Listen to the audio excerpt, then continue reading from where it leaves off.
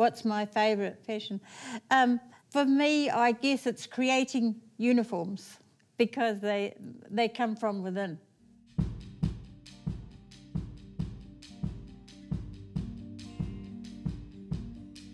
I'd go to bed and I'd be thinking about, all right, the group needs a new uniform. How can I make this different from any other uniform? A lot of times in the middle of the night, I'd wake up and think, oh, I can do that. and it sort of stems from there, yeah. And so the next morning, as soon as it's sunlight, if you like, we're up running around trying to find the materials because it's still there.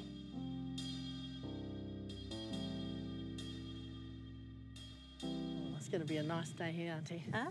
Nice day. Yep. Yeah. Whaia ki te uru tapanui a tāne, tāne te waiora, tāne te pukunga, tāne te tokorangi. Puta ki te whaiau, ki te au marama. Tū te kana, tū te maraka, te tuhi te rarama e noho te matara nei. Tūturu mai ki a whakamaua ki a tīna. Haumi e, hui e, tāiki e. The Glickman's going up on the top. Oh, yes, too. Jumping? Whoa, heck. Oh, that was close. You fell, eh? Yeah. Both her and I like to try different materials.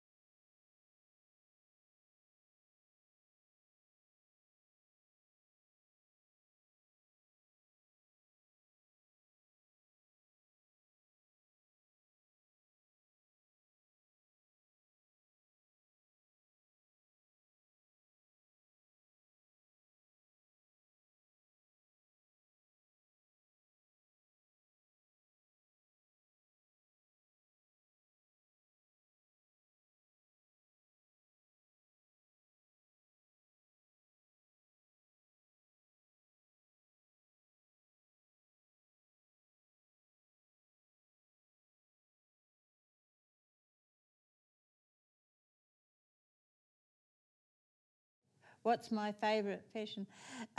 For me, I guess it's creating uniforms because they come from within.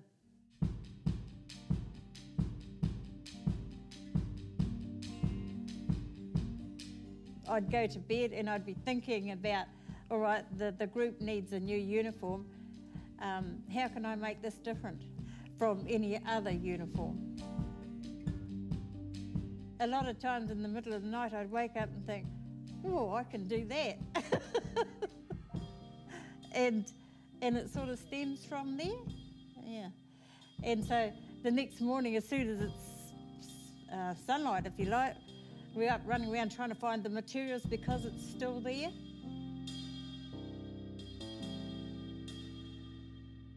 Oh, it's going to be a nice day here, Auntie. Huh? Nice day. Yep. Yeah. Whaia ki te uru tapanui a tāne, tāne te waiora, tāne te pukenga, tāne te tokorangi. Puta ki te whaiau, ki te ao marama. Tū te kana, tū te maraka, te tuhi te rarama e noho te mataara nei. Tūturu mai ki a whakamaua ki a tīna. Haumi e, hui e, tāi ki e. The Glickman's going up on the top. Oh, yes, tai. Jumping. Whoa, heck. Oh, that was close. You fell, eh? Yeah. Both her and I like to try different materials. Some say don't mix the sea with the land, but I don't believe that. Both of them have their own beauty, and why not have them together? It's like a marriage, you're quite different. True. And you come together. So I like to put pounamu with power, pounamu with feathers, and I do that a lot on the uniforms. I mix the both because of the beauty, because of the past. That was our people. And so I'm showing to the audience that we're carrying on the traditions of the past. We are one of the few rōpū that have full skirts. Our piu-piu and the bottom of our skirts represent Aoraki, our maunga, and Waitaki, our awa. The orange of our group represents Te Ahi Kārua, the eternal flame, the everlasting love of haka that burns within us. Our pounamu tie us to here, to Te Waipounamu. They're a link to our ancestors of Te Taipōtini. I feel like when Toa makes our uniforms for us, she's bringing the history and the knowledge that she knows with her, and she's putting them into our uniforms so that we can share them with everyone else. When this is finished and it wraps around my grandchild, he will have all his ancestors wrapped around him to make sure that when he is speaking, that he speaks for the good of the people. That's what it is for. A true rangatira is someone who looks after all the people. It's quite a lot of muka on here, and that he hopefully has the fibre that makes him the fibre of a man, will be nice and strong. And that as his cloak is woven, he too will be a wonderful man as he grows up. Being wrapped in a cloak of love, which is what I call it, or a cloak of righteousness, really. So that whatever's right has been for our ancestors, hopefully this is woven for the mokopuna to do the same. That his actions will be right by the people.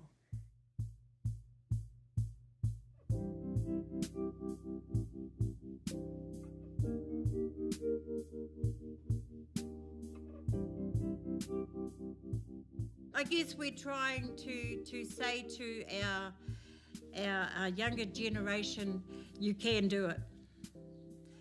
Our elders did it, why can't we? And we need to hold on to these things because the materials don't last forever. These fragments we know are over 500 years old. They're found at Kaitorete, and they're the earliest examples of Māori textiles that exist. One of the things that I overheard Mum was talking about are the type of stitching that's now happening, that was happening 500 years ago, and how some of that stitching is very familiar, and how some of it is stuff that that weavers could learn from. Yes. Yes. That's exactly what we do today. Same weaving, same technique. This is exquisite weaving. It's very, very fine. It's very precise weaving. Beautiful. You would have to have a lot of practice to get this technique. I look at it and think about our people way back then, our ancestors, how proficient they were at what they did. Can I just talk about patterns? Because I love that subject. Patterns. Yes. Patterns to me come from nature too. Yeah. And by that I mean, you look at a praying mantis when it's praying and have a look how you've just hit on it, how his legs are shaped. Yeah. You look at it, there's your triangle straight away, right? And you look at the sea in the wake of a ship, you see it going like this, there's your other pattern. There's your Aramoana pattern. Patterns come from nature and from everything to do with it. The animals, the birds, look at all their shapes and all their colours. That's where patterns came from. They don't belong to you, they don't belong to me. They're the universe. 500 years ago, we were doing whāriki with our traditional natural resources. Skip forward to 2015, 16, 17, and we've now got our weavers using those same techniques, that same patterning, and the same concept of what a whāriki is and how we use whāriki, and then now doing that in paving stones.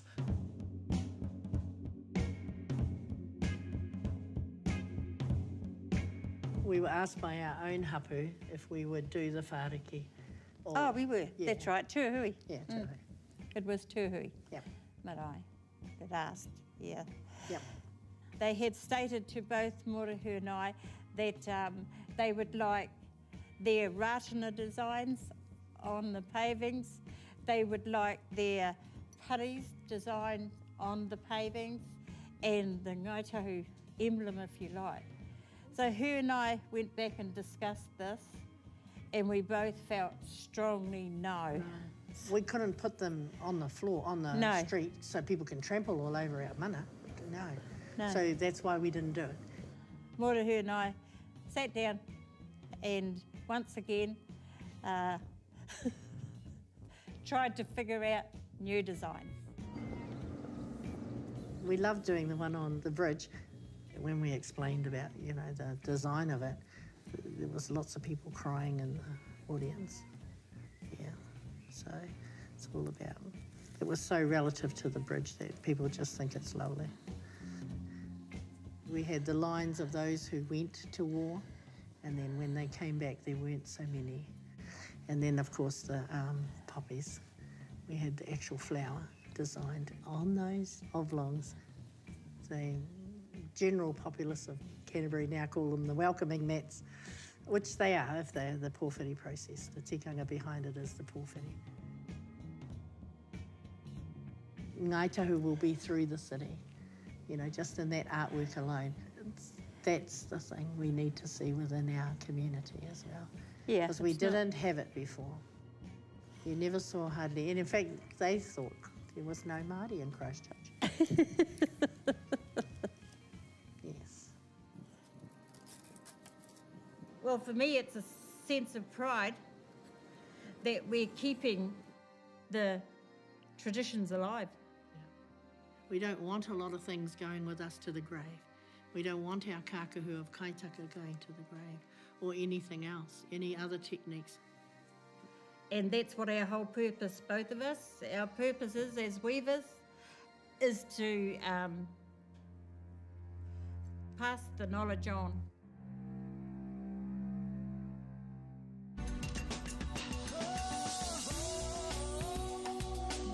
He mea tautoko nā te māngai.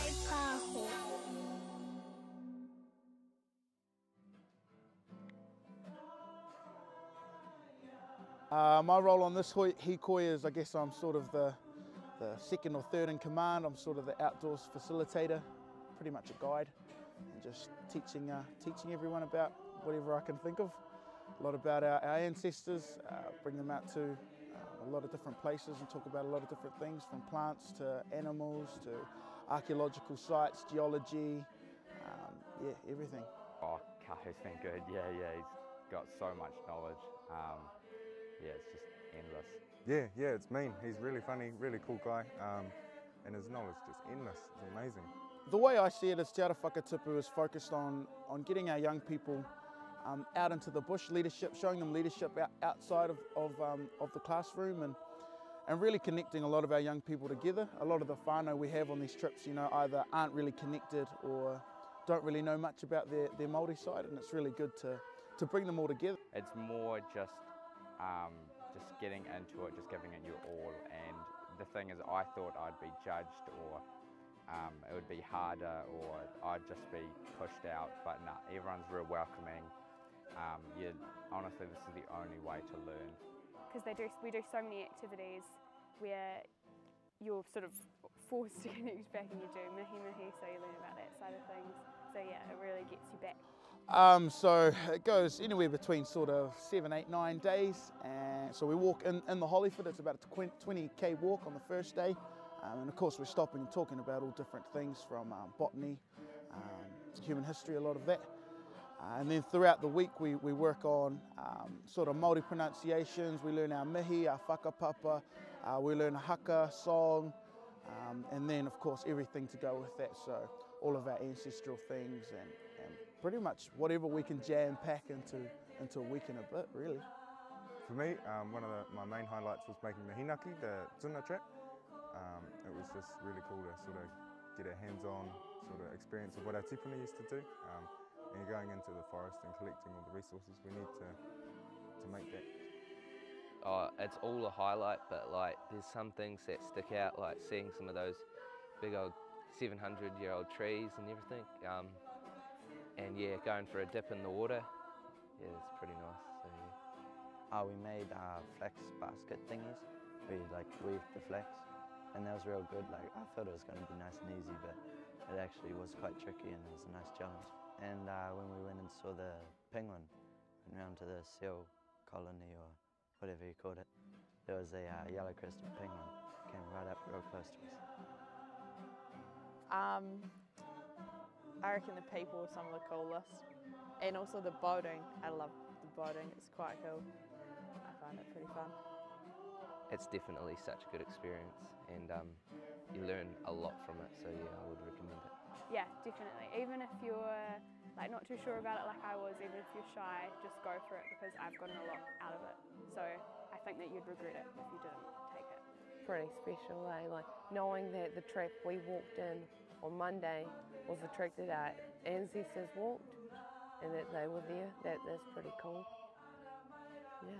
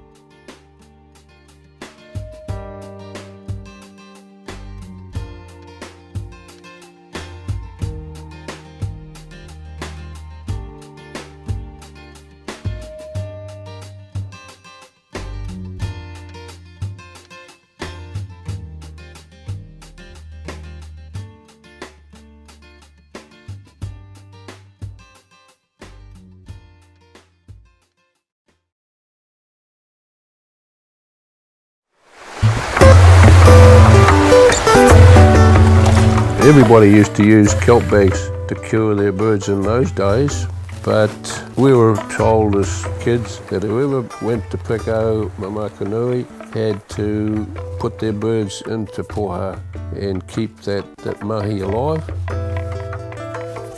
I guess I'm one of the lucky ones. I've got a family who have all carried on and they're all proficient.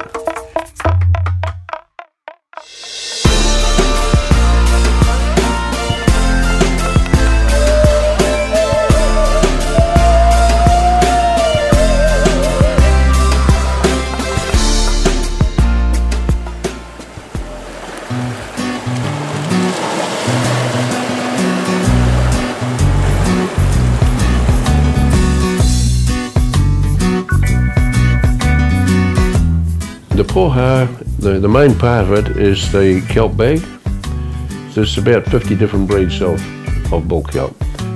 The breed that we use is the Remarapa. When you see it growing, if you see it a goldy sort of looking yellow colour, a nice fine kelp, and it has a nice, what we call honeycomb inside. It's easily opened, it's strong, and the right shape and size. I would have learnt as much from aunties and uncles, but my Pākehā grandmother would have been the one that really contributed the most, but a lot of others as well. It's the gathering really that is the memory. Like it's the trips up to Kaka Point to get the kelp. Things like there's a lot of preparation in it before actually doing it, if you know what I mean. Like a lot of gathering and travelling around. The whole fleet of us in the old Holden with a bacon egg pie and off go and spend the day at the beach getting kelp. Yeah, that's sort of good memories.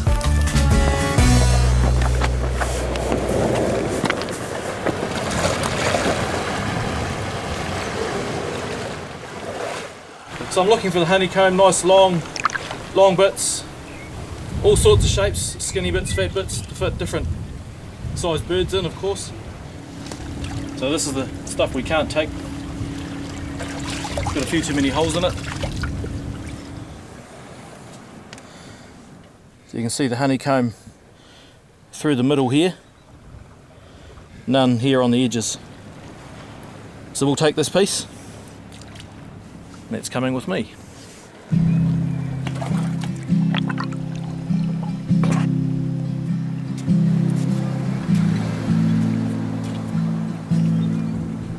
When the wool scour started, and of course you had the pollution already in the river, the kelp at Maui, when that started, the whole lot died, bang.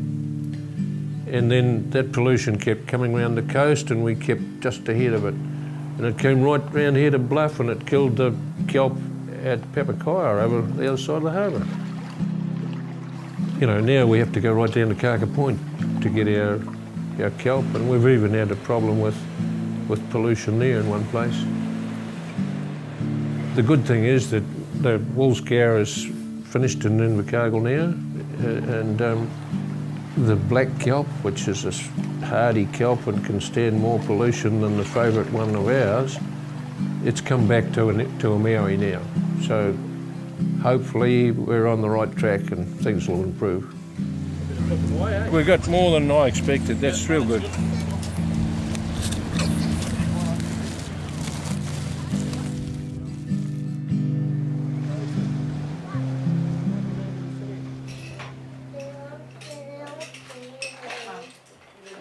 Kelp has a grain in it, depending on the plant. Some kelp has to be open coming up, and fortunately this one will open going down. Limpet shell, place that inside. That sealed that hole off. You work with it as it's drying. You've got to check that the pressure is up in it, otherwise it'll shrink. And how it ends up when it's dried is the shape it'll stay forever. Some of them might be like a banana, so you hang weights on them to pull them straight and shape them as you go. So that's it. So there's the patch.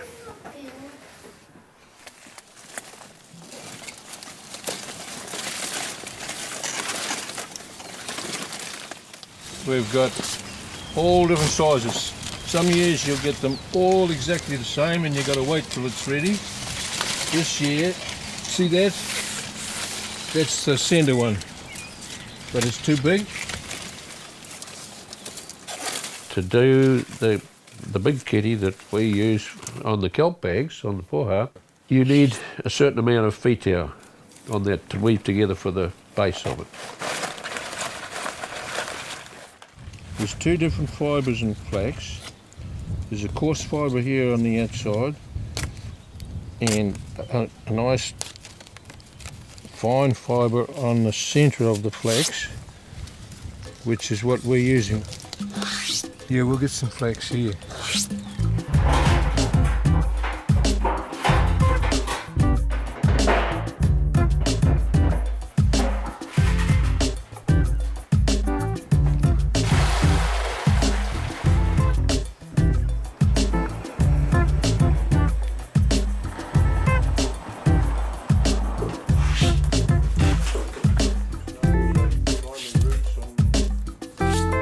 They're tied up in the bundles and dunked into the boiling water, copper full of water, and left for only a few minutes.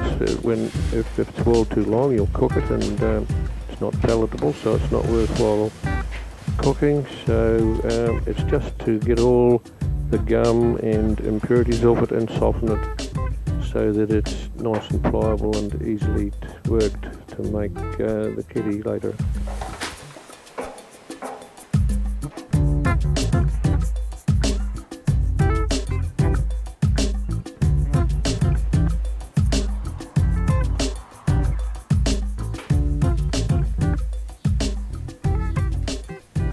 When you learned to do those baskets, it took you at least 5 years. And the first year, all you would do is split that bottom, that wheateau there all together. Then you'd pass it on to an uncle or an auntie, and they'd do the rest.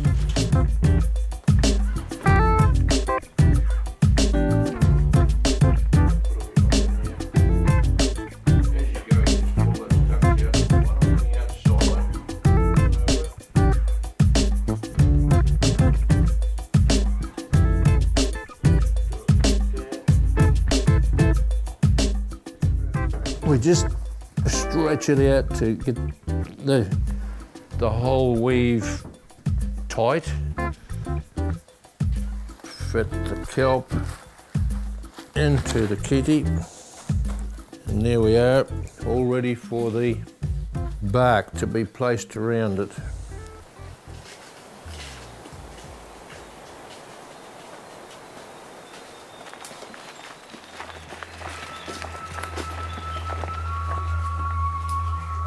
Totra's getting less and less. All native trees are getting less and less because they've been milled and cleared for farms and all that sort of thing. So Totra's, it's dying, I suppose you could say, because without it, you just wouldn't be able to do your pohas as you do. When the tree's ready to shed, well, that's when you take what the tree gives you. A lot of this breed of tree, the roots are right above the ground. The rough stuff on the outside we'll put on the roots that are uncovered, because that's what nature intended, was that that bark that's shed falls on the roots of that particular species of Totra and covers it and mulches down. So the tree's happy and we're happy.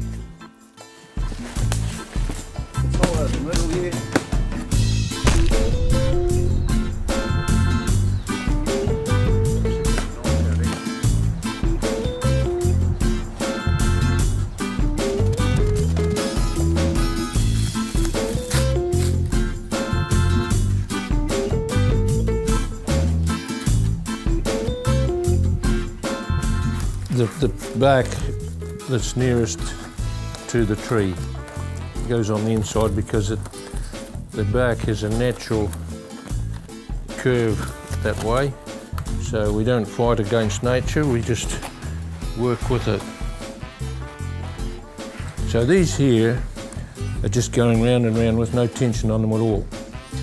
Once that's all done and it's secured at the top, we've got to get right to the top. If we start to tension that now, we're going to pull that down. So we've got to get right up to the top, get that made firm there, and then we can tension it down and it's not going to slide down.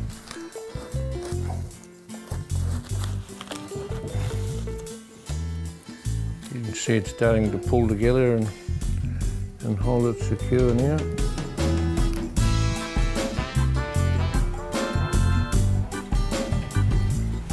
And leave something that you can reasonably get hold of and throw a decent distance. The only thing left to do is to get rid of the excess totara bark on the top.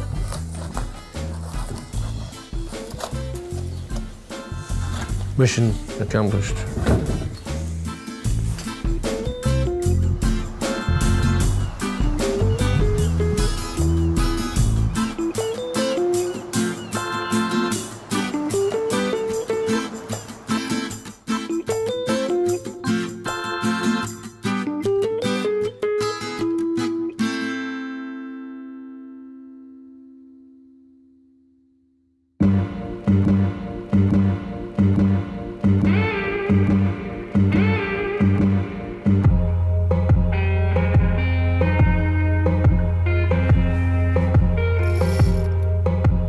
I'm always interested in new phrases, catchwords.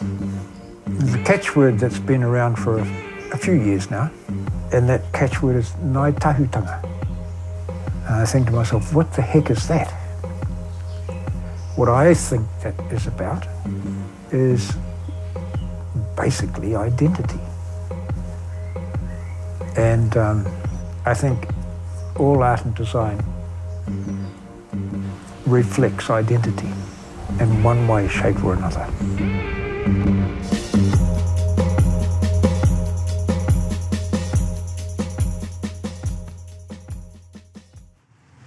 It was my dad who actually introduced me to rock drawings, and those were the rock drawings that are now, unfortunately, underneath the Benmore Dam. My dad used to take us as a family, as a whānau, when he was on one of his fishing expeditions to go, fishing in the Ahuriri or the upper Waitaki, and he would leave us by these shelters where the rock drawings were, with pen or pencils and paper to actually sit there and copy these drawings. So we still have some of those drawings. And I cherish those drawings now more than anything, because they're the touchstones now for which I refer to in terms of my work. My connection has been because of the beauty that I see and the artistic integrity that I see in those drawings. They have imagery, form that is absolutely staggering in terms of graphic design. When I'm with the ancestors, that they say, look how I've drawn this image. Look how I've drawn this figure. Look how I've drawn the way that I sit when I'm interested in telling stories. Look at the way in which our kuri is just sitting there ready to go off chasing a little bird. Look at the way these guys are rafting their waka down the river. Fundamental to my work is the convention of how our ancestors drew the tiki or the human figure. And so this is the convention. So if I just draw it here, so this is the seated figure. The interesting thing and the magical thing about what our ancestors did with that figure was they did the opposite and did that. And what was created in doing that is the full frontal figure. What's of interest to me is that construction. What is that construction all about? The bringing of two figures back to back. And there's something in that that is still a big question. Why were they brought together? Was this about bringing two figures together to make one? Is it about having the male and the female element brought together to create a third? So there are a lot of questions there. And for an artist, the answers are not so much answers, they're actually more questions. And they're probably deeper questions. The idea of that space, the creation of that space for that third figure to emerge is something that is intriguing. Some of our kuri have that wātea in them. And then this, the wātea right through here and through here.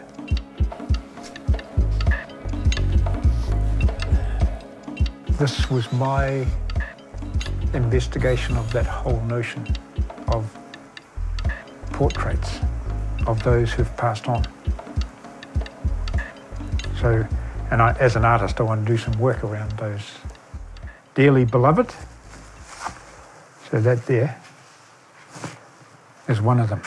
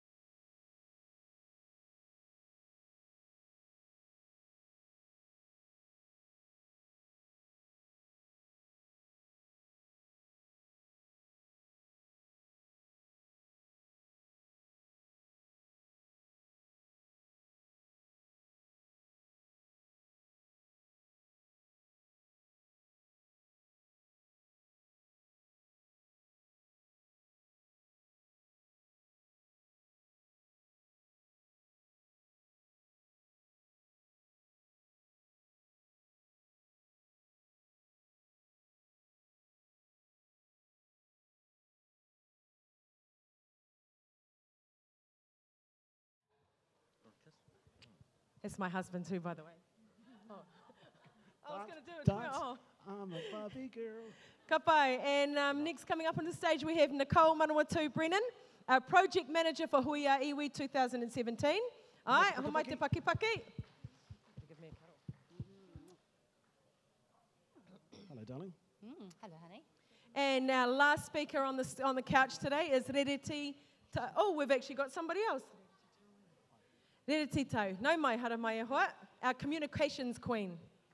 Ai, paki paki mai whānau. You've got to give me a kiss.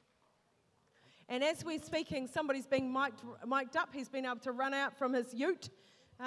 Being mic'd up at the moment. Somebody that I grew up with. I lived at 7 Woodian Road until I was about 10. And this guy lived 2 houses down from me. Son of Willie Toe and Kay, sitting out there. That Mum and Dad have even come along to this session. No mai, hara mai, Tristan Toe. Kia ora. Now Tristan is our health and safety extraordinaire, fitting in a kai on his way here.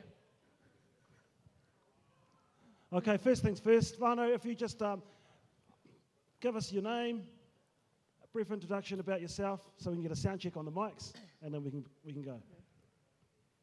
Kia ora, I'm Matthias Pitama, also Ruben, Picky, Solomon, and grew up, started off in living at the 5 Crossroads and now live in Kaiapoi. Something interesting about Matthias is we're all good mates. He has the biggest head. His circumference of his head is 55 centimetres. We actually measured. We that. did. I have the second biggest. So hand it over to Nicole. My name is Nicole Manawatu Brennan. I grew up here as well. I lived just down the road, and actually I have no idea what number Toahui Road I lived at, but I just know I lived in the house with the flat roof. So yeah. That is probably because between the 5 Crossroads and here, there were 35 uncles and aunties. 35 houses that you could have lived at. Yes. Kia ora everyone, I'm Rereti Tau, Te Maire Tau, and Amaria Rereti's daughter, and our whare is 414 Toahui Road, but then there was Pa's house down the road, Toa Tiru's, Toa Mary, so it's all in the whānau here, and I'm the communications lead. Ka pai, Tristan. Okay, I'm Tristan Tau, and I grew up in Woodend and the 5 Crossroads, and yeah, that's about it. I'm real tired. Great. So these guys are our leadership team and part of our team, and some of our team leaders. Been working hard for you all week. Matthias, we were both here together 7:30 Monday, start of the week. It's been a long week. Tell us about it. Yeah, I actually started, I think, Monday night and Tuesday, but we've just been helping out with like Continental Caterers and that. We're doing the marquee, doing the floors, just doing whatever we can to speed the process up so we stay on time, you know, and meeting our targets. So yeah, it was full on some late nights, but we definitely had some fun on the way with all our cousins, a few uncles, and yeah, we weren't short of laughs, that's for sure. And there was a certain somebody who stole one of the Tront golf vehicles, I hear. Oh, shucks, who was that? I'm not sure. I might be looking at him. You were on that golf cart, Melanie. I was on the golf cart. Nicole, let's move along. Nicole has had an amazing role as one of the, she is the project leader for Huia Iwi. Tell us about that, the Ngaitahu project manager for this whole event where, you know, there have been, you know, somewhere between the numbers of 1,000 and 1,500. It's a huge event for you to be running. Tell us about that. Well, first of all, I'm the Ngaitua Huriri project manager for Huia Iwi. It's actually been really awesome. There's been lots of moving parts. It's been challenging, but anything you do should be challenging. I've loved all the people that I've got to meet, and also just having whānau back and being around whānau and being like it was when I remember growing up. We did this 20 years ago, Huia Iwi, and 20 years ago, the only difference between now and then is that we've got money now. And so that's really the only difference. Other than that, it's still about whānau, it's still about people connecting back to their hapu, and that's the awesome thing about seeing all these people here. Nicole, you might like to give a wave to Raywin Tipene Clark, who's come in specially to see you this morning. I love Raywin. Tēnā koe hoa. Kia ora, Rereti, question for you. Oh. Coffee or tea? Tea. Wine or beer? Wine. Dance or sing? Sing. Facial hair or clean shaven? Oh, clean shaven. So, Rereti, you have travelled up and down and around the entire island, across the world to New York and come back. You've been on your cell phone, texting us, Facebook messaging us. So your view has been not only from being involved from the inside, but seeing things. You sat on a plane for an hour and a half last week. The travel has been incorporated into your mahi with this. How have you found your time with this project? Oh, it's been fantastic. The whole hui and planning it has actually been great. It's been amazing having all of our whānau who haven't necessarily found their roles here before, but now that we've had our hui and been getting everyone involved, it's been actually really, really good and strengthening the relationships that kind of goes out when everyone moves away from the pā, but having our hui back here into a hui encourages people to come back, find their roles here, to encourage that succession planning of having our hapu strong and eventually our iwi. So whānau, we know that health and safety has really come along in the last few years. It was incredibly important for Nicole as the project manager to have somebody in charge of health and safety that she could trust and rely on, somebody that also brought lots of experience. Tristan, tell us about your role here. Okay, your cousins ask you to do something, you sort of have to do it. So it's something I do all the time. So I've mainly been looking after the traffic. With the help of the wardens, who do a great job, and also with Tront and their health and safety, which is all in place, and making sure you people have a safe area that you can go and be in without anything happening to you, because it's too much paperwork. And yeah, it's just been a real enjoyable time. There's just so many people that are working behind the scenes that really make it come together and finish it all off. So, And a few quick fire questions for Tristan. Burger King or McDonald's? McDonald's. Fish or a hot dog? Fish. Would you rather be itchy or sticky for the rest of your life? I wouldn't mind being both. Depends what the situation Okay, Whānau, you've heard it. Tristan doesn't mind being itchy or sticky for the rest of his life.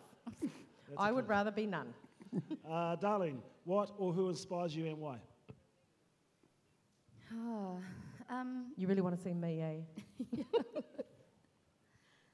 Just my family, just being around and being here, just knowing that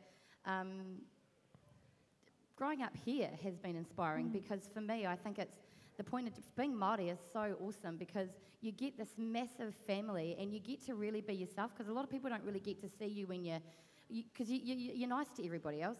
But when you're here with your whānau on the marae, you know, you can kind of be yourself, and people get to see the good and the bad side of you. And so that being able to be myself the whole entire time is what lets you sort of have aspirations beyond there are no limits to what you can do.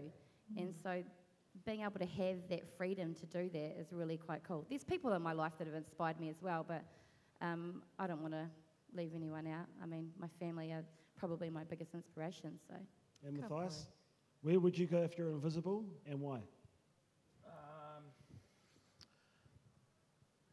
I'd probably go to Jamaica and just go and see the Rastafari movement, and I wouldn't have to be invisible, but that's where I'd go. Rarity, what is better to follow, your heart or your mind, and why? Oh, well, I'm still learning the heart part. That doesn't necessarily come naturally to me, doing the heart stuff. Emotions isn't exactly me. However, it's a thing I'm learning, so I'm guessing I'm going to have to say mind, because that's what takes over. Kapai, what I like, those of you who, and this is the first time you've met the four on the couch, all four of them grew up, at the pā or in the vicinity of the pā. And that's something I don't think everybody can say. But the other cool thing is that they still do. They still, live in the pā or in the vicinity of the pā. And they're always really active in their runanga. I wanted to ask you, and the question's just gone right out of my head, so I'm hoping that my co-MC... If we can get an answer from each of you about how the rangatahi have been throughout your time with them. So I'll start from Nicole and move around the couch. So our kids. I've probably got to work with the rangatahi the most over this period. We had 19 weeks to get ready for this, which isn't really a long time. And really, in reality, it was only around about 13 weeks that we actually had to get ready by the time Tront and us agreed on a number of things.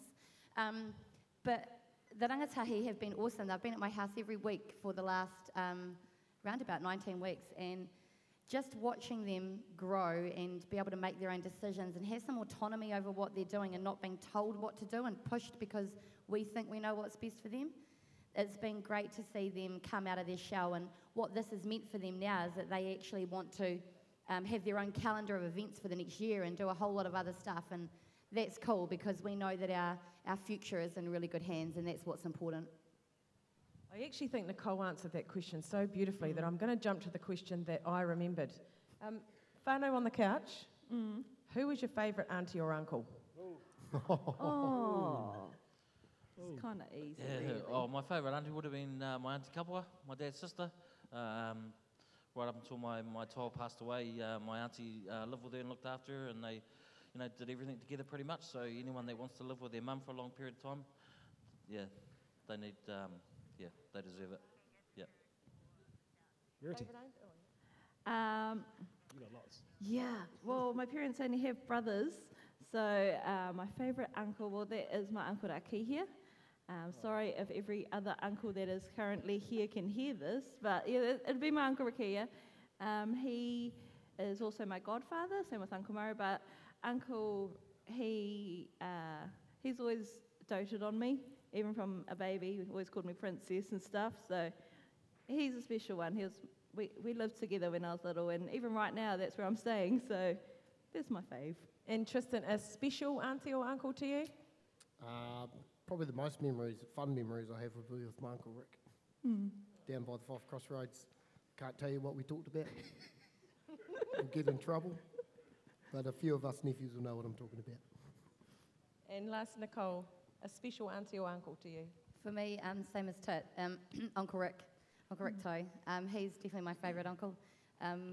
Just many times out there, even when I was growing up, I lived with Uncle Rick. When I was a teenager, I was definitely a wild experience for him. He didn't know what to do with a girl because he'd had all boys. So I just pulled the wool over his eyes a number of times, but he always was able to track down that I'd snuck out the window and down the balcony and out, stolen the car and out with the car. So the difference was he helped me do that. And just to wrap it up, whānau, if Matthias, I think I'll finish with my darling. If you could sing the chorus of any song, what would it be? I'm a Barbie girl in a Barbie world. It's fantastic.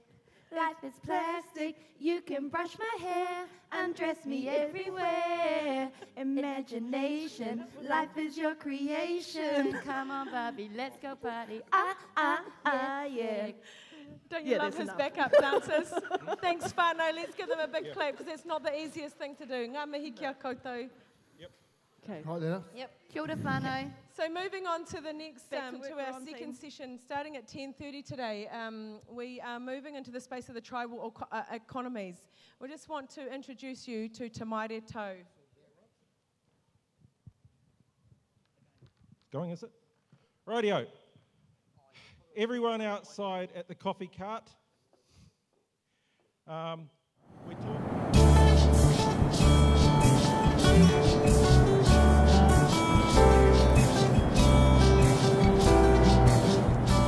Growing up in Bluff was real good because we were so close to all the seafood that we could get. Whitebait was there, the crayfish, the oysters, pawas, kina, and it was easy to get from down the beach.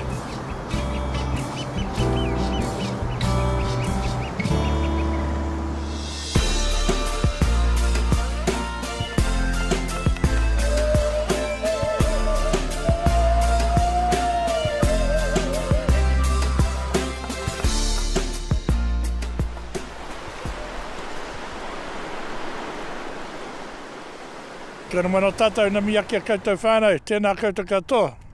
E te mia kia koutou ki te awhi, te tautoko te kaupapa o ngā toriro o Aoriti Beach o Murihiku. Ko Cyril Gilroy ahau, nau mai hari mai. Kia ora. Whakatakahau ki te uru. Whakatakahau ki te tonga. Kia mā kirikira ki uta. Kia mā taratara ki tai. E hi aki ana te atakura. He tio, he huka, he hauhu, ti hei mauriora.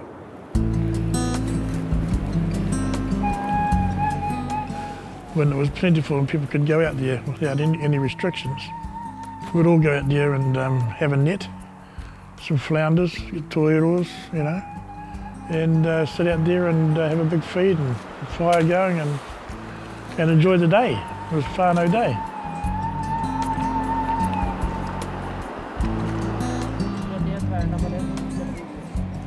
My first recollection is going down the beach and seeing these thousands of holes and digging them with my toes.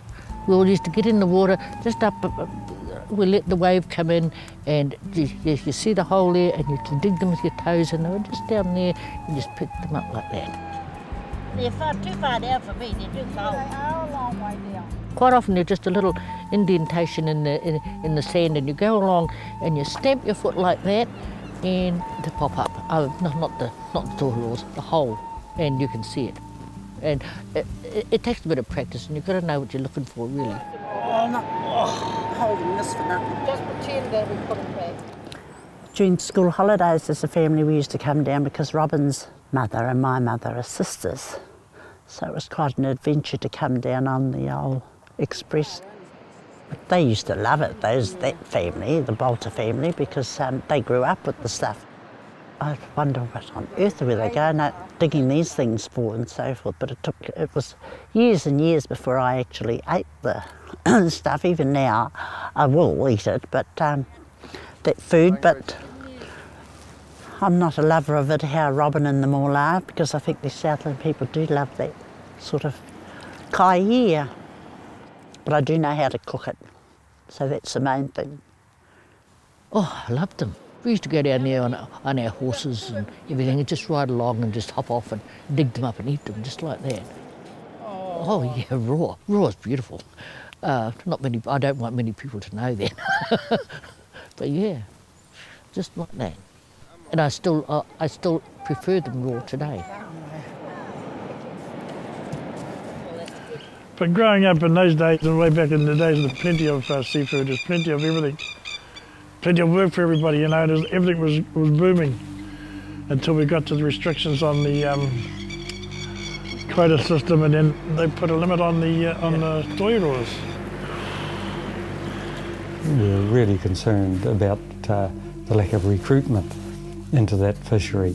There was a big die-off way back in 1993 when the fishery went from over 2 million that were over 100 million length down to 300,000 or 400,000. There was no disease or anything, but they didn't rule out starvation. And to me, I think that's what it is, because it's the same year you had the oysters were lacking food, titi were lacking food, all affected by the food chain. It starts with the plankton. And this is over 20 years later, and it's still only recovered to close to 1 million. Really concerned that it's the effects of traffic on juveniles. It's the little ones that are just under the surface. There's concern about damage by motorbikes, particularly when they do donuts on the beach. They're right where the young tohiro are and pick them up and smash them. So, yeah, we're really, really keen on trying to enhance that fishery by protecting the juveniles if we can. Every place has its own mahinga kai and its own cultural foods that they've had for years and years. You know, our mahinga kai is very dear to us. Our mahinga kai is not just fish and the sea and the things and the freshwater fish. It's all about the fauna, the whole lot.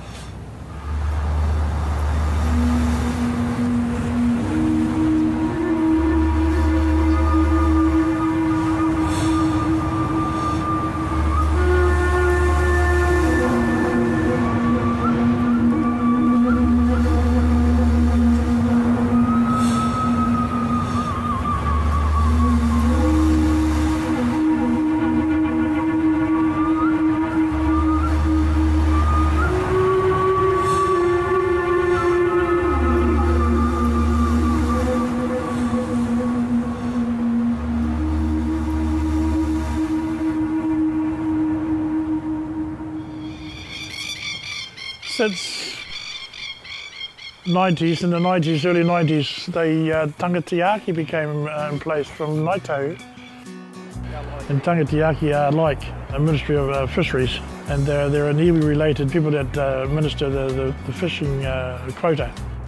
You come up to the runaka and they give you a permit, and you it specifies what day you could go out, and how many you can get and who has to dig for them, and away you go. You get the right tide and away you go. Some people abuse the permit system too. That's why I asked them the tide they're going out on, because if they're going out in the morning tide, it could be 2 tides in one day sometimes in summer. There could be a tide in 8:30 in the morning, 9 o'clock in the morning. It could be the same tide at 9 o'clock at night. Well, it's daylight in the summer. You still go out and get another feed, you see. So I put on the permit I put the time so that they don't go out and use two tides. At that open day in 1993, 20,000 people went out there, were allowed to take 5 each, and then a whole lot of toiroa ended up in the dump because people didn't know what to do with them. They went out and got them because they could. If you don't know what to do with them, clean them properly, terrible if they've got sand in them, so we don't like to see waste like that. You get to the back of it there and you go right. She said her knife was, it's as blunt as. There's an art in cleaning them, there's an art in cooking them. And to clean them, I mean, when Europeans get toiroa, well, I'm not saying all Europeans, but a lot of them would cut the tongue off and just eat the tongue. Well, no, you eat the whole lot. That's why when you clean them, you clean the sand traps and you let them soak overnight so they spit all the sand out. But you can clean them the same day and really clean them up and get all the sand out. See, there's the sandbag. And that's a lot of work. And then you've got to finish all that. Soak them, clean them, wash them. And then you've got to mince them.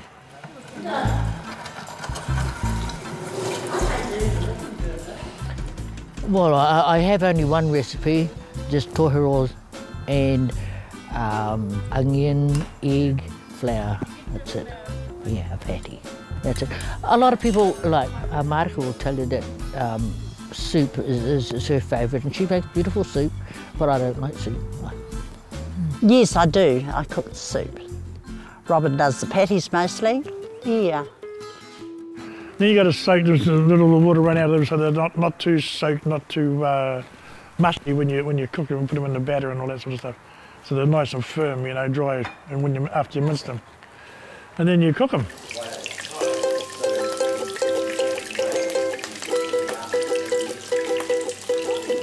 I had a toiroa patty the other day, and it was so nice. It was just so nice and round, and the outside of it was crunchy.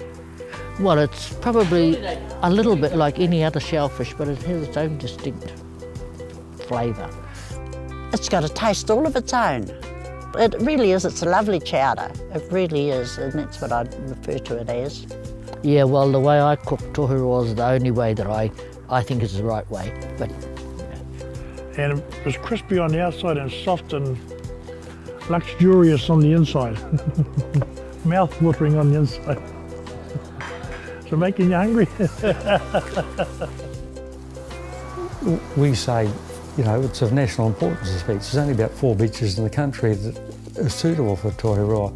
And there's only this one and the one at Dargaville that are seen to be in reasonable condition.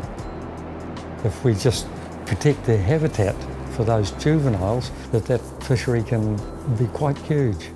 Yeah, you've got to put something back. You can't just take.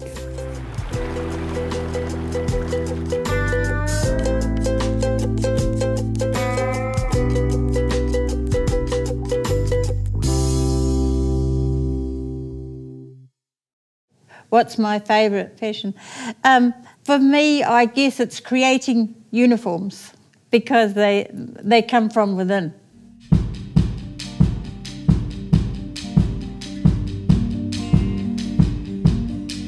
I'd go to bed and I'd be thinking about, all right, the group needs a new uniform.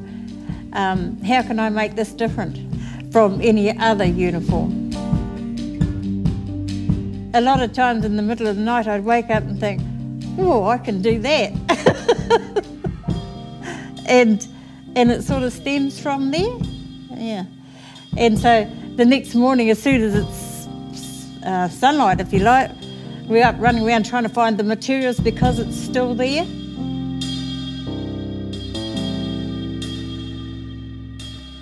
It's going to be a nice day here, Auntie. Huh? Nice day. Yep. Yeah. Whaia ki te uru tapanui a tāne, tāne te waiora, tāne te pukunga, tāne te tokorangi. Puta ki te whaiau, ki te ao marama. Tū te kana, tū te maraka, te tuhi te rarama e noho te matara nei. Tū turu mai kia whakamaua kia tīna. Haumi e, hui e, tai ki e. Look, one's going up on the top. Oh, yes, tai. Jumping. Whoa, heck. Oh, that was close. You fell, eh? Yeah. Both her and I like to try different materials. Some say don't mix the sea with the land. But I don't believe that. Both of them have their own beauty, and why not have them together? It's like a marriage, you're quite different. True. And you come together. So I like to put Pounamu with power, Pounamu with feathers, and I do that a lot on the uniforms. I mix the both because of the beauty, because of the past. That was our people. And so I'm showing to the audience that we're carrying on the traditions of the past. We are one of the few rōpū that have full skirts. Our piu-piu and the bottom of our skirts represent Aoraki, our maunga, and Waitaki, our awa.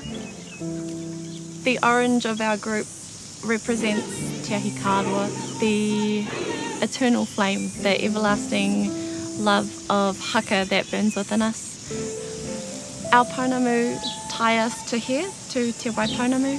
They're a link to our ancestors of Te Taipōtini. I feel like when Toa makes our uniforms for us, she's bringing the history and the knowledge that she knows with her, and she's putting them into our uniforms so that we can share them with everyone else. When this is finished and it wraps around my grandchild, he will have all his ancestors wrapped around him to make sure that when he is speaking, that he speaks for the good of the people. That's what it is for. A true rangatira is someone who looks after all the people. It's quite a lot of muka on here, and that he hopefully has the fibre that makes him the fibre of a man, will be nice and strong. And that as his cloak is woven, he too will be a wonderful man as he grows up. Being wrapped in a cloak of love, which is what I call it, or a cloak of righteousness, really. So that whatever's right has been for our ancestors, hopefully this is woven for the mokopuna to do the same. That his actions will be right by the people.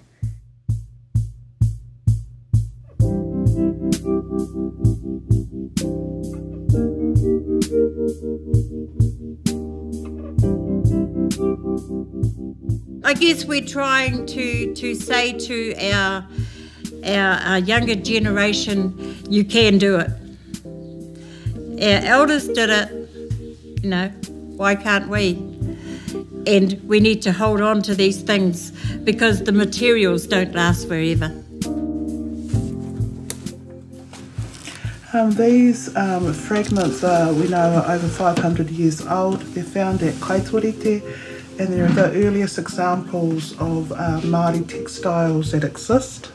One of the things that I overheard Mum talking about are the type of stitching that's now happening, that was happening 500 years ago, and how some of that stitching is very familiar, and how some of it is stuff that that weavers could learn from.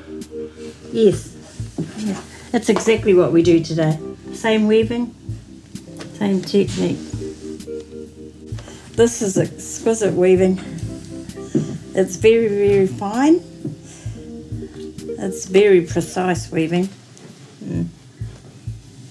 Beautiful. You would have to have a lot of practice to get this technique. I look at it and think about our people way back then, our ancestors, how proficient they were at what they did. Can I just talk about patterns? Because I love that subject. patterns. Yes. Patterns to me come from nature too. Yeah. And by that I mean, you look at a praying mantis when it's praying and have a look how you've just hit on it, how his legs are shaped. Yeah. You look at it, there's your triangle straight away, right? And you look at the sea in the wake of a ship, you see it going like this, there's your other pattern, there's your Aramoana pattern. Patterns come from nature and from everything to do with it, the animals, the birds, look at all their shapes and all their colours, that's where patterns came from. They don't belong to you, they don't belong to me. They're the universe. 500 years ago, we were doing whāriki with our traditional natural resources. Skip forward to 2015, 16, 17, and we've now got our weavers using those same techniques, that same patterning, and the same concept of what a whāriki is and how we use whāriki, and then now doing that in paving stones.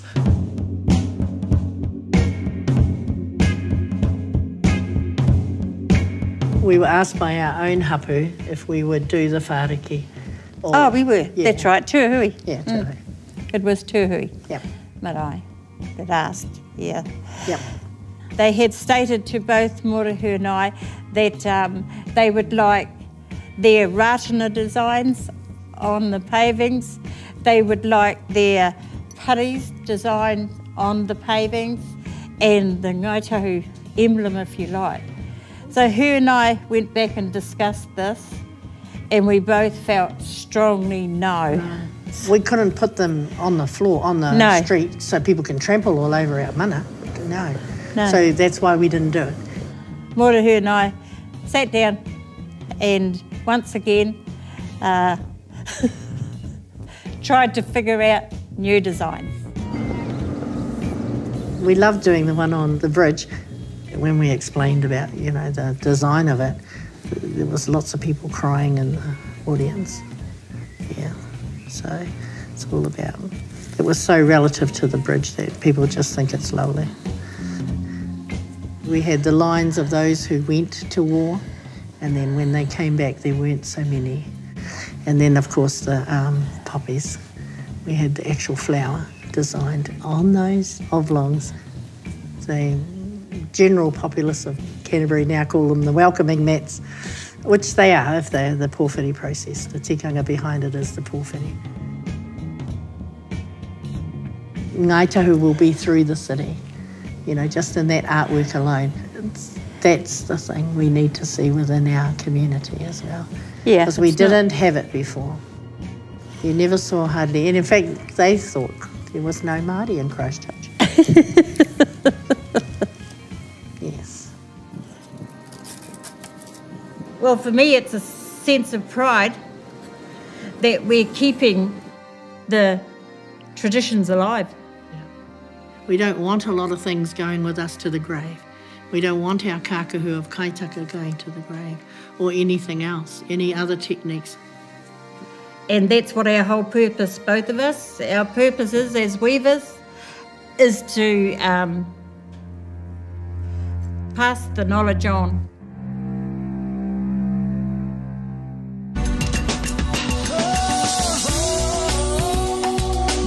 He mea tautoko nā te māngai.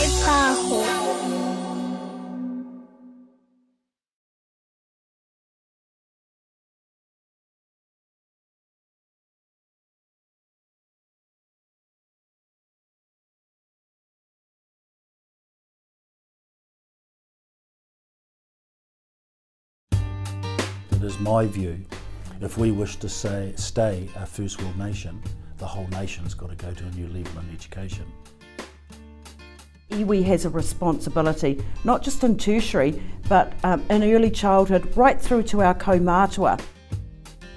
When we were young, you needed school certificate to get a job. Nowadays, school certificate, or whatever they call it, doesn't mean a damn thing.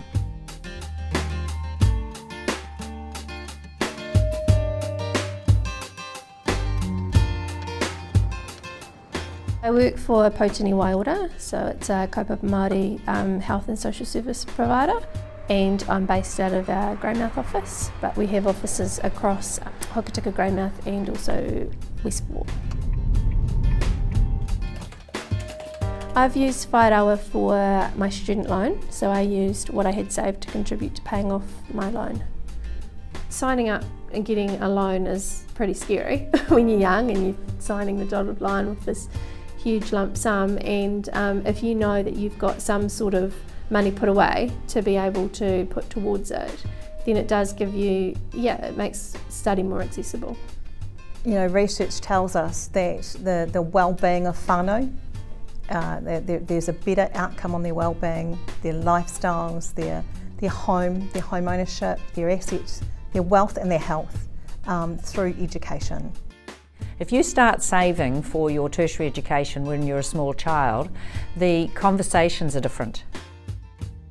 There's an expectation that you will go on because because your family are saving for you, but because they've built in that expectation.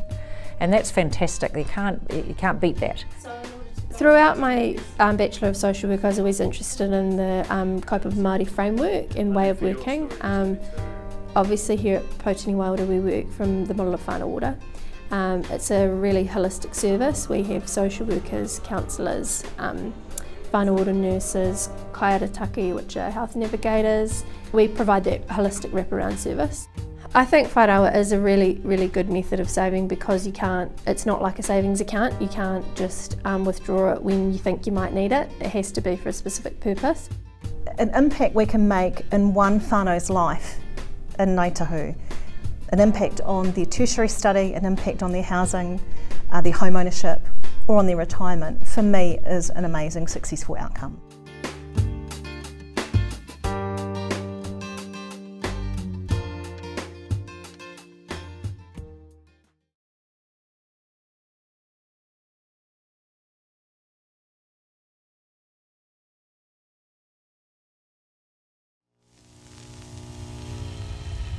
He doesn't take any shortcuts.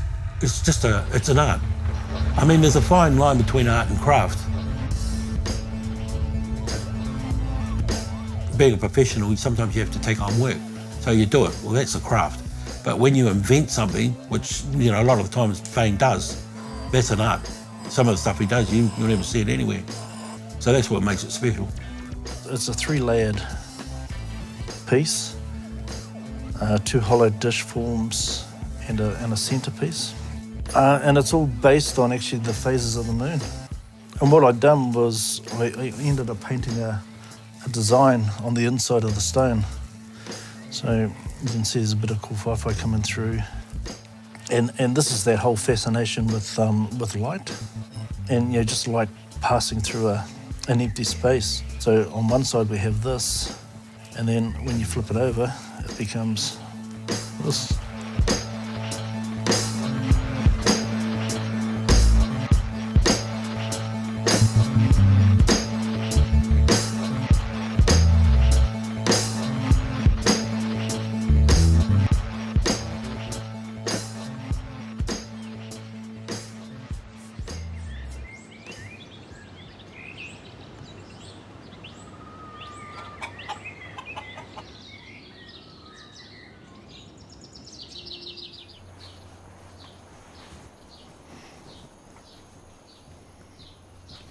Right.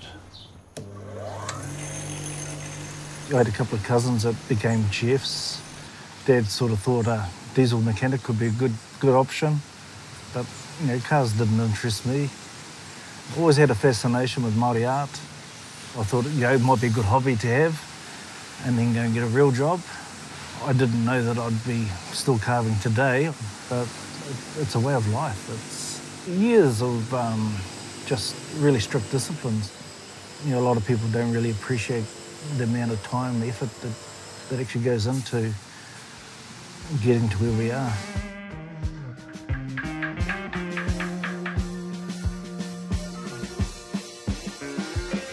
What would strike me first is, here's actually somebody coming from the carving school, and then I have a closer look.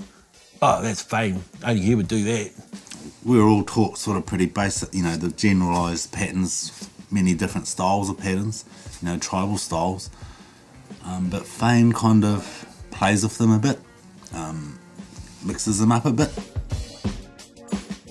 I've always admired his cleanness, his discipline with his work, you know, and how he can actually make it more contemporary. If it's a story about Maui and so they might have a bird or a fishhook or something down there, you'll see that old, you know, 200-year-old traditional style in there, then you'll see a little bit of contemporary, and he marries them in really well. Oh, stiff competition, that guy, you know. There's a point of time when carving was becoming very extinct and very rare. Hence Parliament, you know, setting up the New Zealand Māori Arts and Crafts Institute. You know, it was a government pushed thing just to revive the Māori arts. In terms of mentoring, it's vital. Becoming more and more so even now, even within our tribe. And we're talking more about traditional arts, because when we looked at our weavers and our carvers within our tribe, there's not many. You know, you could die tomorrow. And you've done this for what reason? You're pretty greedy to take it to the grave. So, yeah, there is a time to pass on, I suppose.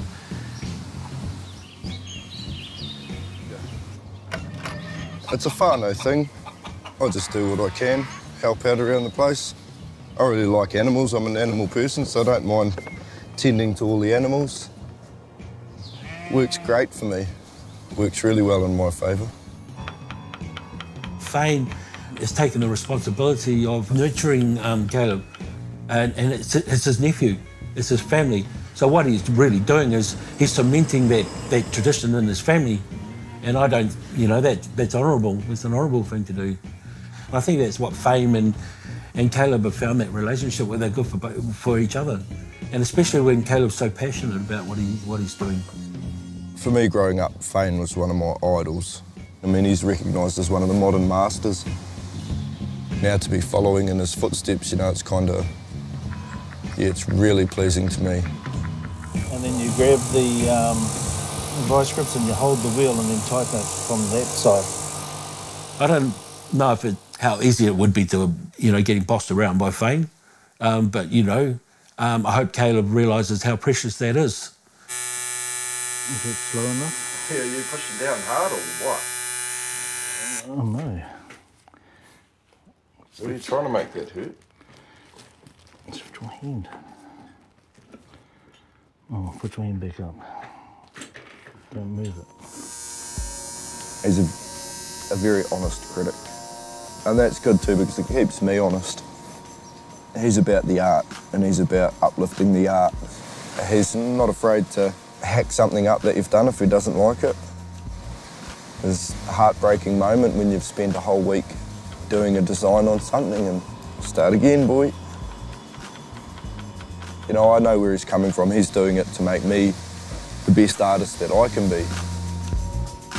When he's giving you grief and picking on you and teasing you, it's all in love, you know. This is all about Caleb. Everything about him's just a continuation of a journey. His journey. I'll do some design elements that aren't related to Caleb, but they're related to the person that he wants to be, i.e. carving forms, so carving designs. So it's, in a way, Caleb's got, he's a walking reference for himself as well. I actually use my skin as a reference when I'm drawing, eh? And he'd be dumb not to.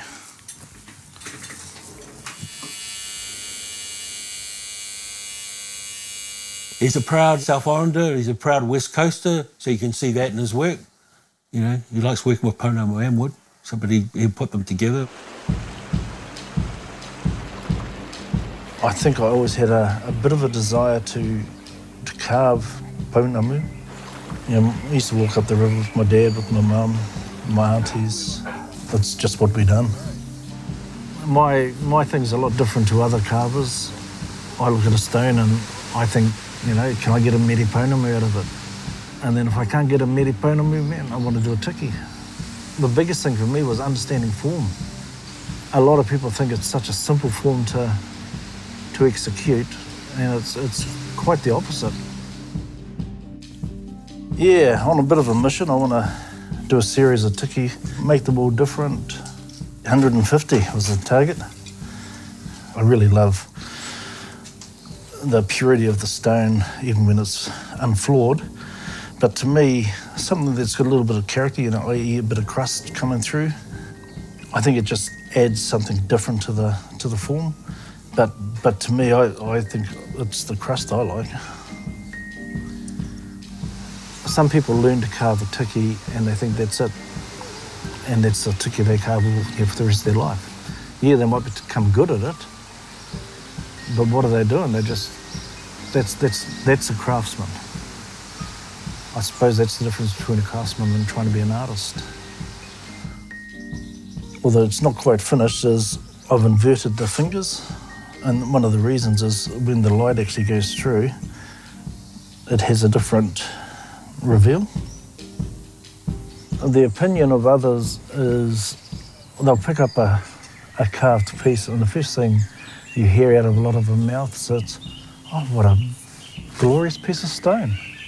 Yes, the stone is attractive, but I want them to pick it up because they actually like the piece.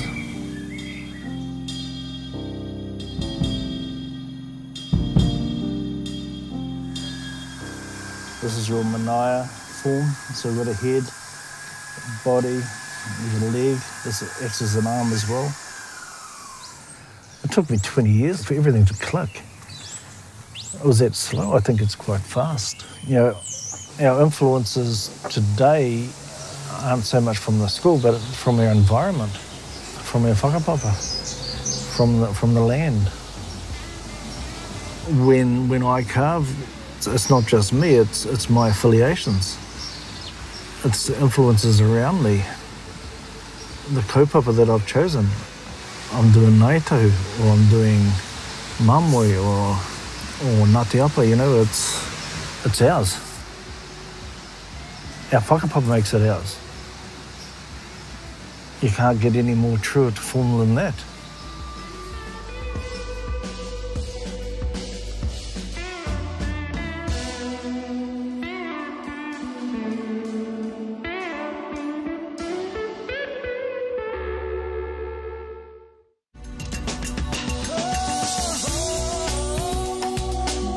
He mea tautoko nā te manga.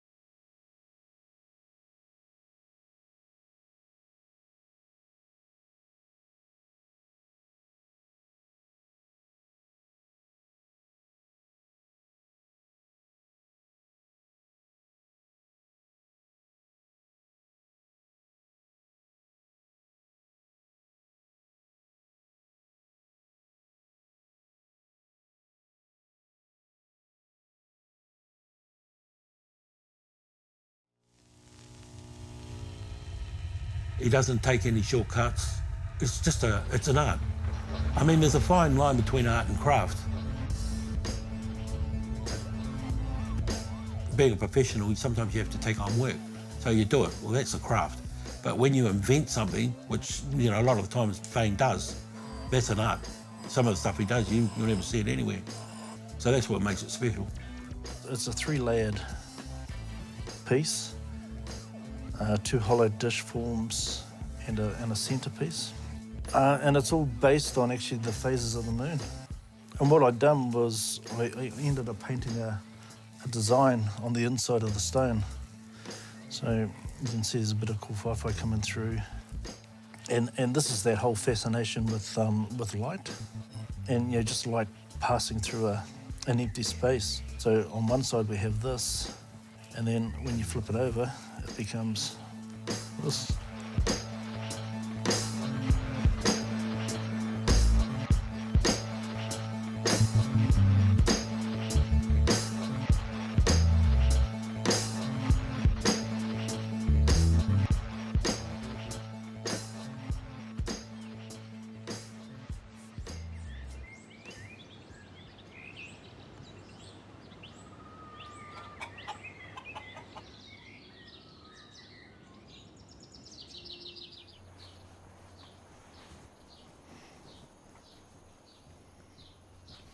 Right. I had a couple of cousins that became chefs. Dad sort of thought a diesel mechanic could be a good option, but you know, cars didn't interest me. Always had a fascination with Māori art. I thought, you know, it might be a good hobby to have, and then go and get a real job. I didn't know that I'd be still carving today, but it's a way of life. It's years of just really strict disciplines. You know, a lot of people don't really appreciate the amount of time and effort that actually goes into getting to where we are.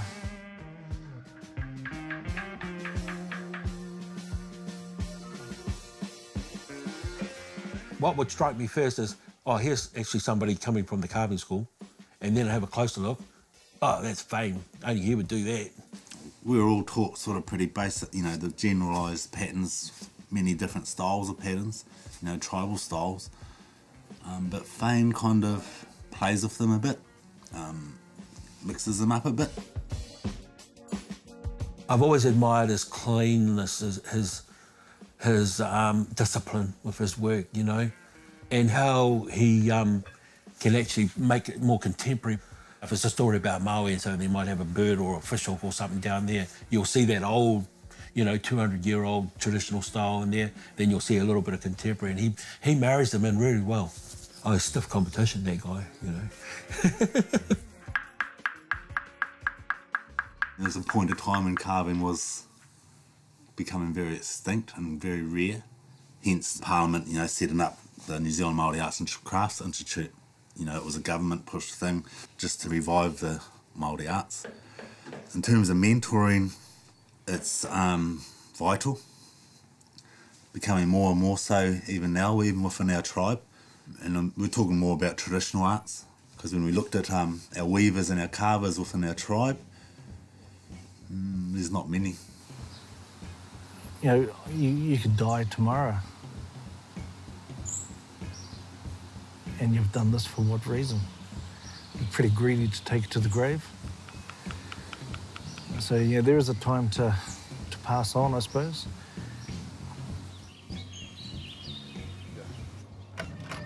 It's a whānau thing.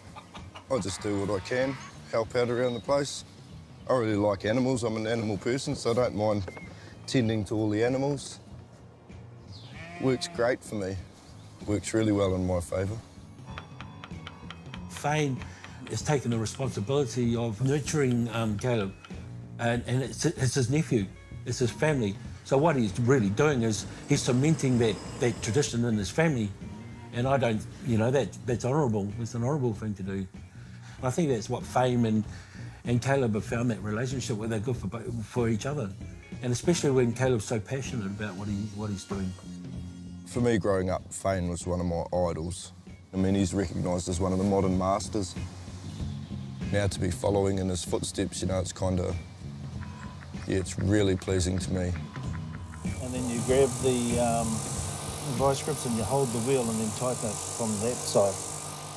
I don't know how easy it would be to, getting bossed around by Fane, but, I hope Caleb realises how precious that is. Is it slow enough? Yeah, you pushing down hard or what? Oh no. What are you trying to make that hurt? Let's put your hand. Oh, put your hand back up. Don't move it. He's a very honest critic. And that's good too because it keeps me honest. He's about the art and he's about uplifting the art. He's not afraid to hack something up that you've done if he doesn't like it. There's a heartbreaking moment when you've spent a whole week doing a design on something and start again, boy. I know where he's coming from. He's doing it to make me the best artist that I can be. When he's giving you grief and picking on you and teasing you, it's all in love,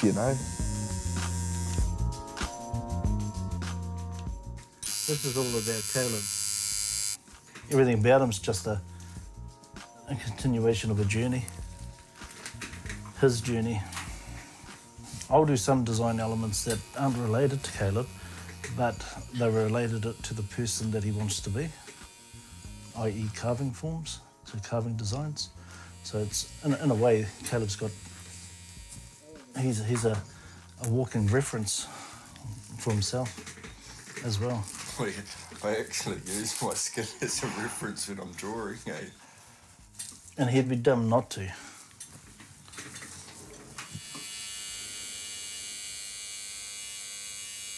He's a proud South Islander, he's a proud West Coaster, so you can see that in his work. He likes working with Pounamu Amwood, somebody who put them together. I think I always had a bit of a desire to carve Pounamu. I used to walk up the river with my dad, with my mum, my aunties. That's just what we done. My thing's a lot different to other carvers. I look at a stone and I think, can I get a Meri Pounamu out of it? And then if I can't get a Meri Pounamu, man, I want to do a tiki. The biggest thing for me was understanding form. A lot of people think it's such a simple form to execute, and it's quite the opposite. Yeah, on a bit of a mission, I want to do a series of tiki, make them all different. 150 was the target. I really love the purity of the stone, even when it's unflawed. But to me, something that's got a little bit of character, i.e. a bit of crust coming through, I think it just adds something different to the form. But to me, I think it's the crust I like. Some people learn to carve a tiki and they think that's it.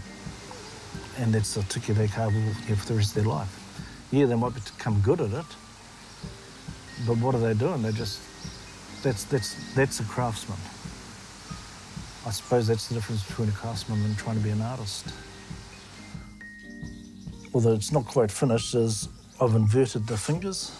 And one of the reasons is when the light actually goes through, it has a different reveal. The opinion of others is they'll pick up a carved piece and the first thing you hear out of a lot of their mouths is, oh, what a glorious piece of stone. Yes, the stone is attractive, but I want them to pick it up because they actually like the piece.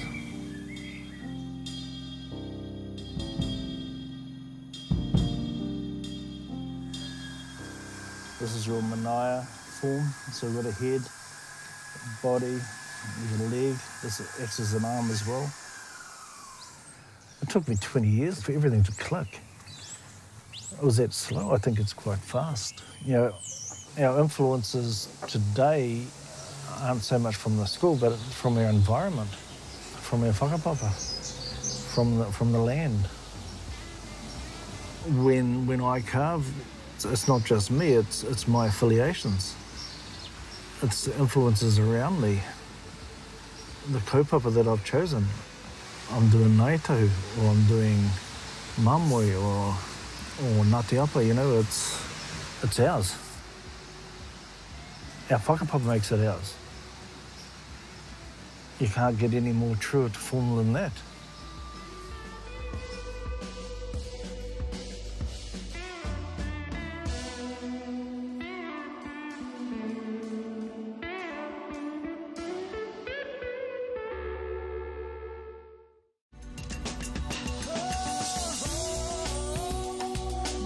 He mea tautoko nā te manga. Hei pāho.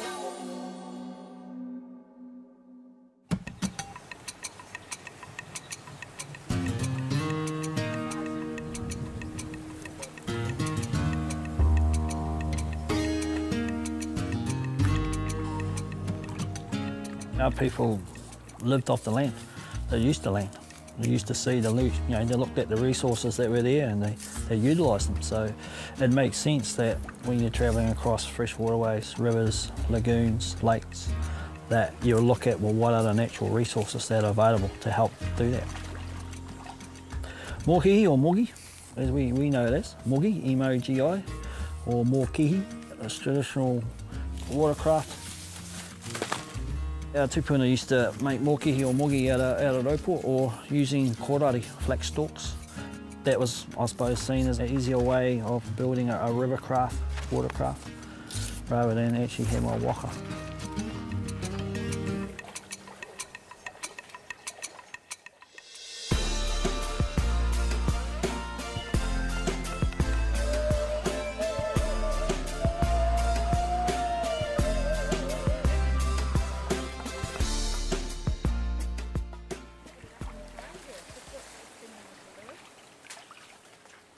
Hey, anau mai haere mai I tēnei rā.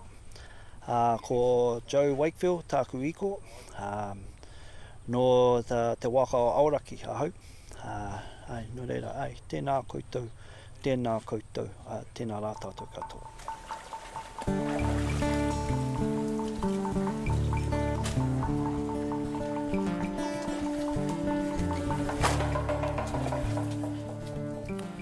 People see raupo as just a clump of bush, and they don't see its worth. You know, a swamp to us is a supermarket. When we go and cut raupo, we found there was a lot of dead raupo just lying there that hadn't been cleared away. So when we went through there, we were like clearing that as well. So therefore it allows the water to actually flush into areas it hasn't flushed in for some time. So by doing it, it's carrying the nutrients up into areas it hasn't, so it allows for new growth. That's going to have a spin-on effect for, you know, species such as whitebait for spawning sites and other species as well that rely on the raupo as I suppose, a protection guard. You know, raupo is part of the riparian strips, you know, that take care of a lot of the nitrates, phosphorus, etc. You know, issues that are going on. It has an important part to play along with harakeke in trying to neutralise the pollution from the land use effects, farming, etc. To me, what would have happened in the old days is our tupuna would have got to a river or waterway and they would have known that they would have had to crash across it, so they would have decide right there and then, let's make a mōkihi. You know, the flax stalks you can grab at any time that when they're there, you can just go and grab a whole bundle off them, tie them up and make a raft or a mōkihi and cross the river. So the same would have applied with the raupo as well. If they were in a hurry and they needed a mōkihi, they would have made one right there and then. You know, but these days we prefer to have our raupo dry.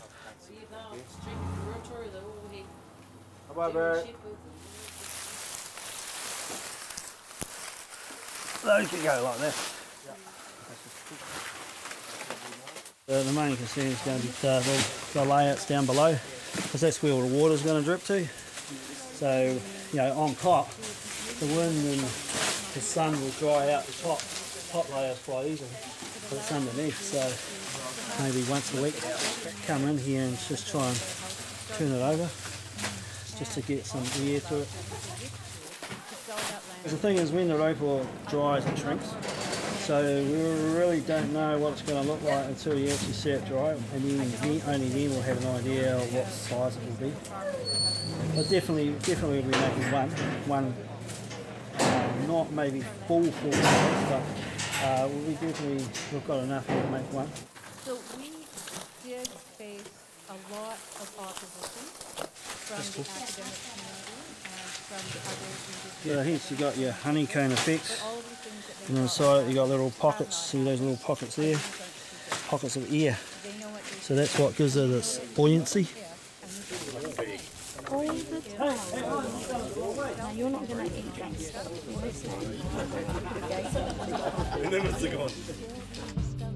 So when we first brought the ropal here, it looked like a real huge amount of ropal. But over the last 4 weeks, that's been sitting here, it's been drying out, and the ropal has actually dried down.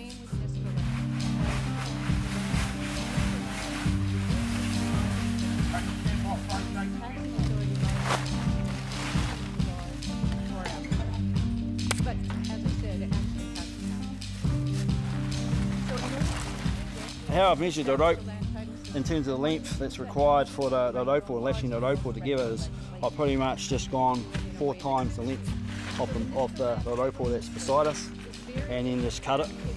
Also join the ropes so that I begin at halfway. So find halfway mark, we're starting at the middle, and then working out to the each end.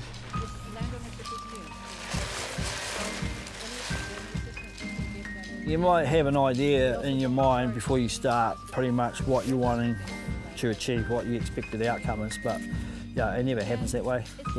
It's pretty much, you start putting it together, and slowly, stage by stage, it will take its own natural shape.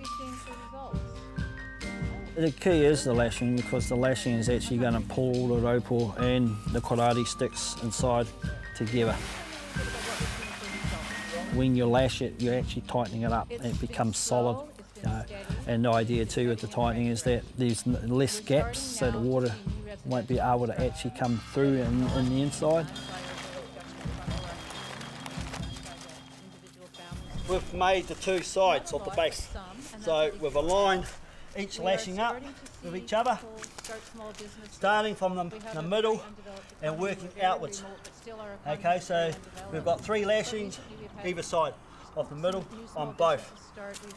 Now we've separated them out. We're going to form what we call the puku, or the stomach.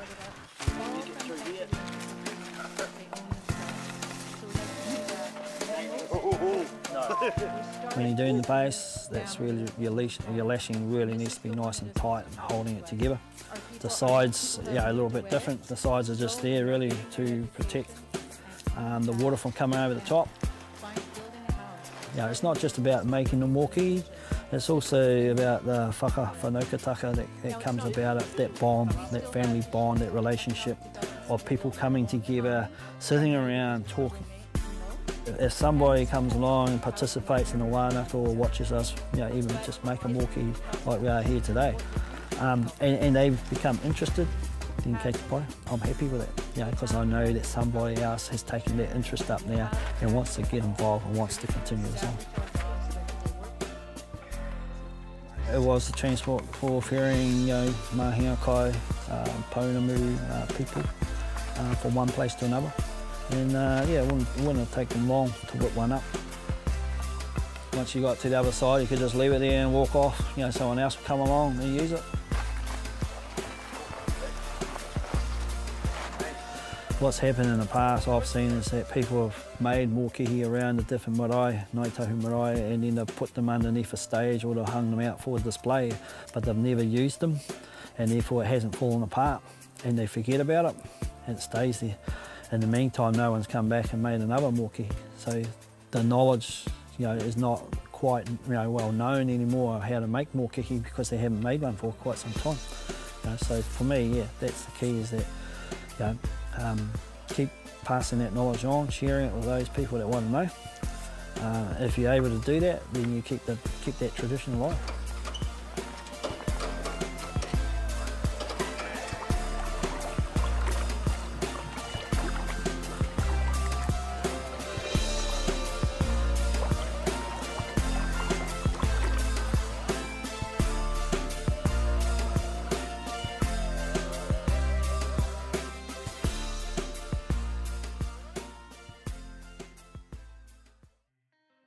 Aoraki te Moka, ko Waitaki te Awa, ko Kaitahu te Iwi, no Ototahi Aho, ko Grace Diamond tōku ikua.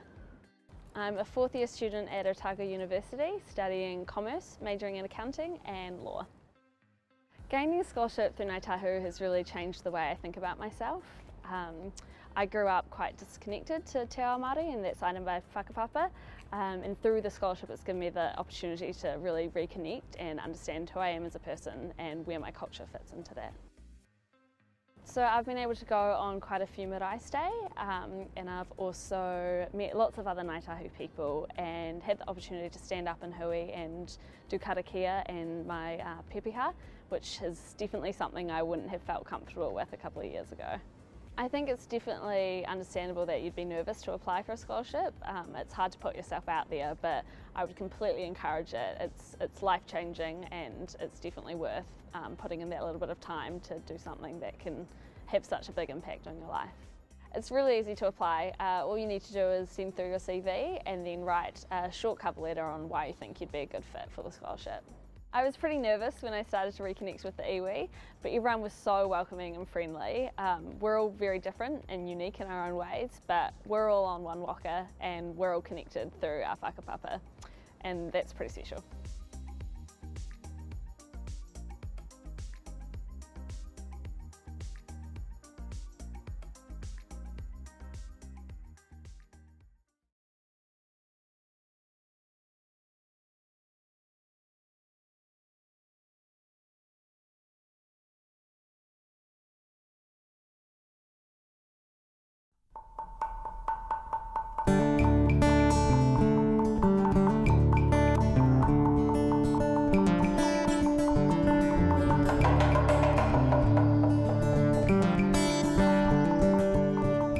My mum is from Ngāpuhi in Ngāti Kahu. She's from the Hokianga.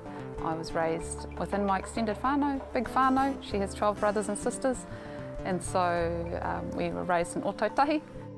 The reo that I speak is a Ngāpuhi reo, and it's a big influence on who I am as a person and my identity. I'm also Ngāi Tahu and was raised in Te Waipounamu. A lot of my mahi at the moment is focused on my Ngāi Tahu whakapapa, and that's the kaupapa that drives me for my work.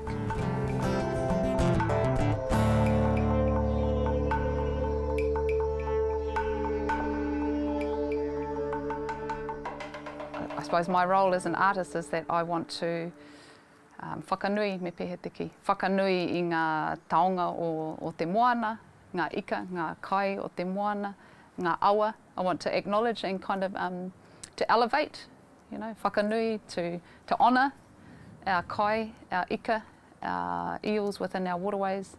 And my way of doing that is creating art. I like the symbol of tuna. First of all, they've been here for such a long time. They're an ancient ika and they're unique to our whenua, especially the longfin tuna. You know, this is the only place in the world that you will see a longfin tuna.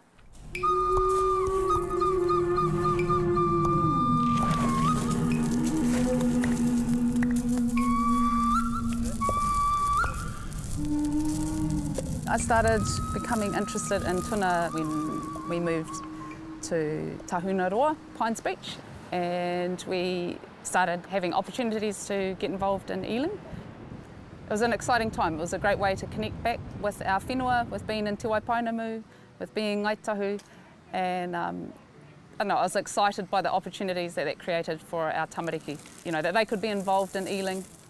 Just seeing that, it started to show up in my work.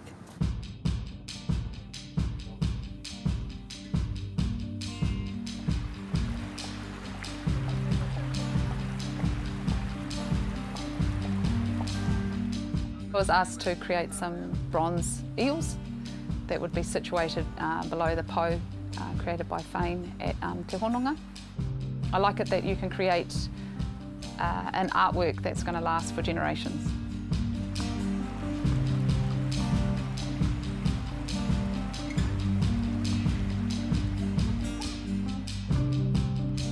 I've started getting involved with Wigram. Auntie Ranui approached me to see whether I was able to create a logo, a tohu for them. And then it continued on to working with Carmel Marsh and trying to incorporate some of our kōrero within the design of the fences and also into Awatea Basin. I created designs that are on the stormwater drains, on the lids, just acknowledging our mahinga kai kōrero within that area. And so you'll see symbols, different tohu of the waka, but just kind of acknowledging it as a passageway. But also the other kind of native plants, the raupo, tikauka, harakeke, manuka, and we also acknowledging some of the pūtakitaki ducks and starting to highlight our rock art too within the designs, trying to emphasise Ngāi Tahu reo within the design too. So you'll see a pākura. Also wanted to acknowledge the life that would have been around that area. This was a place where our whānau would come and stay, and you know the tamariki that would have been around them, and so we wanted to acknowledge the manu tukutuku, so the kites and the kind of playful aspect of whānau being together.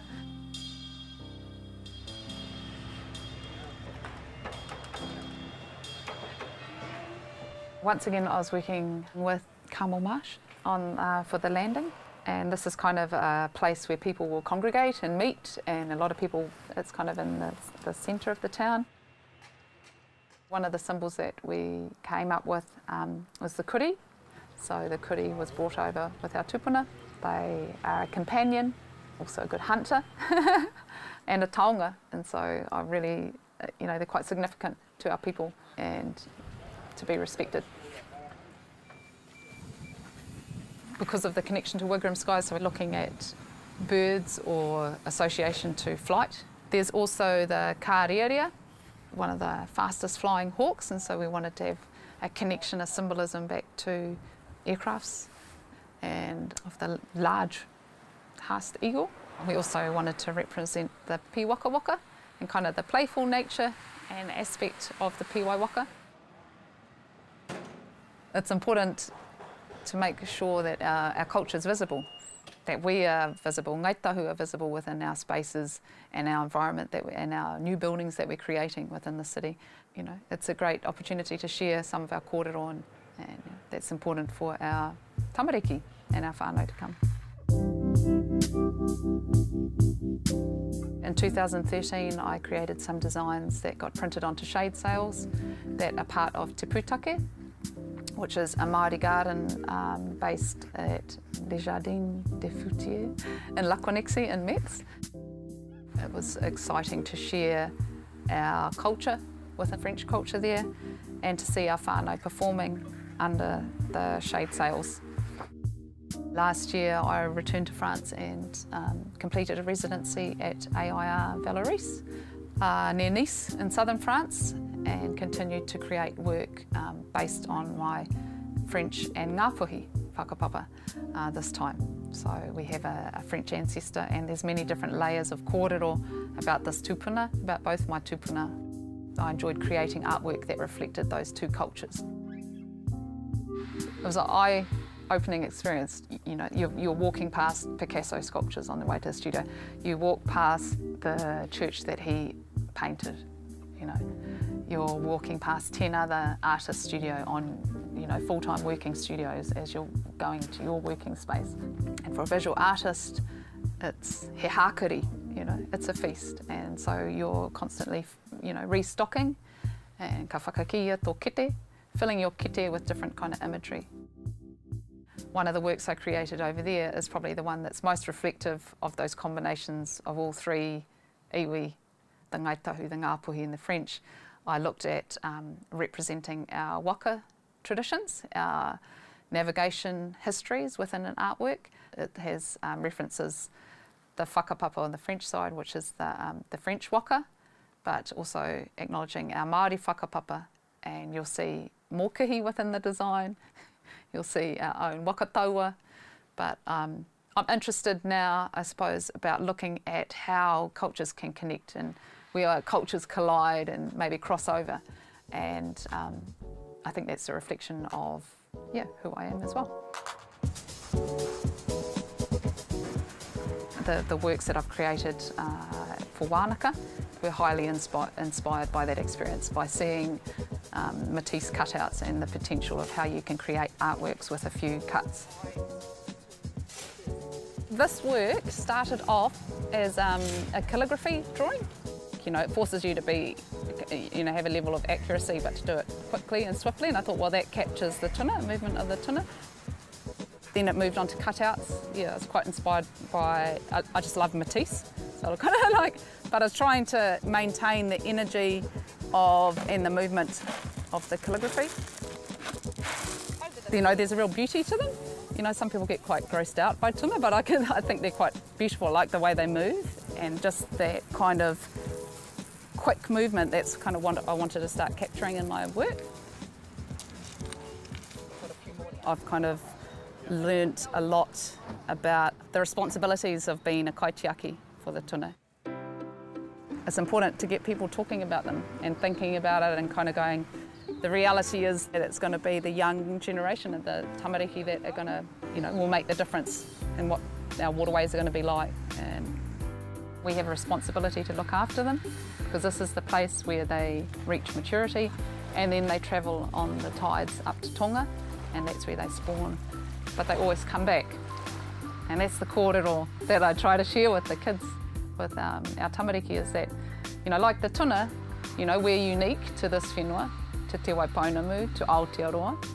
And, when you have that strength within yourself and knowing who you are and where you're from, and that this is, your whenua, you start to build a layer of, that connection to the whenua, but also, the value of caring for it, of being a kaitiaki for our whenua, for also our culture and our ika. And my intention or my hope is that our tamariki will be strong and unique, like our tuna, know who they are, where they're from, be part of this whenua, but that they can also always travel out into the world and, and always come home. And that's an important part of our culture.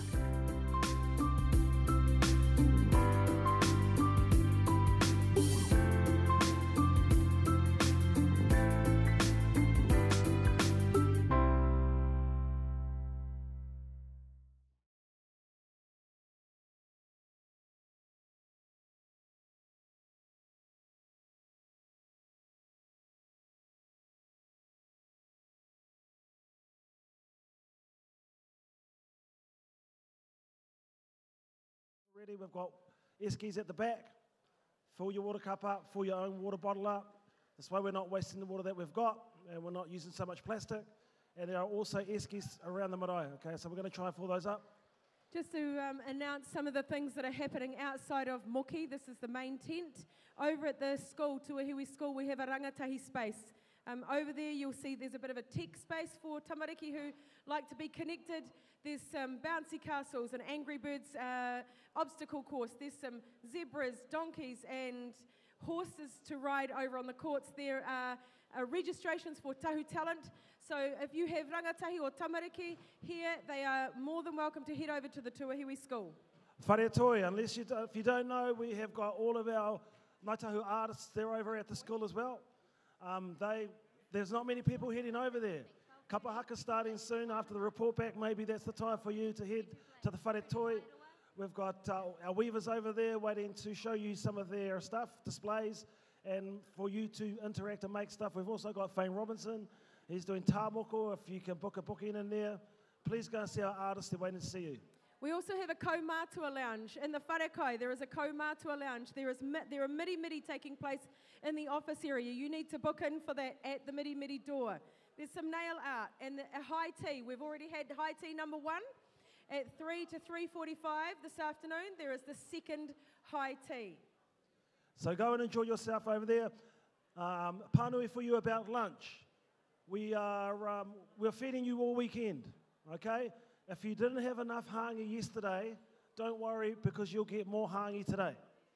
If you didn't have enough crayfish yesterday, don't worry because there's more crayfish today. Inside the Wharenui, we have Te Hāhi o Te Wairua at 12 o'clock. Hutaka, Crofts, Gibbs and Brian Lewis will be hosting a Wairua kōrero. Whetū Bling as well, we have at 12 to 12:30. over at the school, there's a mahi toi area that Benjamin's already mentioned.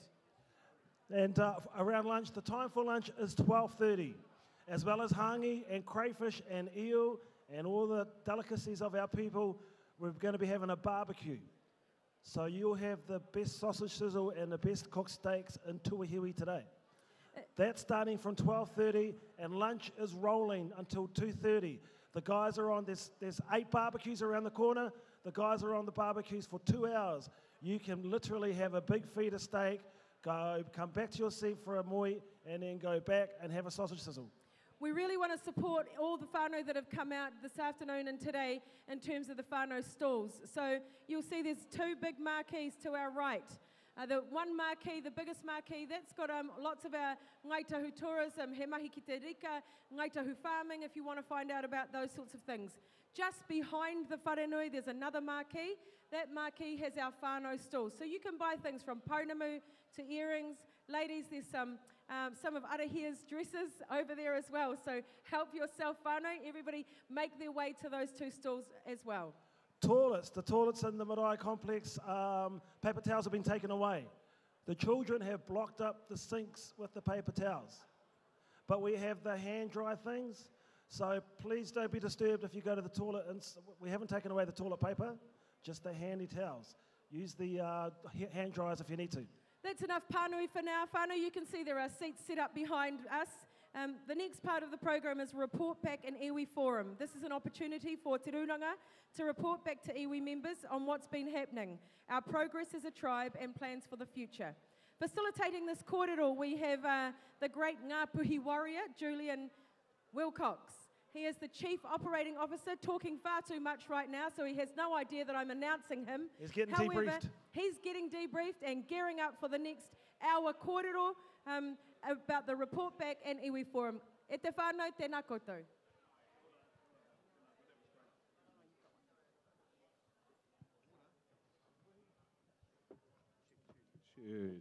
Ko te wehi ki ai hoa ngā manotu auri uri whai ai o ki tonu tarangi me te whenui ki tōna kororiatanga.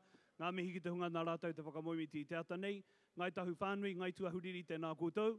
Tēnā koutou, kia ora mai rā tātou katoa. My name is Julian Wilcox. You probably know I am not a ngai tahu, although I can be a pahu, and what I say is often filled with rukahu. However, today I have a very formal function in leading both the report back, or facilitating the report back, and the iwi forum. For the representatives of Te Rūranga, if you are in the house, could you please make your way on stage if you haven't already? Thank you very much. And also, I just want to acknowledge some of the board members from Ngaitahu Holdings who are here. Sandy, I think I saw you here. Sandy Maya, also Catherine Drayton. Catherine, nice to see you. Nook, Tūtahunuku, e te rangatira tēnā koutou. Great to have you all here. Haramaitau. We're just going to get some more chairs ready, ladies and gents, so that all the reps can sit up on stage. And by way of clarification and illumination, ladies and gentlemen, once the report back is done, you are able to send us questions. For those that are watching at home, and the live stream is now broadcasting live on the Ngaitahu website, if you're watching at home and you would like to submit a question for the iwi forum, you can do so via the Ngaitahu Media website. That is media@ngaitahu.iwi.nz, media@ngaitahu.iwi.nz. Report back is your chance to hear firsthand from Te Rūranga leadership about the affairs of the tribe over the past financial year. And of course, ladies and gentlemen, you have a newly elected Kai Whakahaere and Deputy Kai Whakahaere, as well as a long-serving Ngaitahu Holdings Board Chair and Ngaitahu Holdings CEO, as well as your CEO for Te Rūranga o Ngaitahu, who are on the stage with our Te Rūranga representatives.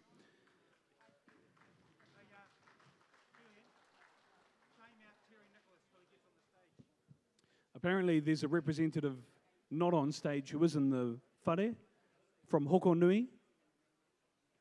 Terry Nicholas, aka Prince. If you're here, could you come up on the stage, please?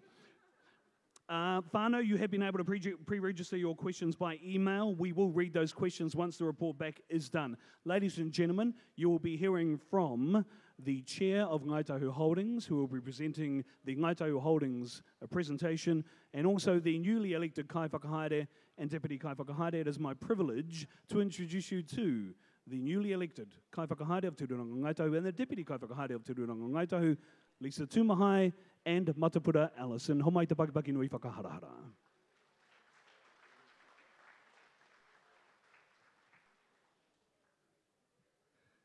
I te whanui o kaitau whanui. Tēnā koutou katoa, I roko i tēnei wahanga tātou. Me kira, me mihi ai nei ki ngā hai hau kaika, te ngai tuahiri. Ngā mihi ka koutou mō koutou manaki ki a mātou katoa. Kia ora koutou. Nō reira, anei mātou o koutou kaunihere o Te Rūranga Ngāi Tahu. E noho nā, mai ki tēnā taha, taisa ki tēnei taha, kei wanginu e koutou, ngā rangatira, ngā kaihautu o te Ngāi Tahu Holdings Corporation Board, tēnā kōrua. Nō reira, anei mātou, e roko i tēnei kaupapa e kore ana, e tātou, mō te reporter. Nō reira, kai te pai koutou? Kia ora koutou katoa.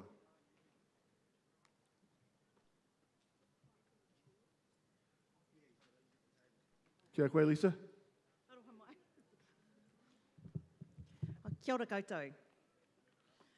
We were going to introduce ourselves, but unfortunately we've lost some of our time to the very important kaupapa that we've all just sat through. So I'm going to quickly do the introductions of our Papatipu Rūnanga representatives to save us some time. So we have the beautiful Henrietta Latimer from Wairewa Rūnanga, Gabriel Huria, Naitoa Huriri, Gail Gordon, Rapaki, Gail Thompson, Awarua, Darren Kire Kipa, Kaikoura, Karen Coots, Moiraki, Michael Skerritt, Waihopai, Terry Nicholas, Hokanui, Susan Wallace, Mark Offio, David Penina O'Connell, Taumatsu, Rick Tainui, Onuku, Elizabeth Cunningham, Koko Rarata, Joe McLean, Waihau, Anne Wakefield, Oraka Aparima, Tahu Pōtiki, Otako. Kia ora koutou. And at the table we have Mike Sang, our CE for Holding Corporation, and Trevor Burt, our chair. And joining us very shortly will be Arihia Bennett, our CEO.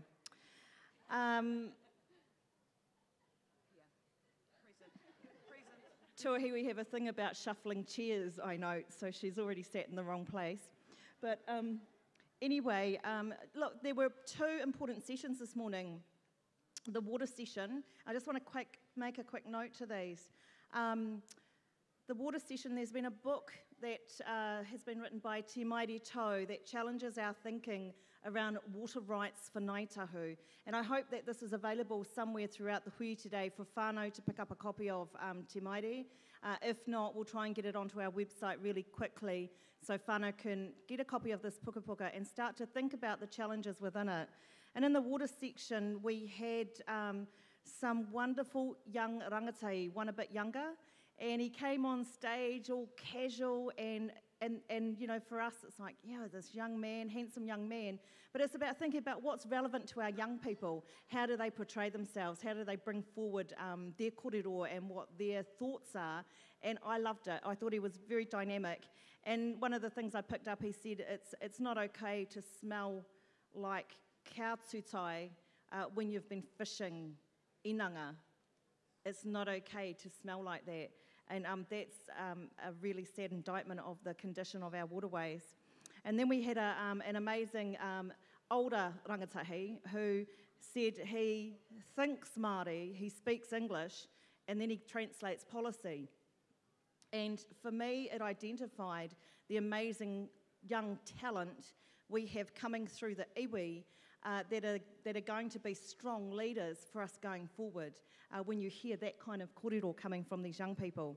But a huge tonu put out to Te Runanga to build the capacity and the capability within our regions to take forward issues that this book promotes, which Te Maire has coined it in here, the New Zealand Water Wars. And I think that's a true statement of what we as an iwi, we need to get our head around this space. We've just seen recently this week another iwi on TV stating that nobody owns water. So if Ngāi Tahu are taking a position that we own water, we're going to strike a lot of controversy, not only in government and the Pākehā world, but also with other iwi. So we have to form a strong position, own it, stand by it, and be able to champion it right out to the world. So thank you, Te Maire, to David Perenga O'Connell, who presented this morning. Thank you for putting the thinking out there to our people of such an important kaupapa. Tribal economies, leakage. How connected are you to your economy? What's the strategy to become connected? So they're the challenges for Te Runanga. The economic multipliers, how do we get the dollar bouncing within our iwi? And that's the big question we're looking at with relativity, with the new phase of the direction we're going in, the challenge of trade-off. Because if you do make a position that the businesses that are going to benefit from the bounce of our dollar, the multiplier, you're going to trade off. The reality is that the size of our whānau businesses, they don't get the work because they don't have the economies of scale and they can't offer the price that we're looking for. So it's a policy decision. If our people are the best people, then we have to accept the trade-off. And I think we'd probably all say, if I said, are you happy for that? Are you happy for that? A trade-off? Right. So I better get back on script before we get so passionate about it, jurisdiction, the whole day's taken over by the kaupapa. Firstly, I want to acknowledge our Mayor, Leanne Dalzell, our Mayor of Canterbury, of the Canterbury region. It's lovely to have you here with us today, Leanne, and it was wonderful to see you with a real passion and commitment to hear the kaupapa around tribal economies, to where you've actually come back today to get a second shot at hearing it all again. So to get back on script, today's an absolute celebration. The whole weekend's a celebration for Ngāi Tahu. 31 years since Y127 was lodged with the Waitangi Tribunal, and 20 years since the signing of the deed of settlement. I'd like to acknowledge Rakihia Tau and the whānau of Rakihia Tau, and particularly acknowledge Miri. I'm not sure if Miri is with us here today, but you know, behind every leader, there's a damn good bloody woman behind every good man, and behind all of us, there's a family, there's our children, there's our aunties and uncles, our tauas, our paua, who sacrifice for us to be out in the front and taking these lead roles and doing the things that we do. That's who's at home probably working, keeping the kai on the table, keeping our kids, you know, healthy. And so today is also an acknowledgement of whānau. Without saying though, I also acknowledge those others who have also been strong participators in our claim process. Rakihia Tau, he lodged the claim on behalf of the Ngāi Tahu Māori Trust Board in 1986, and Rick was also a member of the A negotiating team, one of many who gave his life to seeking redress. So it's wonderful to be able to celebrate that this weekend. Back to Te Runanga, we have had a change in the way that we report back to you. So you'll all notice that the annual report isn't what we're used to.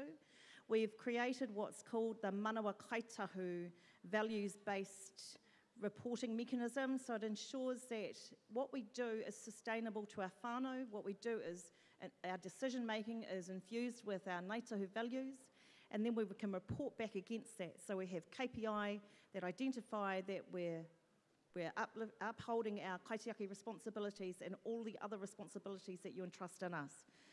So the Manawa Kaitahu report is out there with you, whānau. If you're seeking the full report of the financial set of accounts, You can access those through the Ngāi Tahu website, or you can find one of the staff members around here who will ensure that you get a copy of the full annual report. So without further ado, we're going to go to a post-settlement achievement video of 20 years presented by Meg Adamson.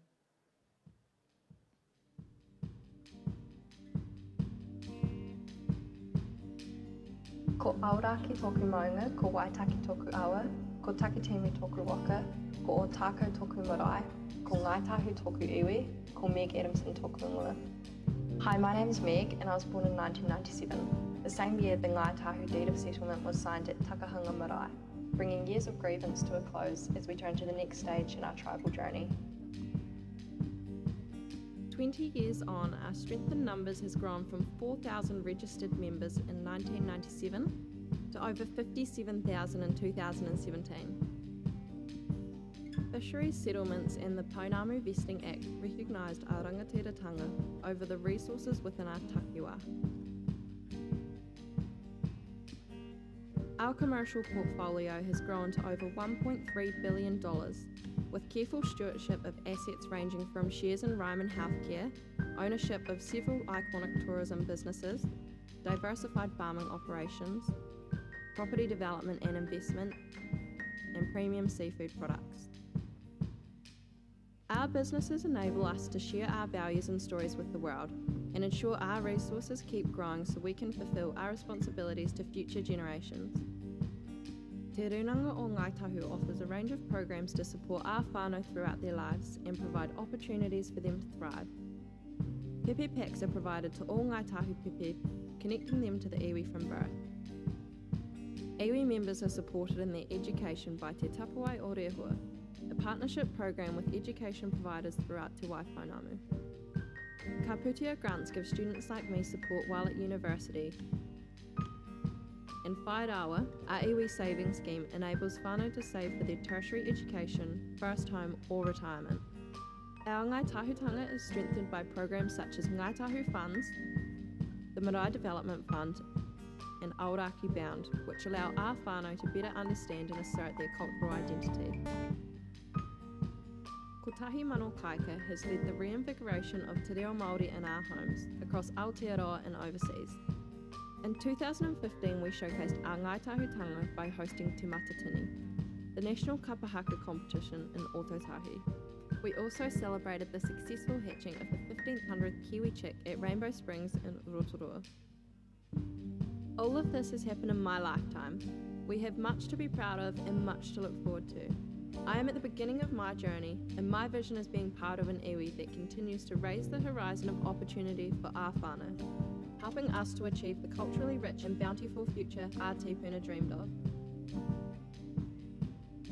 Mō tātou, mō ka uri, a muri ake nei, for us and our children after us.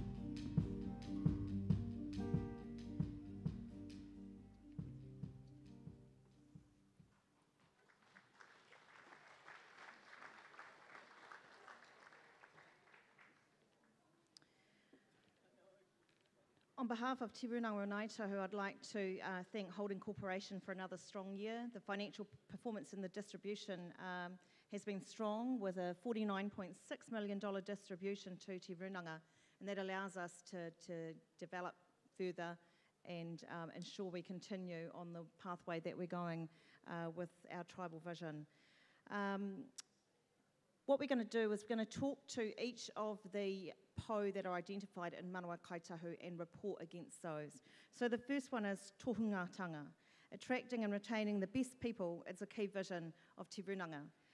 We've done a lot of work in this space in our tribal economies iwi capability strategy through our programs with the Directors Program, Associate Directors Program, Manawa Nui, and all of our rangatahi programs and Aoraki Bound. There's a whole suite of initiatives, Te Ara Whakatipu, that we look to build leadership and develop Ngāi Tahu Whānui.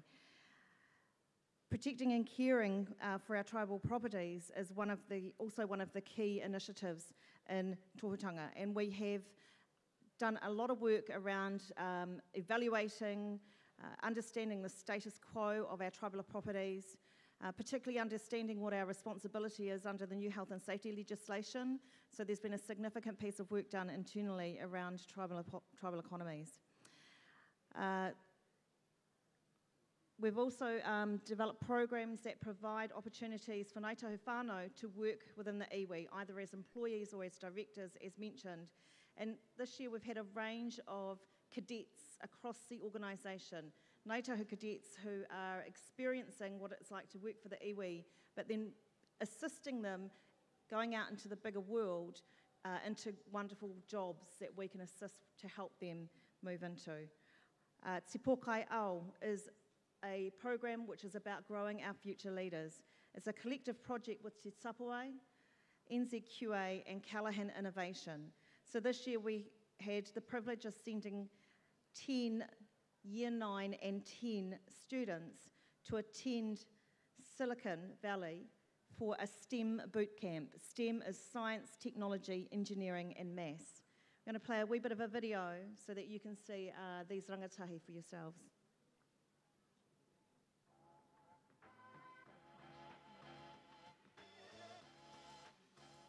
Te Pōkai Ao is an investment in the leaders of tomorrow, our rangatahi.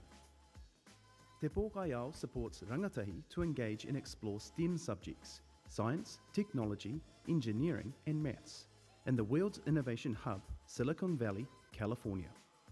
Inspiration is drawn from the traditions of innovation and transformation of our tīpuna as we explore these subjects from a Ngāi Tahu perspective.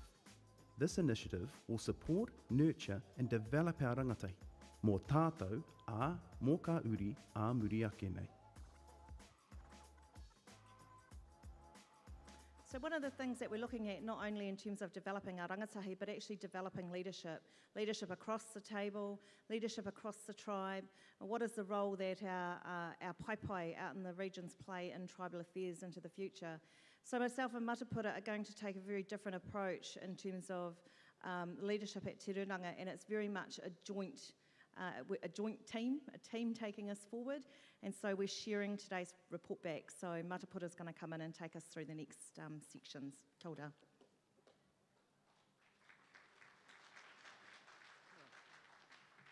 Kia ora tātou, ko te wera hoki o te rā nei, getting hot up here.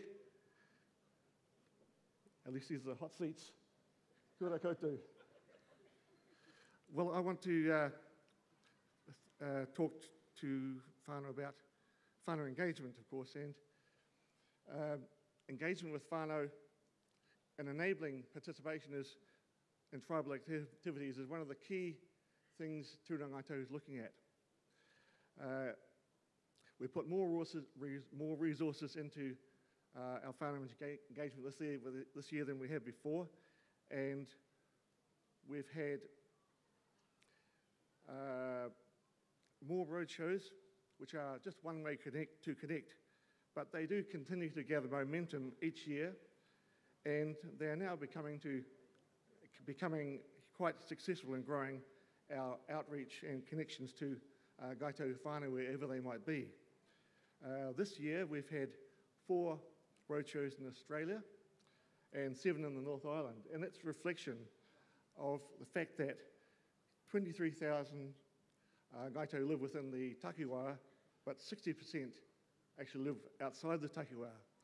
And so we've really got to look at new ways to engage, and we have new technologies which help us to do that. And, but there's nothing like kanahi ki te kanahi. I went to 2 roadshows, one in Tauranga and one in Sydney, and I was quite overawed in a sense by the desire of our whānau to meet someone from Ngāi Tahu, the organisation, and some of our kaumātua who supported us, and coming to them in the communities they are now living in. So in those roadshows we had over 2,000 whānau members who attended. We achieved over 630 new whakapapa registrations. Arapata and the team were going flat out. And so were Whairawa, 615 new Whairawa accounts. That's awesome, eh? Ka rawe. Important feature of the roadshows is the support they provide for our taurehira rōpū, living outside the Ngautakiwā. We're moving into an evaluation of the feedback we got from those roadshows, and that will inform us and help us to hone and better target the resources our taurehira rōpū need to help them engage more. So we've identified 21 taurehira rōpū and groups in the Northland and Australia. This year we've helped set up 3 new groups in Dannevirke, Sydney and Perth. Tēnā koutou katoa.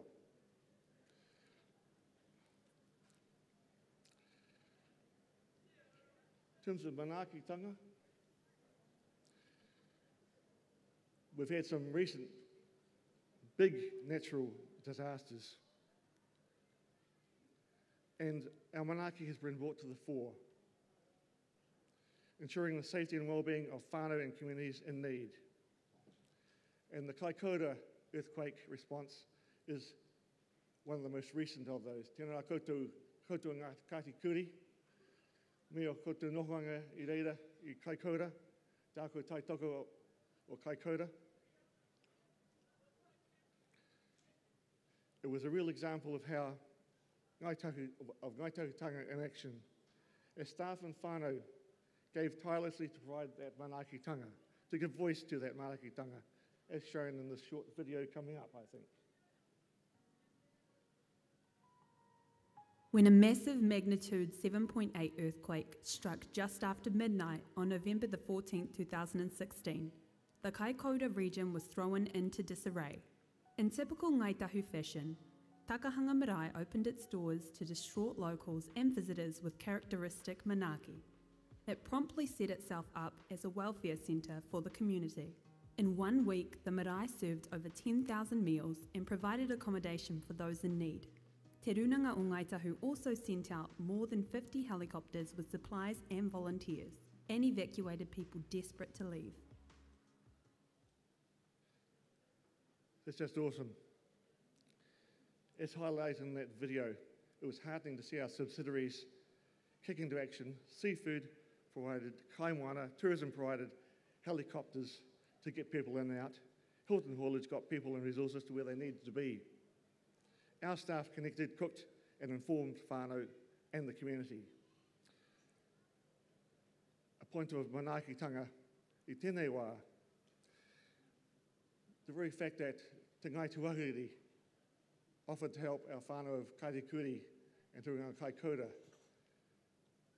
in hosting this hui iwi here. You may not have been aware that the tono had been agreed that it would be in Kaikoura, but with the earthquake which struck, the vehemence, the kaha of Ruamoko, Tuihui made that offer, which was accepted. And that's a wonderful example of manaakitanga between runaka and communities. E mihi ara kia koutou katoa.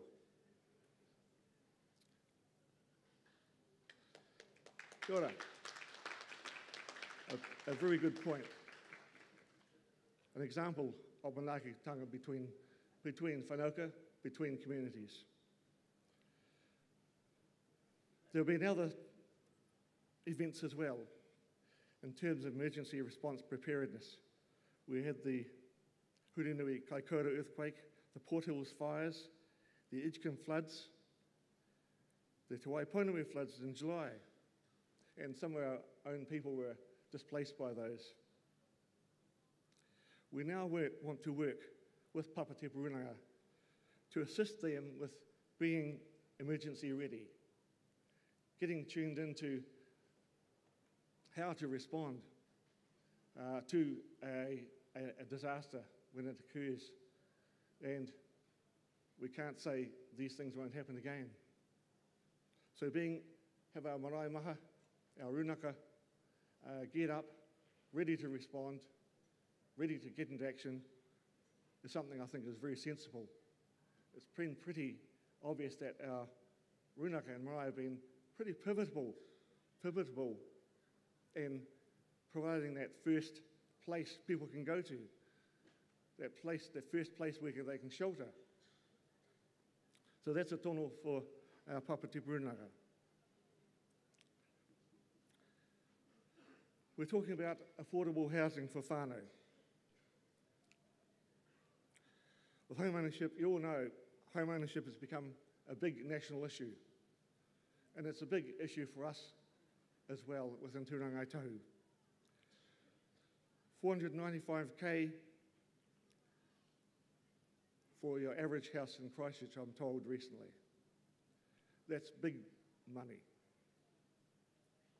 Earlier this year, Tūrangai Tahu launched the Shared Equity Housing Pilot based in Aotearoa, which assisted 5 whānau into their own homes. That's just fantastic. You know, I think these are wonderful initiatives. We now need to look at how we roll that pilot out throughout the takiwā. Phase 2 will be based on 20 houses and based on the same formula, refined a bit, based on the shared equity model, and helping whānau to get across the line with the banks. And that's a key role Tūrangai can do, just to that hand up. So we're moving on now to rangatiratanga and a recognition, I think a good point of reflection, that the Pita Tahori name gifted by Ngai Tuahiriri as mana whenua to the Ngai Tahu property development on the old King Edward's Barrack site, that's a real jewel. That's adding real mana and presence to Ngai Tahu in the city of Ōtautahi. It's re-establishing tribal influence and mana. It's about a tribal footprint. I think we can all relate to that within our various kaika maha. This particular site is particularly important because of its proximity to Puari Pā and the important Mangakai gathering sites and kaika nohoaka of yesteryear. So this is about having a real stake, a visible stake in our communities. Stage 1 of the KEB development was opened in October, and you might have seen that on the Pouaka Whakaata. And Te Ngai Tahu, we had a leading role in the opening of that.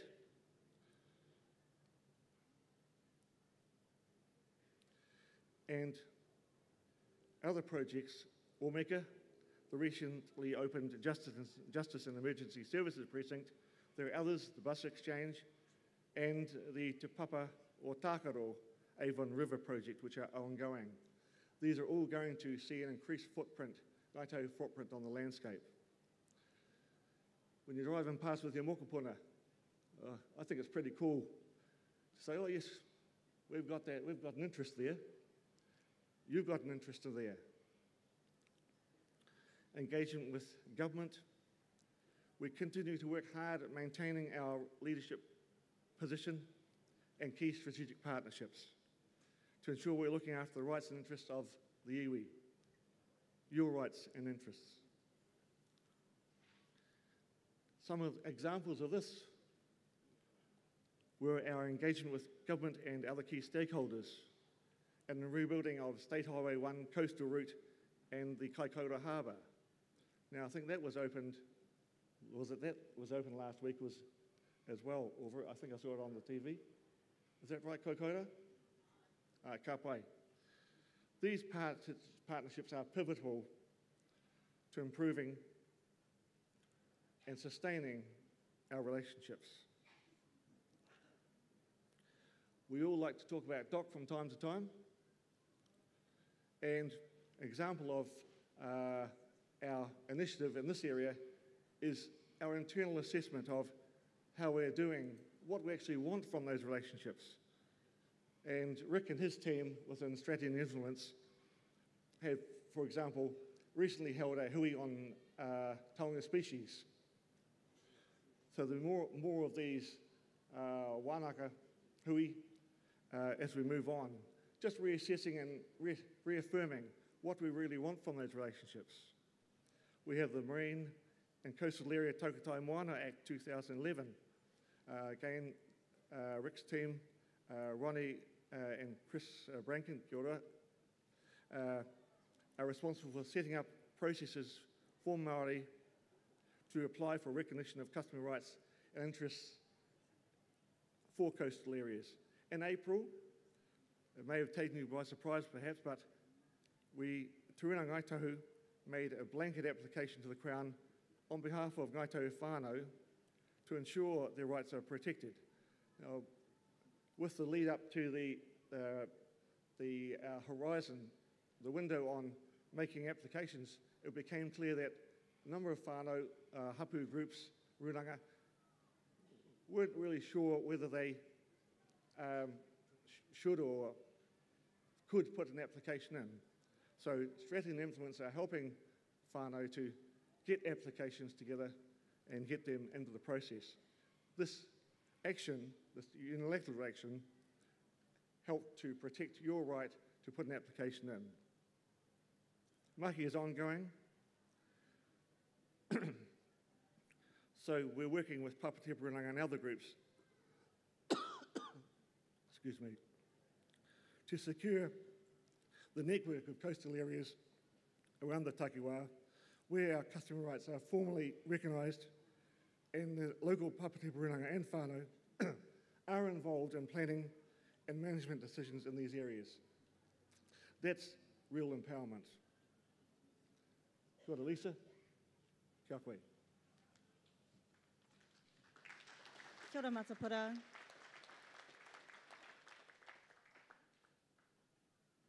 Kia ora whānau. We know that it's getting close to kai time, but you're going to have to bear with us. It's going to take us a wee bit longer to get through this session. So the next po, the next po is tikanga. Our culture, traditions help to define who we are and where we've come from. Whakapapa, language, tikanga, and protecting and enhancing what we do is a core priority. A couple of projects that have been put into publication this year are the Te Rau Mahara that was launched yesterday, a publication produced by the Whakapapa unit honouring and celebrating our Ngaitahu soldiers who fought in World War I. For over a year, the Whakapapa team have been working with whānau of soldiers, interviewing, reading diaries, letters, manuscripts, and condensing those into the wonderful book that was launched yesterday. They've uncovered stories never told. Te Rau Mahara is available for sale here at Huia Iwi. The next publication is Tangata Ngaitahu, People of Ngaitahu. Produced by the archives team, this book is about remembering and celebrating the lives of a range of Ngaitahu, all united by whakapapa, and all who have made contributions of some kind in whānau, hapu and iwi. And you can also purchase that book here at the Huia Iwi. The Ngaitahu Fund, Manawa Hou, the Ngaitahu Fund continues to support a range of projects to restore, build and grow Ngaitahutanga. We've got a video about that right now, and this represents just one of the projects that have received Ngaitahu Fund funding.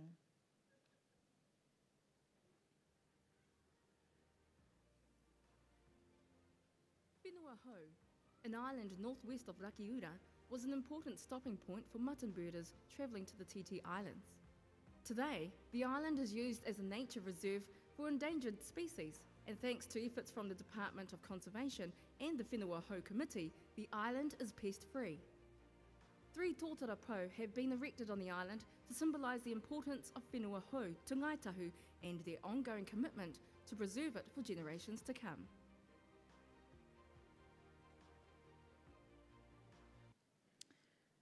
The 12th po in Manawa Ngaitahu, Kaitiakitanga. The health of Te Ao Turoa and its many dimensions are always front of our minds.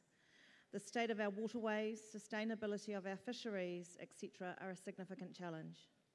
Climate change is a current priority in this area as we work with Papatipu Runanga, whānau and tribal experts and Ngāi Tahu Holdings Corporation to ensure we are well informed about what lies ahead, that we are taking the necessary steps to do what we can to counter the effects, that we invest in the best while preparing for the worst.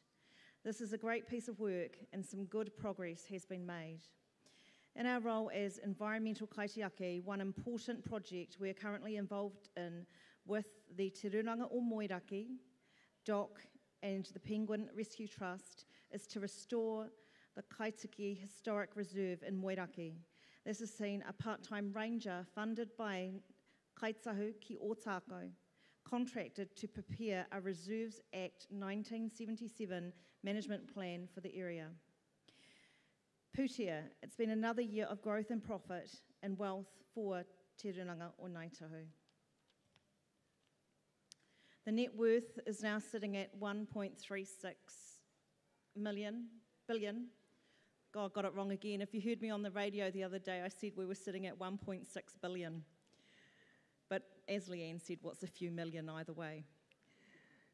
Distribution to Te Runanga o Ngāi Tahu has been 49.6 million. Direct distribution to Ngāi Tahu Whānui and Papatipu Runanga, excluding the overheads of the office, is 32.6 million. Something to be celebrated. You know, we get a bit of flack, the elite iwi making millions of dollars, sitting at 1.3 billion, not doing anything for our whānau. Actually, it does tell you that no matter how many millions you get out, it's never going to be enough to address the issues of disparity that we have. But to celebrate, 32.6 million went out in Papatipu Runanga marae development grants, Ngāi Tahu Fund grants, education grants, cadet scholarships, and the range of programs that we have which are directly affecting Ngāi Tahu individuals. Whairawa is now sitting at about 63 million under management. So 7.1 million has been distributed directly to kaumātua, education and well-being initiatives. Of that 32 million, 10.6 million is the direct distribution and development to Papatipu Runanga, including Te Pūtea Whakamahi grants, which now sits at an annual amount of $454,000 to each Papatipu Runanga. So the investment in tribal development since settlement is sitting at 441 million. So looking ahead, as we look to the future, I'd like to leave you with 3 projects that are helping to develop the roadmap towards 2050. The Te Runanga o Ngāi Tahu Form and Function Review. This is about taking everything we have learnt over the past 20 years, good, bad and ugly, and looking at how we can define ourselves as responsible governors going forward. Vision 2050. We have a project called Haia Te Awa, coined our new phase, our new journey. This project is about shaping ourselves for the future. What are our priorities for whānau and Papatipu Runanga? To clearly define mana whenua, mana moana, mana motuhaki. What does that mean for our people? Not the governors defining it for you. And ensuring that we're fit for purpose and investing in the right things. Te Pouhere, another priority. That's connecting and belonging as Ngāi Tahu. The post that ties the people and the customs together. This is an online portal to develop our database where whānau can choose to connect, network and unite, where you can get information about professional and cultural development, about Ngāi Tahu employment and business opportunities across Ngāi Tahu, not just tribally owned. So kia ora koutou. That's the finish of our report back against our key 14 key PO areas. And now we're going to turn to the Holding Corporation presentation, and after that we're then going to respond to the questions that have come in from whānui. So kia ora.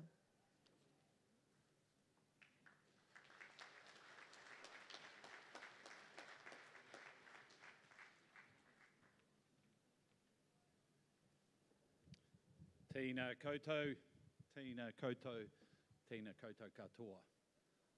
Rangitirama, tēnā koutou. Tēnā koutou ngā taihu whānau. Ko Tiwai Pounamu taku tūranga waiwai. No Matakaia taku whānau. Ko Trevor Burt aho, ko aho te kai whakahaere o te au o panga o Ngāi Tahu. No reira, tēnā koutou, tēnā koutou, tēnā tātou katoa. Welcome to the report back for Ngāi Tahu Holdings for the 2017 financial year. I've got a few slides that I'll take you through.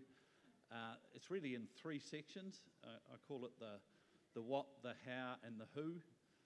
What we've achieved, how we've done it, and who are the people that have delivered what we've done. So starting with the financial performance, and firstly the profit result, I'm pleased to report a solid year. I use the word solid. Not as good as last year, but our net profit of 127 million, it was down on last year, primarily for two reasons. One, we made less operating earnings in our subsidiaries, and I'll cover the reasons why for that. And secondly, in the 2016 year, that result was boosted by some one-off sales, Ryman Healthcare shares and some land assets, Christchurch Courts building, etc. So we had a super year in 2016, a more normal year this year, but an underperformance in one of the subsidiaries. This profit enabled us to pay the 49.6 million distribution that Lisa referred to, and it continues that track record we've had of growing the distribution every year and turning it into a reliable and sustainable means of earnings for the iwi. In 2016, the distribution was 44 million. This year, 50 million. Next year, 57 million. The net worth, as Lisa pointed out, is 1.36 billion, and that's grown by over $100 million year on year. Lisa, you were right that the total value of the Pūtea, including debt, is 1.6 billion. So if you take the debt off, the equity, the bit that you own, is the 1.36. That level of asset value puts Ngāi Tahu Holdings as one of New Zealand's leading investment companies by value. Now, a quick look at each of the subsidiaries, and if I start with Ngāi Tahu Capital, where we actually had a loss of $9 million at the operating profit level. At net profit, it was slightly different because it was positive because of revaluation of some of our businesses. But that operating loss of $9 million was primarily due to the performance of our investment in Watson & Sons, our honey business. The worst honey season on record for 30 years. Revenues across the whole sector were down by 70%, and very hard to make profits when the sector and the season is down like it was. We think we've restructured and fixed that investment, and we'll be looking forward to that to perform into the future. In terms of Ngāi Tahu Property, I describe it as a really solid year. Their operating earnings was less than last year because they did less property development from the residential property in Christchurch, and that had been in a previous boom. But the investment property portfolio continues to perform and provides a very stable and significant contributor to our earnings. Ngāi Tahu Farming returned to profit this year. If you recall, we had an operating loss last year. Solid operating surplus of 6 million. That was driven by recovery in dairy prices and revenue from the sale of logs, timber. The increase in the value of farms at Te Whenua Hou has driven the net profit to a really good result of around $30 million. Ngāi Tahu Seafood just continues to be a consistent and significant deliverer of profit for the iwi. Another strong result of around 23 million, driven by sales of kaura into China, and this will continue to help drive a very profitable business. And finally, Ngāi Tahu Tourism, who delivered a record profit result of just over $13 million, driven by two things. One, the underlying business performed really well as more tourists entered into New Zealand, but we also had the boosting of revenue and profits from the acquisitions of two companies, Glacier Southern Lakes Helicopter and Earthsea and Sky. So overall, the results from the core subs have been solid, and the portfolio of your investments has performed well. What we achieve in those results is important, but I think the more important thing is how we go about that.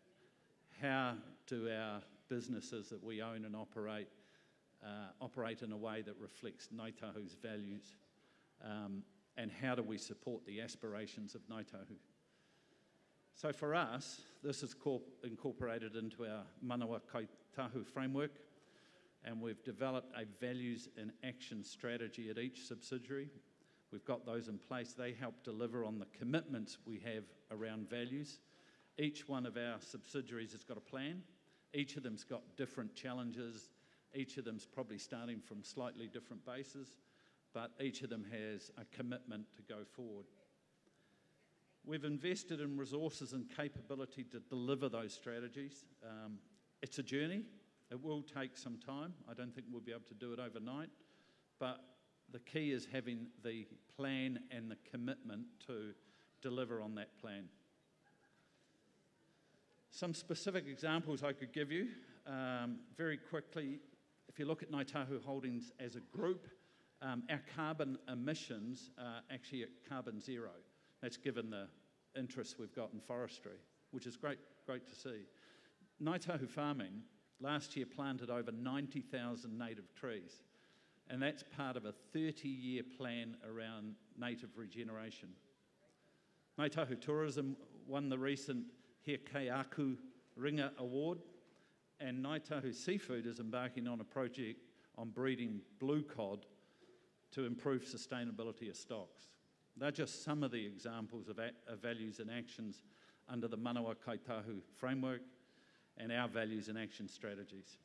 But probably the most important is the focus on the people that deliver that and the building of capability of people. We've got a very strong focus on delivering and developing leadership capability across the whole group. We believe, obviously, good leadership enables everything that we do within our business. At the governance level, we've put in place some basic building blocks to improve the overall capability of the directors who govern our businesses. We call this Aukaha framework. It's a framework of capabilities developed around Ngāi Tahu values, and we use this to assess our directors, not only their performance, but also when we are recruiting directors to ensure we get the right people into roles. We have a focus on developing future Ngāi Tahu directors, and we're now into the third tranche or intake of our aspiring director program, Manawa Nui. We've implemented the roles of tribal representatives within each of the subsidiaries, and the aim of that is to ensure we've got strong capability around Ngāi Tahutanga represented around the board. Currently, 50% of our directors are Ngāi Tahu, and that's a good indicator of some of the progress that we're making. At the executive level, it's a bit more challenging, and we recognise we've got a bit further to go. There's a strong commitment within all of our group to improving and growing the number of Ngāi Tahu that are employed in our subsidiaries. And each of the subsidiaries has got a specific plan around this. We're developing a specific leadership program for our executive teams, specific to Ngāi Tahu. It incorporates Ngāi Tahu values, and it'll be unique to us. And we'll look to roll that out this year. Again, it's a journey that'll take some time as we build these capabilities, but the key is having the commitment in place. So quickly looking forward to the future, and particularly the next year, there's no doubt we've enjoyed a strong period where we've had some good tailwinds, and our performance has reflected that. It's given us a strong financial performance overall. We've had the benefit of really good growth in some of our key assets, land and our investment in Ryman Healthcare, to name two. And we've had the benefit of a really strong period of residential property development following the Christchurch and Canterbury earthquakes. Our average returns on the portfolio over the last 5 years has been 17%. And this is against our expected benchmark of around 11%. But these tailwinds have sort of blown out. I think we'll now face some headwind breezes. I call them breezes. The New Zealand economy is going to soften a bit. We expect, because those one-offs aren't around anymore, we expect our portfolio will start to normalise and come back to a return level of around 11 or 12%. The good thing is we don't see any storms on the horizon, and the beauty is we are well positioned to weather anything that does come along. I can't emphasise enough the value of having a large and diversified portfolio. It gives us three great advantages, and it separates us from any other New Zealand entity. Number one, we've got scale. Number two, we've got diversification like no other investment entity has.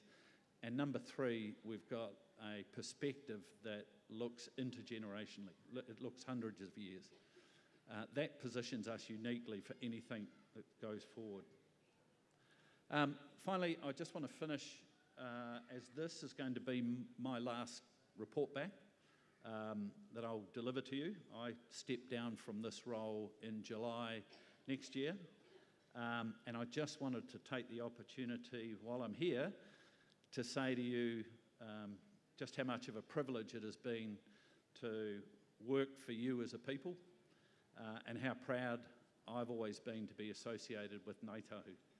Over the last 9 years, I've been on my own personal journey with you as an iwi.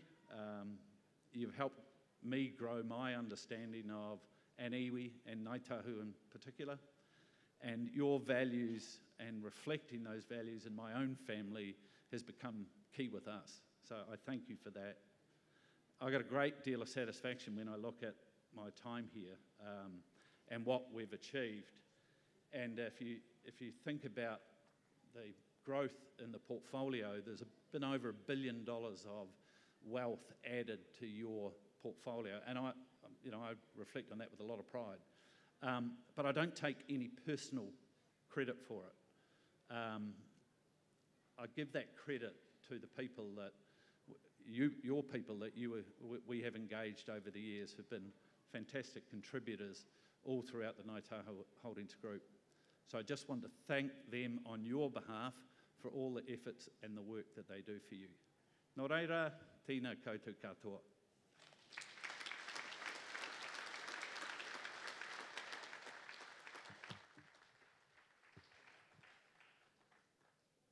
Thank you, Trevor. You haven't finished yet, though, because there are some questions in our question and answer session that are specifically for Holding Corporation. So I'm going to start going through the questions, and we're going to divvy these up so that other representatives at the table can also share with Te Ranganga, but also with Ngāi Tahu Whānui, but also this is a responsibility, a joint accountability and responsibility time for Te Ranganga. So I'm going to start with the first question, which is for Jo McLean. Good start. She ran off. She's just getting some eyes. Where's the microphone?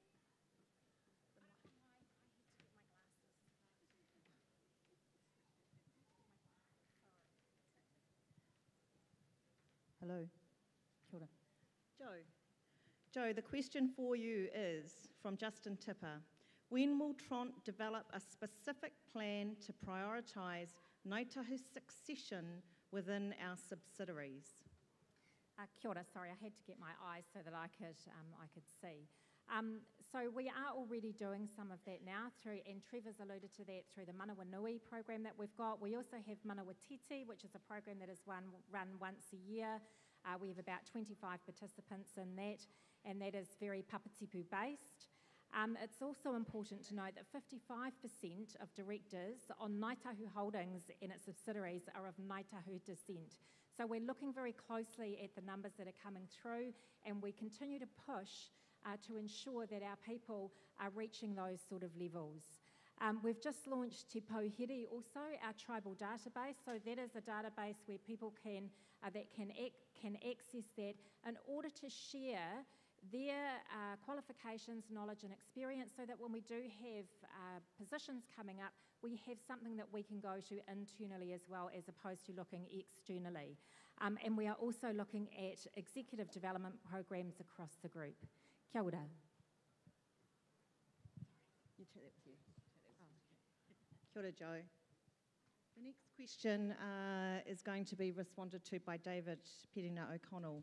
Would Te Runanga o Ngāi Tahu consider a name change to better educate who they are and what their role is? Kia ora mō tēnei pātoi. I was a young 20-year-old going around hui. I remember vividly one at Arowhenua with taua like Auntie Kera and lots of others. And they were the hui when Te Runanga o Ngāi Tahu was being developed. And I guess for me, the name Te Runanga o Ngāi Tahu came from the people and came from those hui. And I've not heard any dissatisfaction that people don't understand what Te Runanga o Ngāi Tahu is. So my approach is going to be, does everybody support the name Te Runanga o Ngāi Tahu? Put your hands up. So in good Te Maire style, the answer is we keep Te Runanga o Ngāi Tahu. Aye? Aye. Ka pai. Kia ora, David. Kia ora, David. The next question, we're going back to Joe McLean, and Joe is the chair of Te Here. The question is, do Ngāi Tahu know about Whare Tiaki, the first kaumātua model of kia, and what is Ngāi Tahu's vision for kaumātua, whānau hauora and kia?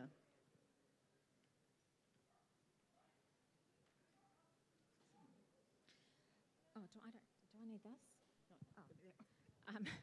Kia ora. Yes, we are aware of the great work the Christchurch Methodist Mission are doing with Rehua Marae and local whānau to help our kaumātua. And this is a vision we want to build on historically. The first port of call has been the government and the public system. Historically, the first port of call has been the government and the public system. But we know as an iwi we do need to support our whānau, and one of the big kaupapa we are undertaking this year is health and wellbeing strategy, and I'm confident that this will look at more what we can do for our kaumātua. More information on how people can engage in the strategy will come out shortly as part of the survey that we are doing, but as part of this we'll also look to follow in the footsteps of Whare Tiaki. The other thing that we are doing and we have engaged in is a couple of working parties, one being for Tōpuni Tamariki, the other being for Tōpuni Kaumātua Kahukura.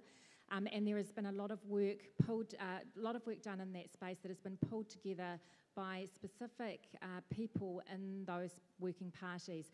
If you come along to the Te Here presentation, you will hear a lot more about both those working parties and the outcomes in terms of what's been achieved to date in those, and where we want to go in terms of a vision for both those areas. Kia ora.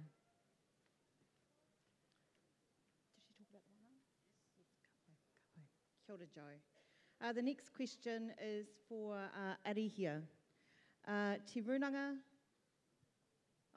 are any musical scholarships or assistance in the arts for those going for diploma and higher, and if there is not, why not? Kia ora Ngāi Tahu whānui. Yes, look, there are a number of scholarships available which you can go online and you can go through your Papatipu Runanga to actually look at pūtea scholarships. And that doesn't distinguish between arts, sciences, other types of professional development. So yes, that is available, Lisa.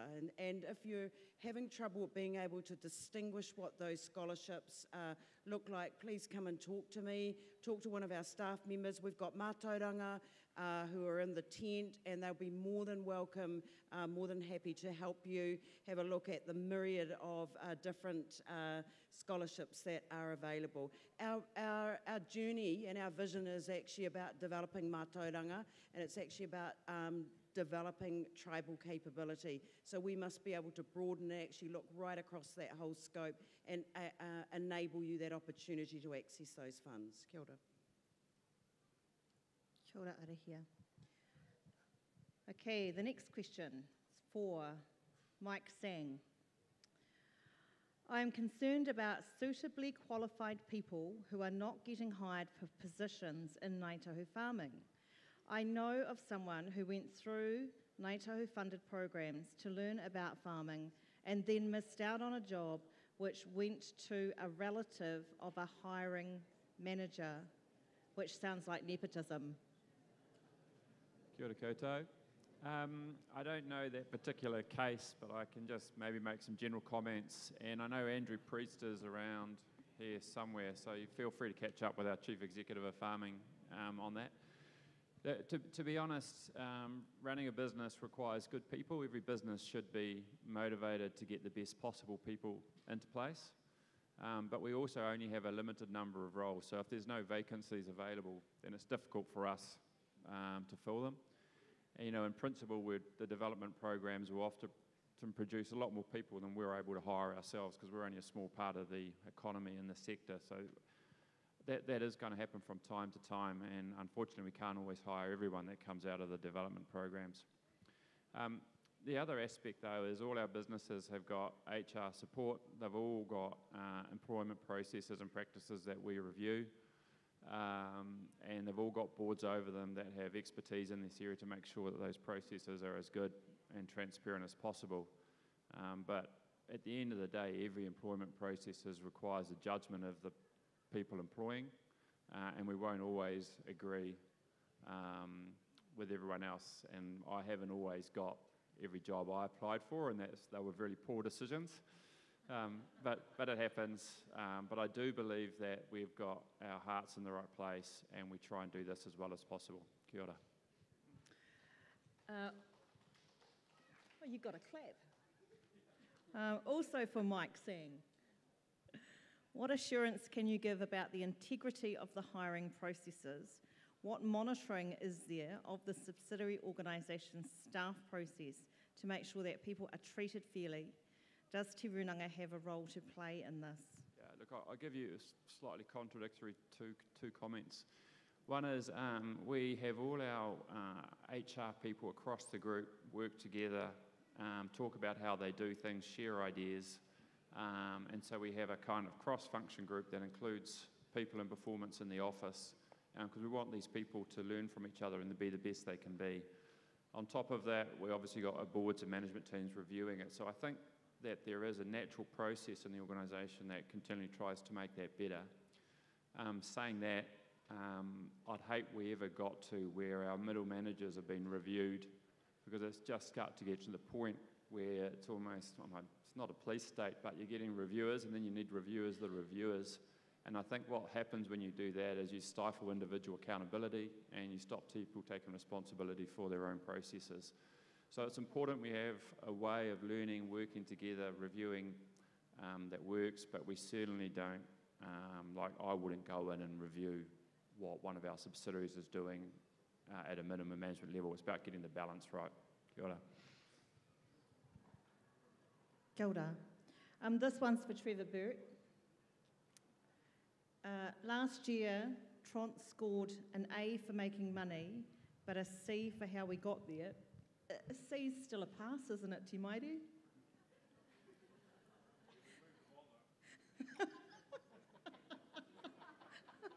Keep eating. What is the largest obstacle Ngāi Tahu faces before we instigate the living wage to all of our activity? And how will our leadership overcome this challenge quickly?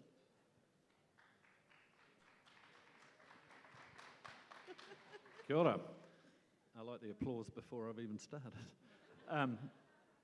Yeah, look, living wage is a really interesting one for us because every one of our subsidiaries are different and face some different challenges around it. All of our subsidiaries understand the issue and have got it in hand. All of our subsidiaries, bar one, are compliant with the living wage.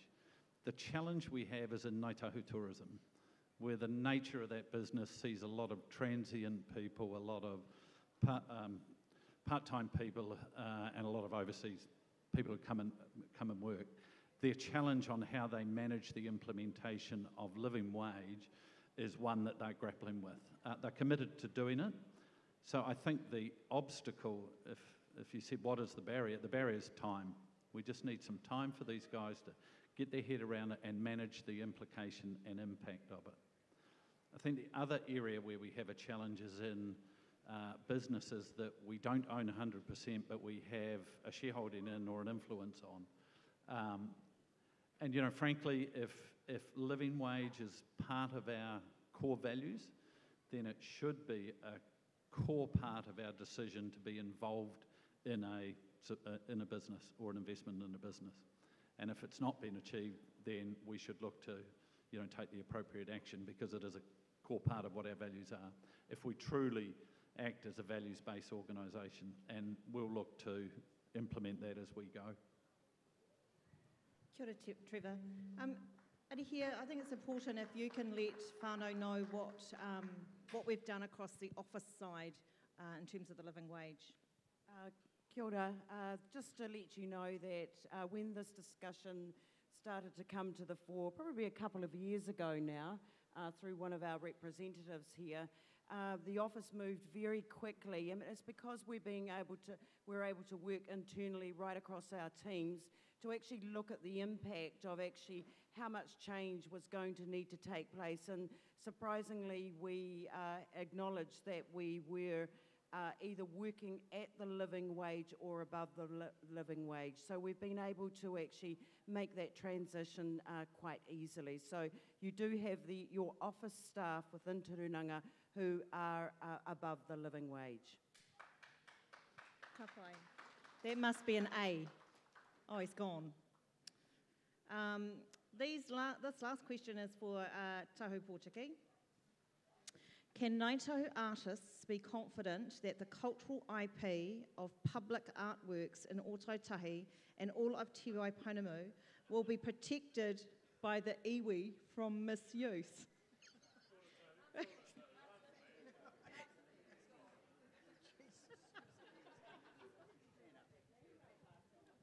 I said it was Russian roulette, this question session.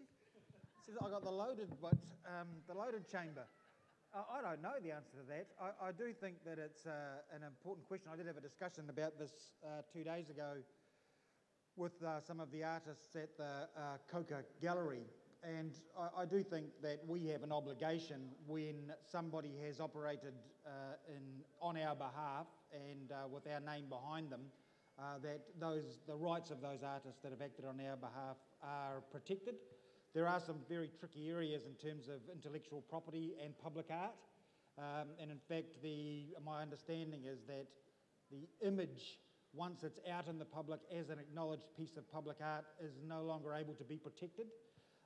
But that doesn't mean that there aren't other aspects of that intellectual property that should well and truly be protected, and that's something that I believe Te Runanga would have a moral obligation to do for our artists, particularly when they act on our behalf. Kia ora. Was that an A or a C? You'll have to polish up. You'll have to polish up, Tahu. Okay. It brings us to a close on our questions. Oh, aroha mai. The second part of that question. Who oversees decisions made by the whakapapa unit when we determine whakapapa of a Ngāi Tahu member? Oh, kia ora. At the moment, I think when we've got down to some of the tricky details, Te Pai Kōrako, that's led by Sir Tipene and has other acknowledged experts in tikanga and whakapapa. They take an overseeing role to make sure that the integrity of that process is maintained. And ultimately, when it comes down to a absolutely critical question of whakapapa, such as who is in the Blue Book and who is not, the only authority that's allowed to make those decisions is in fact Te Runanga. And we've been faced with some of those challenges in recent years, and the whakapapa team have shown us, not always, we've actually asked them to go back at different times to continue the research, as a thorough a case as possible is put to us about whether or not the evidence is robust enough for us to be able to say, yes, that person should be in the Blue Book, or perhaps that person should be removed from our list. My observation thus far, having quite a passionate interest myself in the area, is that we've developed a high level of integrity around those questions, and that wherever there are conflicts of interest in terms of families that may be closely related to those that are under question, that we've also managed those aspects very well. Kia ora. Kia ora tahu. Before we bring this session to a close, the representatives are here for the weekend. If you have any further questions in terms of the annual report or the strategies of Te Runanga, don't hesitate to either go to your Runanga rep or to any of the reps if you see them around over the weekend. I think it's important, one of the key strategies is our people are the best people for the job. And on merit is one of the riders on there, and so we're actually looking at that question again to see what does that mean for our people. But just to acknowledge some of the new appointments of our people that have come through into these leadership roles, I'd like to acknowledge Nadine Tunley. Nadine, if you want to stand. Rapaki Ngā Te Waiwai. Nadine is our new CE of Watson & Sons. In terms of the Manuka honey side of the business, which is what we have retained 100% ownership of. So acknowledgement to you, Nadine, on behalf of the iwi. You've taken on a significantly challenging role, but we know that you're going to do us proud. The second one is Fiona Pym. Fiona Pym is the new chair of Whairawa. And of course, she's been around the traps for a long, long time, but I'm sure she's going to bring some new, exciting, motivating things through to the Whairawa board. And then one of the others in the audience who's just been appointed to one of our leadership roles is James Daniels, who is a new director on Ngāi Tahu Property. There are others, but I think it's a demonstration that our people are coming through into these leadership positions. To finish off, also, this is an opportunity for the board. So I want to thank my colleagues. Thank you on behalf of myself and Matapura for the decision that has been made to bestow us with the privilege of being the Kai Whakahaere and the Deputy Kai Whakahaere. I thank you all. Thank you for the sentiments that have been shared with us over the last couple of days, and our commitment to one another to move forward in unity and kotahitanga. So thank you. While we're here, I think it's also important on this marae to make a very firm statement and acknowledgement of our CEO, Arihia Bennett. She has worked tirelessly and without significant challenge for this iwi for the last 2 years, even though she's been with us longer. We all know what I'm talking about, but I think it would be remiss of Te Runanga to not acknowledge the important work, the achievements that Arihia has made, the passion, the commitment, the blood, sweat and tears that she has given to this iwi in the last couple of years specifically. And also, as I talked before about there's always a damn good woman behind every man, there's a damn good husband that stands behind Arihia who has always got his back and is not afraid to share that at Trump meetings. But to acknowledge Richard and Piri, Arihia's husband and fine son. they have been her rock to support her through the last couple of years. So I really want to, on your marae, Ngāi Tuahuriri, acknowledge your whānau who leads our tribe forward.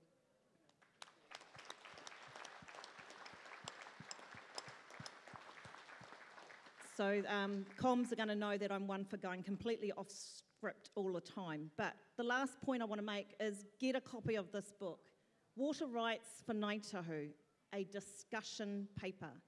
It will get you thinking, it will get you inspired, or you'll hate it.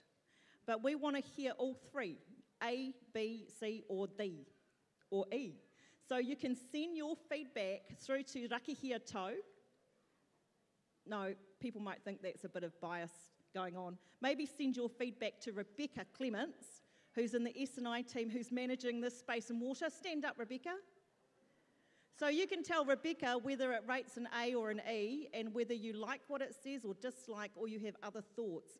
That will help our board get our head around the topic of water ownership, or rights and interests. Now I'm going to close and hand over to Matapura, who's going to close us down.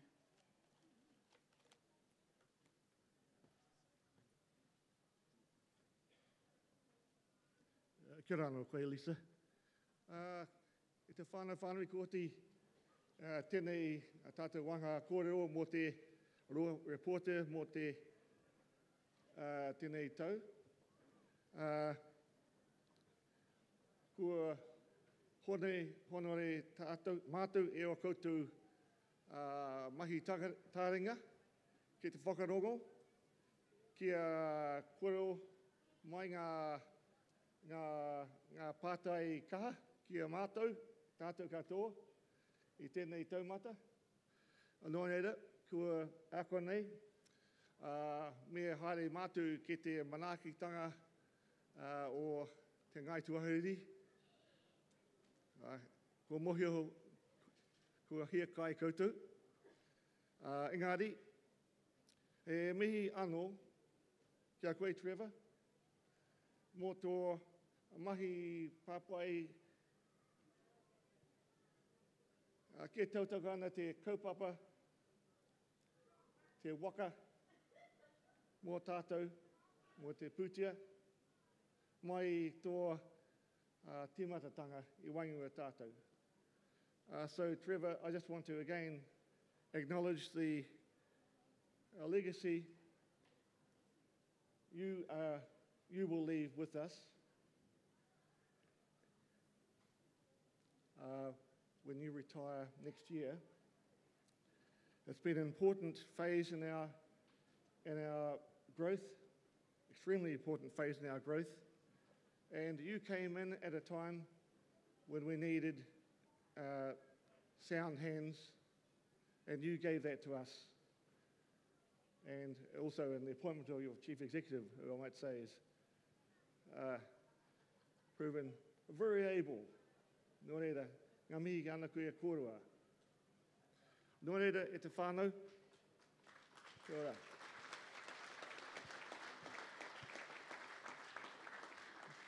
Kuia nei mātou, te kaunihera, o koutou kaunihera. Ka kite tētahi ki tētahi, kōrero tia ki a rātou. Have another talk to them anytime you see one flying past. Nō reira, me oti anō. Nō reira, tēnā koutou katoa.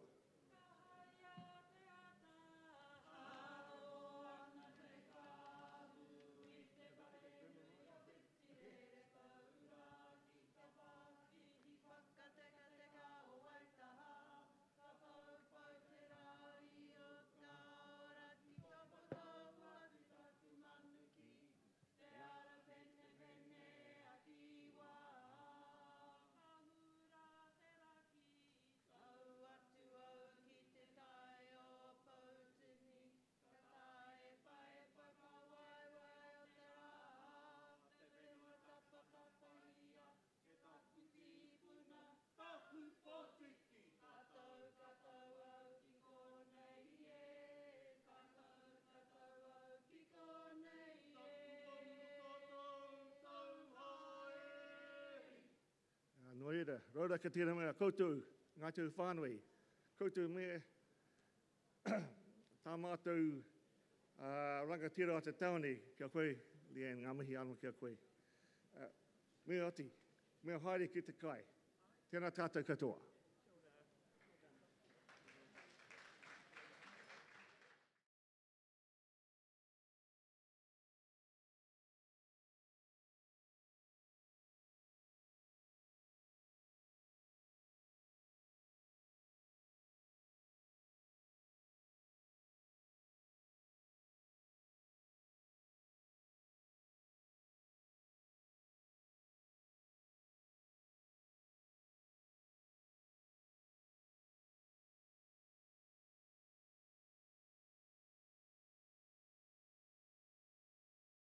What's my favourite fashion?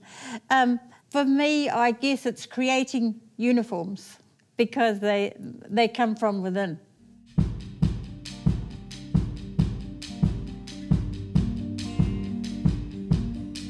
I'd go to bed and I'd be thinking about, all right, the group needs a new uniform. How can I make this different from any other uniform? A lot of times in the middle of the night, I'd wake up and think, oh, I can do that. and it sort of stems from there, yeah. And so the next morning, as soon as it's sunlight, if you like, we're up running around trying to find the materials because it's still there.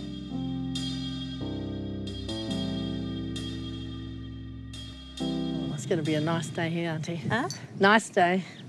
Yep. Yeah. Whaia ki te uru tapanui a tāne, tāne te waiora, tāne te pukunga, tāne te tokorangi. Puta ki te whaiau, ki te au marama. Tū te kana, tū te maraka, te tuhi te rarama e noho te matara nei. Tūturu mai kia whakamaua kia tina. Haumi e, hui e, tāiki e. The Glickman's going up on the top. Oh, yes, Tay. Jumping? Whoa, heck. Oh, that was close. You fell, eh? Yeah. Both her and I like to try different materials. Some say don't mix the sea with the land. But I don't believe that. Both of them have their own beauty, and why not have them together? It's like a marriage, you're quite different. True. And you come together. So I like to put pounamu with power, pounamu with feathers, and I do that a lot on the uniforms. I mix the both because of the beauty, because of the past. That was our people. And so I'm showing to the audience that we're carrying on the traditions of the past. We are one of the few rōpū that have full skirts. Our piupiu and the bottom of our skirts represent Aoraki, our maunga, and Waitaki, our awa. The orange of our group represents Te Ahi Kārua, the eternal flame, the everlasting love of haka that burns within us. Our pounamu tie us to here, to Te Waipounamu. They're a link to our ancestors of Te Taipōtini. I feel like when Toa makes our uniforms for us, she's bringing the history and the knowledge that she knows with her, and she's putting them into our uniforms so that we can share them with everyone else. When this is finished and it wraps around my grandchild, he will have all his ancestors wrapped around him to make sure that when he is speaking, that he speaks for the good of the people. That's what it is for. A true rangatira is someone who looks after all the people. It's quite a lot of muka on here, and that he hopefully has the fibre that makes him the fibre of a man, will be nice and strong. And that as his cloak is woven, he too will be a wonderful man as he grows up. Being wrapped in a cloak of love which is what I call it, or a cloak of righteousness, really. So that whatever's right has been for our ancestors, hopefully this is woven for the mokopuna to do the same, that his actions will be right by the people.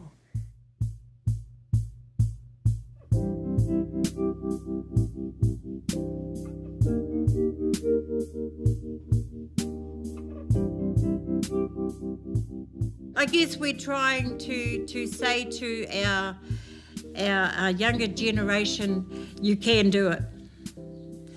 Our elders did it, you know, why can't we? And we need to hold on to these things because the materials don't last forever. These fragments we know are over 500 years old. They're found at Kaituarite, and they're the earliest examples of Māori textiles that exist.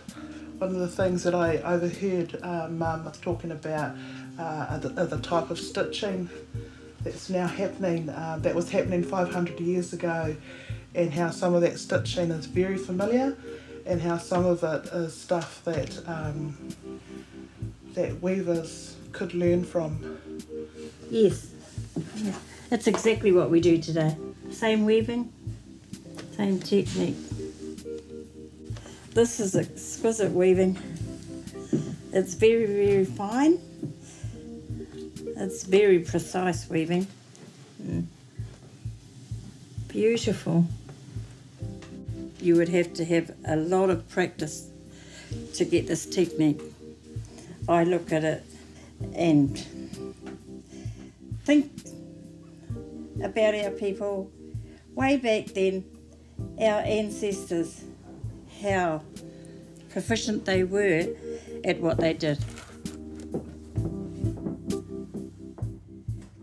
Can I just talk about patterns? Because I love that subject.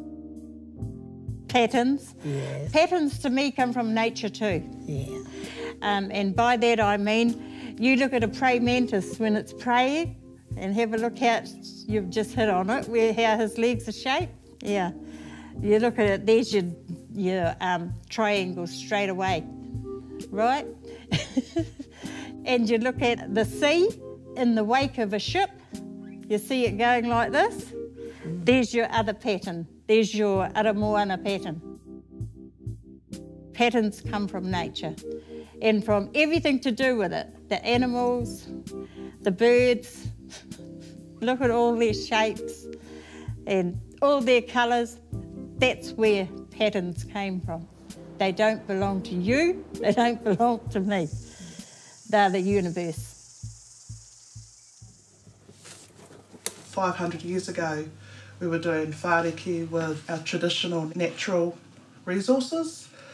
Skip forward to 2015, 16, 17, and we've now got our weavers using those same techniques, that same patterning, and the same concept of what a whāriki is and how we use whāriki, and then now doing that in paving stones.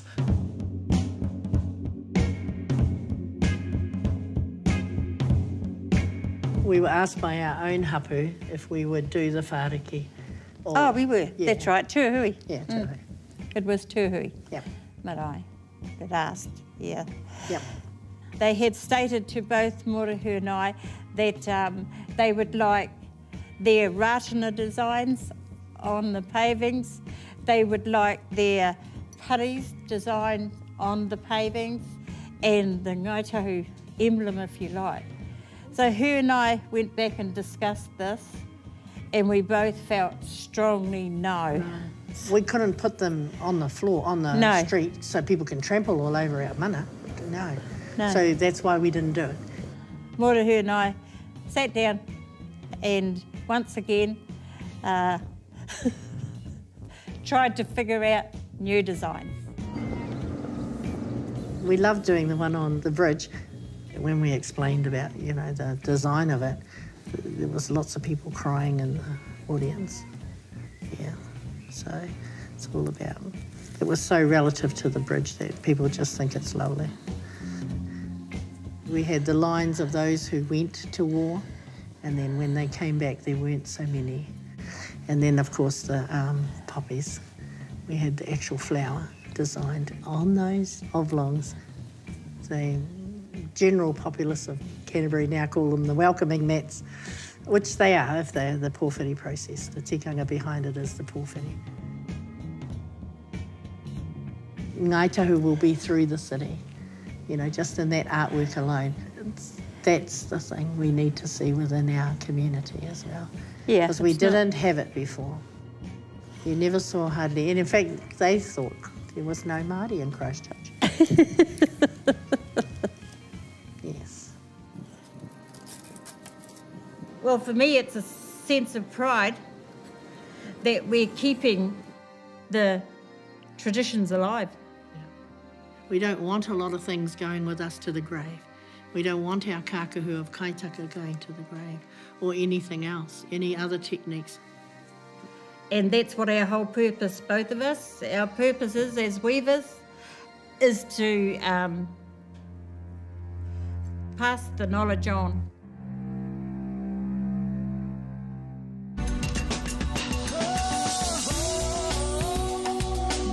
He mea tautoko nā te māngai.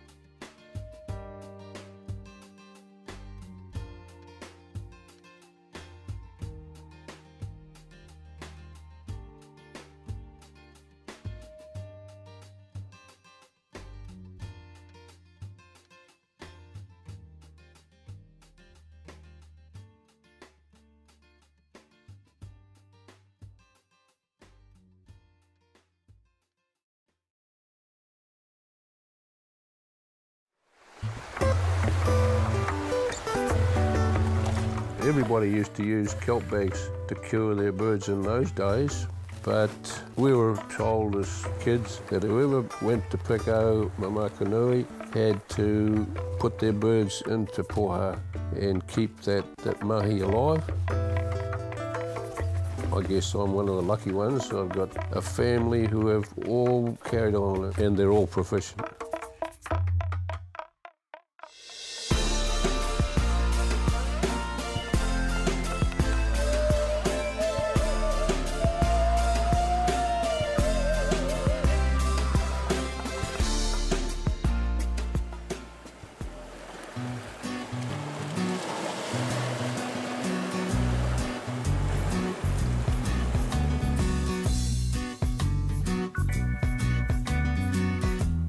The poha, the main part of it is the kelp bag.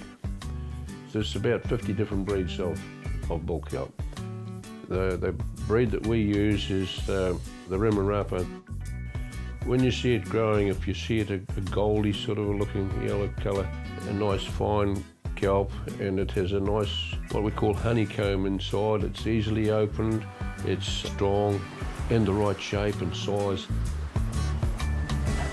I would have learnt as much from aunties and uncles, but my Pākehā grandmother would have been the one that really contributed the most, but a lot of others as well. It's the gathering really that is the memory. Like it's the trips up to Kaka Point to get the kelp. Things like there's a lot of preparation in it before actually doing it, if you know what I mean. Like a lot of gathering and travelling around. The whole fleet of us in the old Holden with a bacon egg pie and off go and spend the day at the beach getting kelp. Yeah, that's sort of good memories.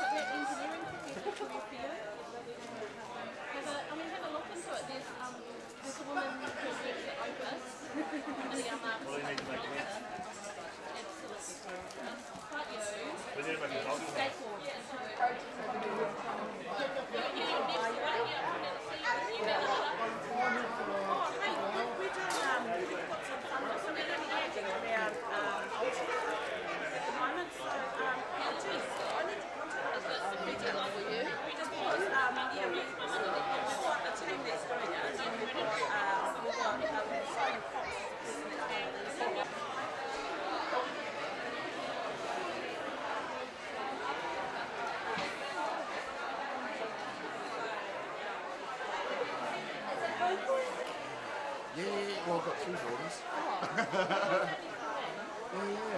Yeah. You reckon? Oh, okay. Yeah. You should have shown me. I've got heaps of daughters.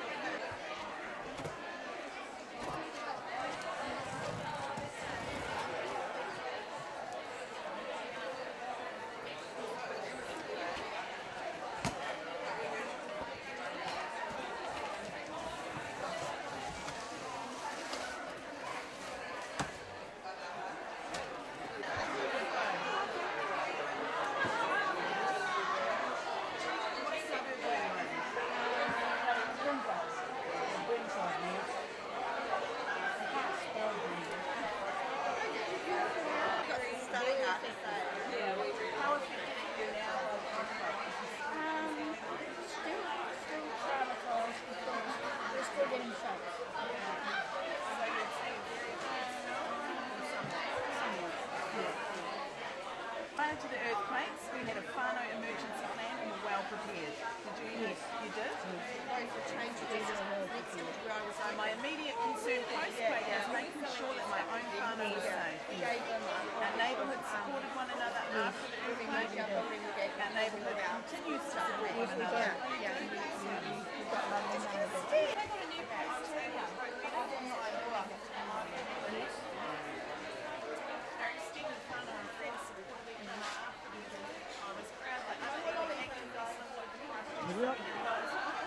Turn me up. Yeah, I can hear myself. Fantastic.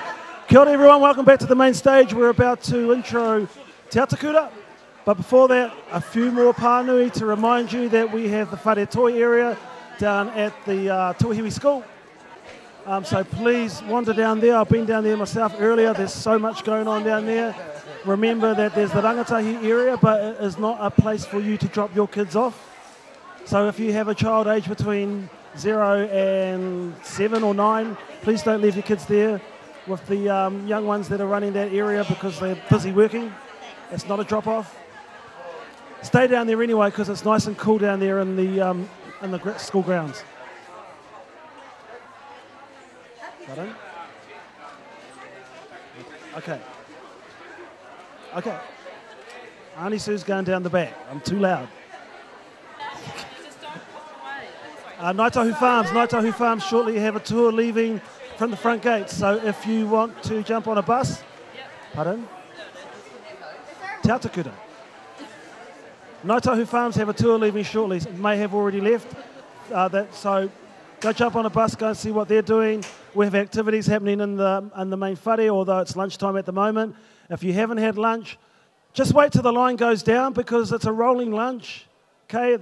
The guys are going to be cooking the barbecue until 2:30, so there is no rush. You're better off sitting in here and watching me, and then wait until that line over there dwindles down a bit further, and then you'll comfortably be able to go in. We have got so much kai that we could never eat it all. I'm probably going to have to take most of it home. That's how much kai we've got. Okay, anything else? Toilets. Please make sure your children, we've taken all the handy towels out of the toilets. Children, we're sticking handy towels down the toilet. But we still have the hand dryers, so there's no problems if you wash your hands and need to get them dried. We have the hand dryers, but we're not using the hand towels anymore. Water, we have water stations around the marae everywhere. We're not using plastic bottles like we were yesterday because it created a whole lot of rubbish. So we are now have water stations. Grab a cup. Remember to put your cup into the rubbish. It's been pretty good out there. I've had a walk around. There are not many cups lying on the ground. If you have your own water bottle, even better. If you get a plastic water bottle, don't throw it away. Just refill it. It's that simple. Okay? I think we're ready. Are we ready? Okay.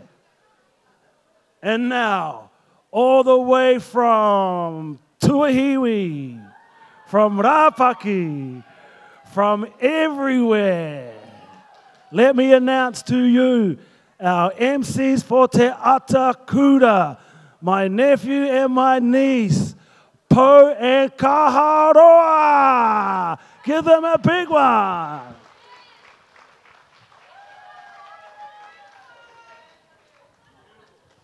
Kia ora whānau. Like I need one of these. Kia ora whānau. Oh, that sucked. Kia ora whānau. And kia ora strangers. There were more strangers than whānau here today. That's cool. Oh, kia ora whānau. Yeah, that's the Waipanemu's mum. This is my auntie. My cousin. Hi, Okay, cousin. let's see. Who we got here? Hey, puhatiri katane, kia ora mu. Choice. And all the aunties. Okay, I want to see where everyone's from. Obviously, Tuahiwi's here. Wait, here now. Oh, give us a cheer if you're from home, from here, from Tuahiwi. Go! Goodbye. That's the whole population of Rangiora. Kia ora. Let's go. Rapaki. Rapaki in the whare. Kia ora. Okay. Next Let's go. Koko Rarata. Coco. Coco. Kia ora, Coco. I'm just going to say every marae, and these ladies here are just going to be like yelling. Yep. What about Wairewa? Wairewa. Kairo whare Wairewa. Let's go Onuku. Oh, oh my gosh. Sorry, aunties. No, we're over here now. Yeah. Go. Let's go. Pautini ngai tahu. Pautini. Pautini. Cha. We also have Parinui o Whiti. Kai kaura na whare. Atikuru. Yeah, kia ora whānau. Let's go Taumutu. Oh, that's all the Taumutu gone. Kia ora, Kia ora. cousin. Yes. Oh, all the Taumutu are warming up. That's where they are. Joyce, carrying on. Aro whenua. Huirapa. Ka pai. Huirapa. Te Waiponem is looking at your list. Who else we got? We've got Puketaraki. Not bad. It's a bit of a drive from there. A little bit of a drive. Just a little bit of a drive. But we missed the spot. Waiho. Yeah, the 4 people that make up Waiho. Ka pai. Woo! AGM's already in effect. Go carrying south. Who else we got? We got Ngaitahu. Yeah. That's And not me hatu kia ngai te kaunguni ku wararapa mua poko down in the corner there. Cha. Kia ora whānau. Let's go our Murihiku whānau. Murihiku, kei hea koutou. Kia ora Murihiku. Yeah, sure, finally, Murihiku know how to come up to the front. Awesome. Awesome. We need more Murihiku up front here. Take your time. Moiraki. Kai kona Moiraki. Kia ora. Kia ora whānau. Okay. Haramai whānau, haramai. Yeah. Te No. atakuna's about to start. Either you're in or you're out. Kia ora, cousin. That's you, Corbin Te Aika. In or out. Have a seat, Koro. You shake your head at me all you like, bro. I've got the microphone. Like I need one. Okay. Let's get some stuff away. We have got something to give away. The whole bag. Oh. 3 bags full of goodies, whānau. We got Haka Freak t-shirts. We've got drink bottles. We got singlets. We got a whairawa jacket. We got coffee mug. A notepad. Only us that can educate our children with notepads. Kia ora. Ka pai. What else we got? I don't know if the pen's here. We'll find the pen. We've got tahu stickers. Oh, tahu tattoos. That's what we want. We want to patch our whānau up big time. Yep. So, we're going to give them away. So, how are we going to give them away? Our first rōpū are on the wings already, looking at me with stern look on their face. This is the whānau. What we're going to do is, in order to win a prize, our bag, you have to do a thing called listening. Actually, I'm talking to the aunties. Listening. Ka pai? Yeah, I'll pick the cup up. I'll pick it up. And then you got to listen to it because we're going to be quizzing you for prizes. Ka pai? Nā reira me āta whakaronga whānau. We're going to be asking you quizzes about whakapapa. Whakapapa.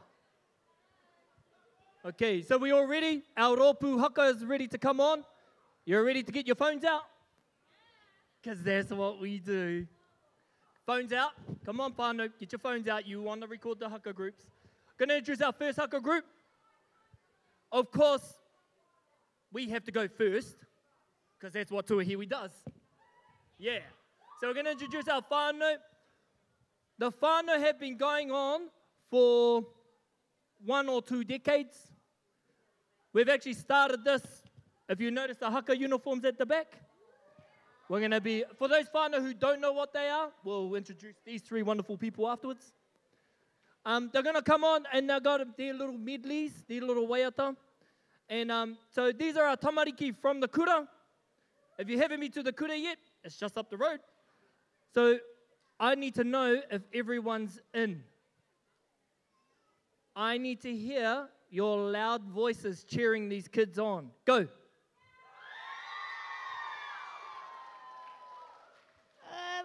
That's right. That's okay. Right. A little bit louder. Go. That's a little bit better. Maybe a little bit louder. A little bit louder, whānau. Haere. Go. So Goodbye. our tamariki are performing first. And the hapu. For the hapu. This is why I need. It's my son.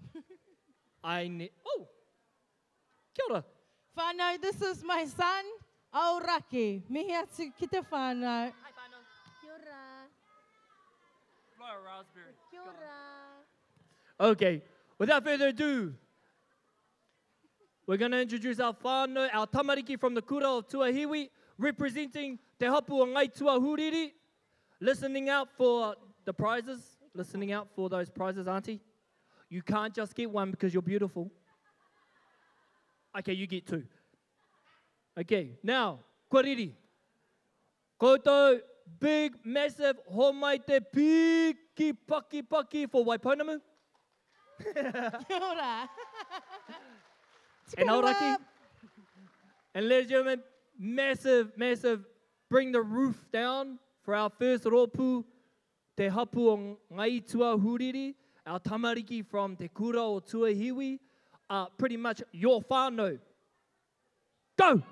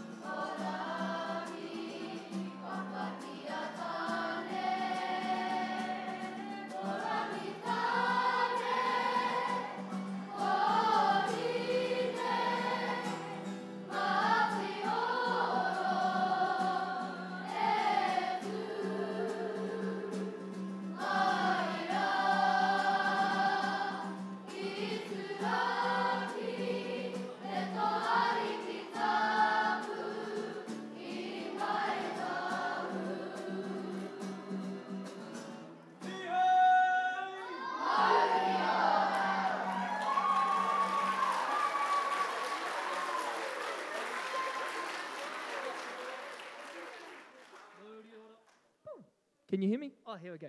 Mauri ora. This whānau's got one more thing to do. And I need a special person called Sue Ross. I know you're out there. Kei hea koe, Whaia Sue. So, e tū, Whaia Sue? Yeah, well, stop hiding. Kei hea koe. I will fight. Whaia Sue Ross. I see her pointing this way. At the back. Haramai, Whaia Sue. So, for those people who don't know, Whaia Sue Ross, who's making her way up to the stage, resigned a few weeks ago as the tumuaki of Tuahiwi School. She, for the last 29 years, she's been the tumuaki, the principal at Tuahiwi School.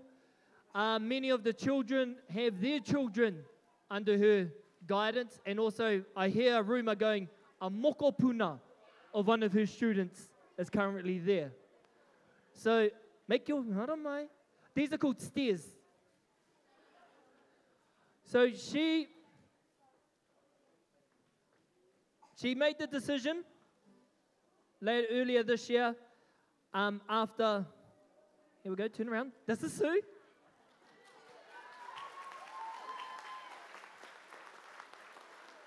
She's been part and parcel of this community for 29 years. And can I ask where you are going now? Te Tai Potini, we're going home. Yeah. So Tai Potini, you've got a taonga coming back your way. She's from the coast. She's a coast girl. Come over here. Ended up being a principal. I just want to hear. I just want to see. Put your hand up if you've had anything to do with Whaia Sue and or Tuahiwi School. Put your hand up. Titiro. You've encouraged these people. They're mokopuna. I'll put your hand up if you've got whānau who go to Tuahiwi. In other words, if you've got any of these kids. Few of you will be putting your hand up 16 times. So, Whaia Sue, because she, after 29 years, has requested and going home, like to invite the new tumuaki as of next year.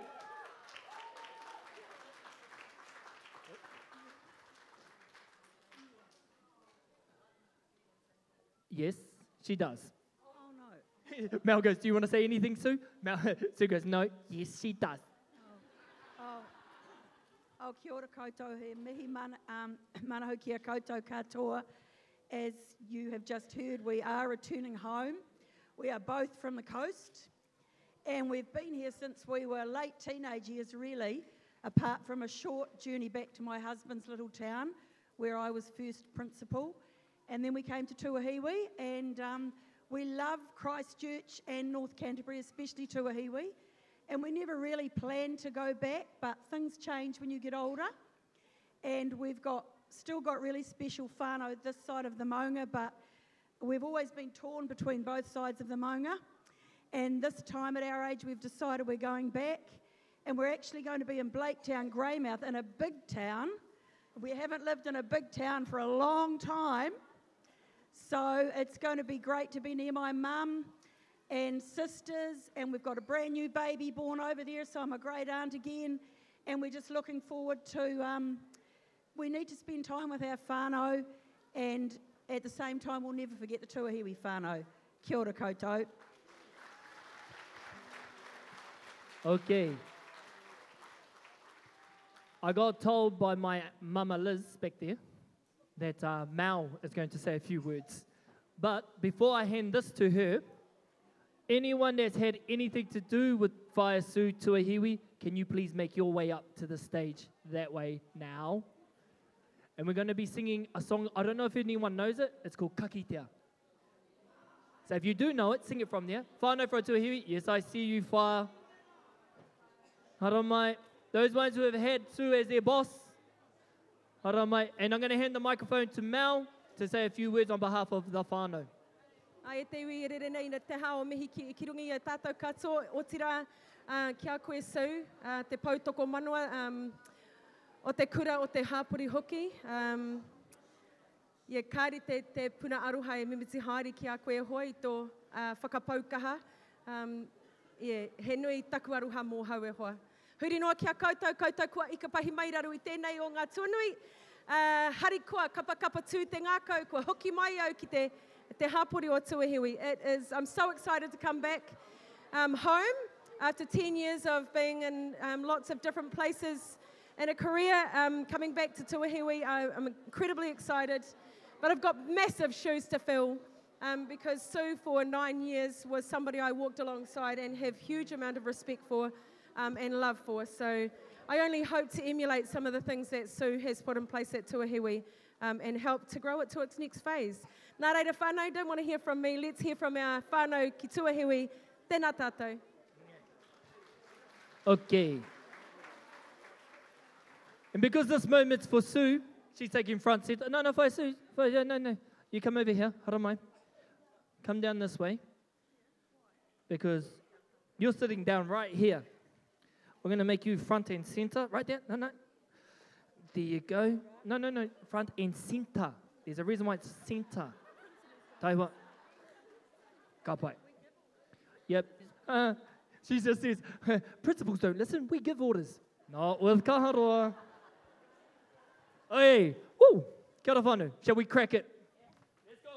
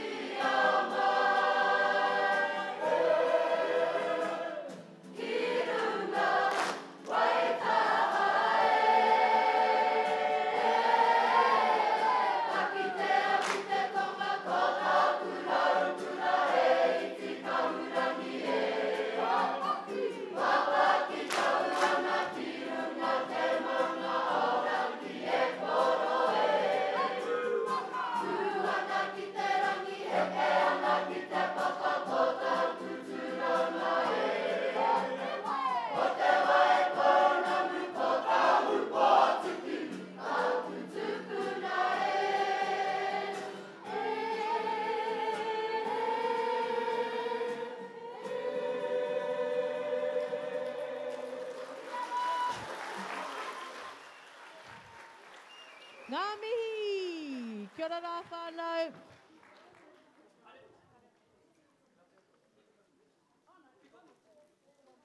Ai, give it up again for Tuahiwi whānau, tangai tuahuriri.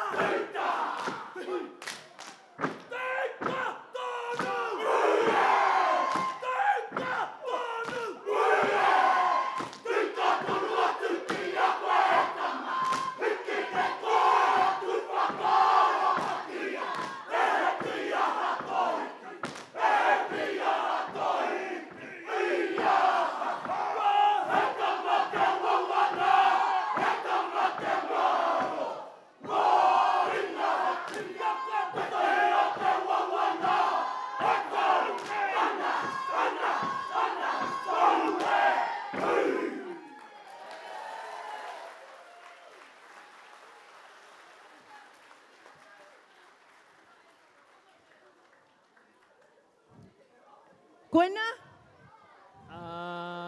Okay. Tengai tua huriri whānau. Okay, is Wairewa in the whare? Is Wairewa in the whare? Kahia koutou. Wairewa whānau, kahia koutou. Where are you? Because next we have Wairewa ehua, Wairewa roto, Wairewa whenua, Wairewa marae, Wairewa tāngata. Tutored by Yayan Cranwell and Charisma Rangipuna. Woo! Wairewa Marae Haka Group is about whānau and about fun. It's about learning who we are, where we are from, and being proud Wairewa whānau members. This year's bracket pays homage to our tipuna and is aimed at teaching our members waiata and mō te atea we can use back at home on our marae. Whānau. And we are ready to roll. Ne. I'm being discreet here with the Wairewa whānau. Take your time. Woo! Nā reira whānau, hon mai te paki paki. Mō Wairewa!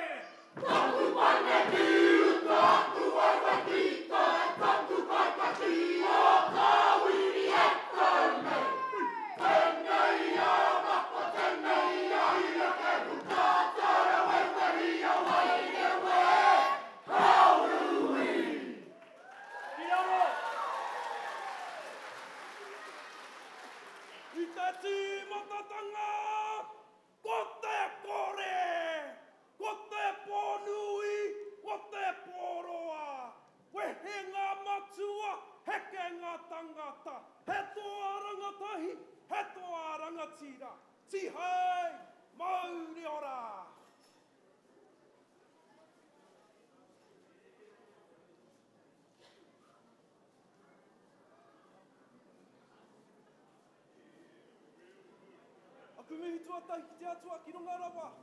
Tukuna te aroha, te manaki, kia tātou katoa. Ka huri au ki a rātou kua hinga. Kua hinga rā i nā tō pitu e wha te motu. Nō reira, haere, haere, oki oki mai rā. O tēnei aira kehu, tēnei a mako, mihi ana ki te haukaunga. Nō reira, tuahuriri. Neira te mihi mo tō aroha, o tō manaki, kia hāpai te kaupapa o te rā. Nō reira mau kā tere, māhunu e tuarua, tū tonu, tū maia, hei whe tū mo te iwi.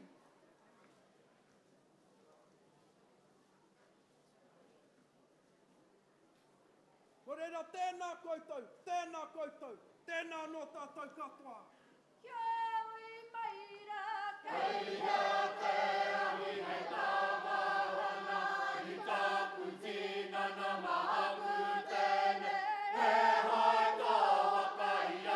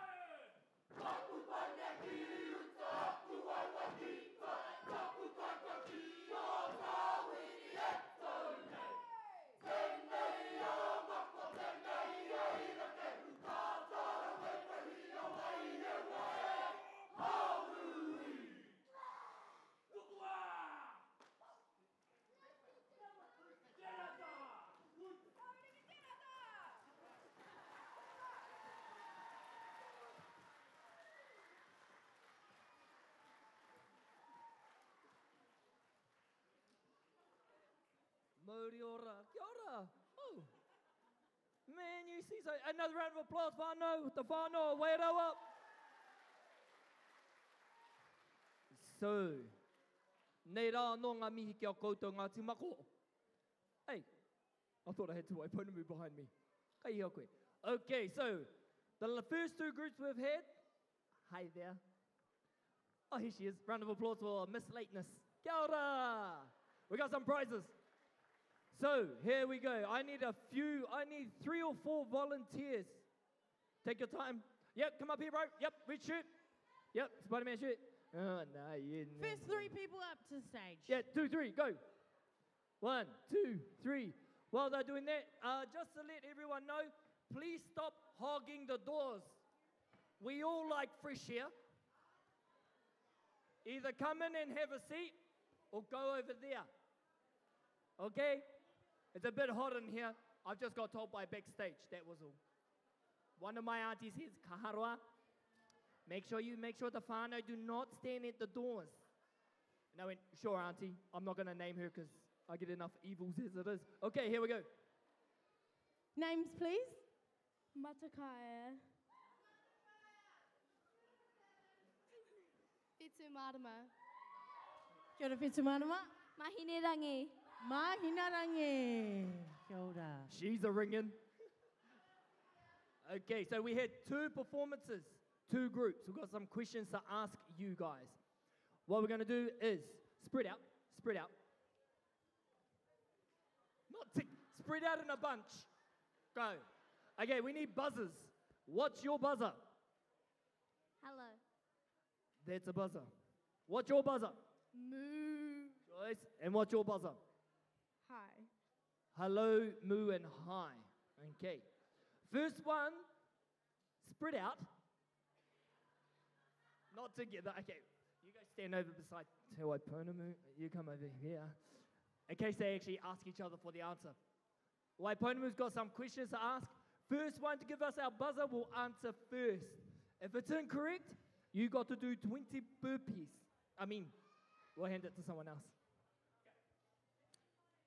First question. What is the name of the whare tūpuna of Tuahiwi? Moo! Mahunui te turua. Is she correct, whānau? Now, we ask the questions, not you. Try that again. Hi. Mahunui te turua. I love kids. Te tuarua. Yeah, kei te tika. Can someone look outside? Just have a look. Mahanui. 2. Te tuarua. Ka pai. You get 1 prize. Go on. Yep. Yep. Goodbye. Okay, here we go. What is the name of the maunga for the hapu Tuahiwi? Moo again. No, that is incorrect. It's incorrect. Hi or hello? Oh, your buzzer was hello, by the way. It starts with maunga. You already mooed. You can't moo twice. Moo, moo, moo, moo, moo, moo, 4 moos. We got a hello. Someone help them out. I didn't say hello. Oh, okay. Anyone else? You can have the prize. Oh, yeah. Say again. Maunga Tere, that's your prize. Come over, Kia grab ora, a brother. prize. Come get your prize. Goodbye. Okay. Che. Maunga Tere. Okay. Kia kaha koutou, kia Here we kaha. go. I would say this. His koro is the whakapapa king. Hey, you might as well stay up. Let's see if you know this one. Oh, okay, don't stay up. Here we go. Third pātai. Kaya Poi Pa was established by who? My dad. Do, do, do, do, do, do, do, do, do, do. Kaya Poi Pa was established by who? Anyone in the crowd? Anyone in the crowd? No. Ati Radini, no, you can't answer that. Kaya Poi Pa was established by... It wasn't Tuahuriri, it was one of his children. It wasn't that one fire. Auntie Pat, correct. Auntie Pat established Tuahuriri Pa, Kaya Poi Pa. That was her. That was her. Come on, whānau. Tūrā We have a kautahi. winner. Tūrā kautahi. Haramai. Right, this is what you got to do now. You have to share your prizes with these 2. What do you think, audience? Yes? Yep. Yeah, share the prize. Go. Share the prize. Round of applause. At the end of the day, we're all winners, okay? You just remember that. Right. Our next ropu about to come on. Ngai te rua hiki hiki ki taumutu. They set themselves up, it says here, a long time ago. Te kaupapa. Ngai te rua hiki hiki have participated in Te Atakura since 2007. And during that time, they have learnt a lot about themselves, their tikanga, their kōrero, their reo.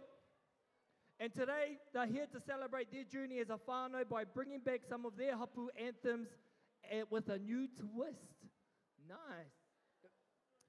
Tutors are Pumeria, Kerepiti Praune, and Savannah Tukariri.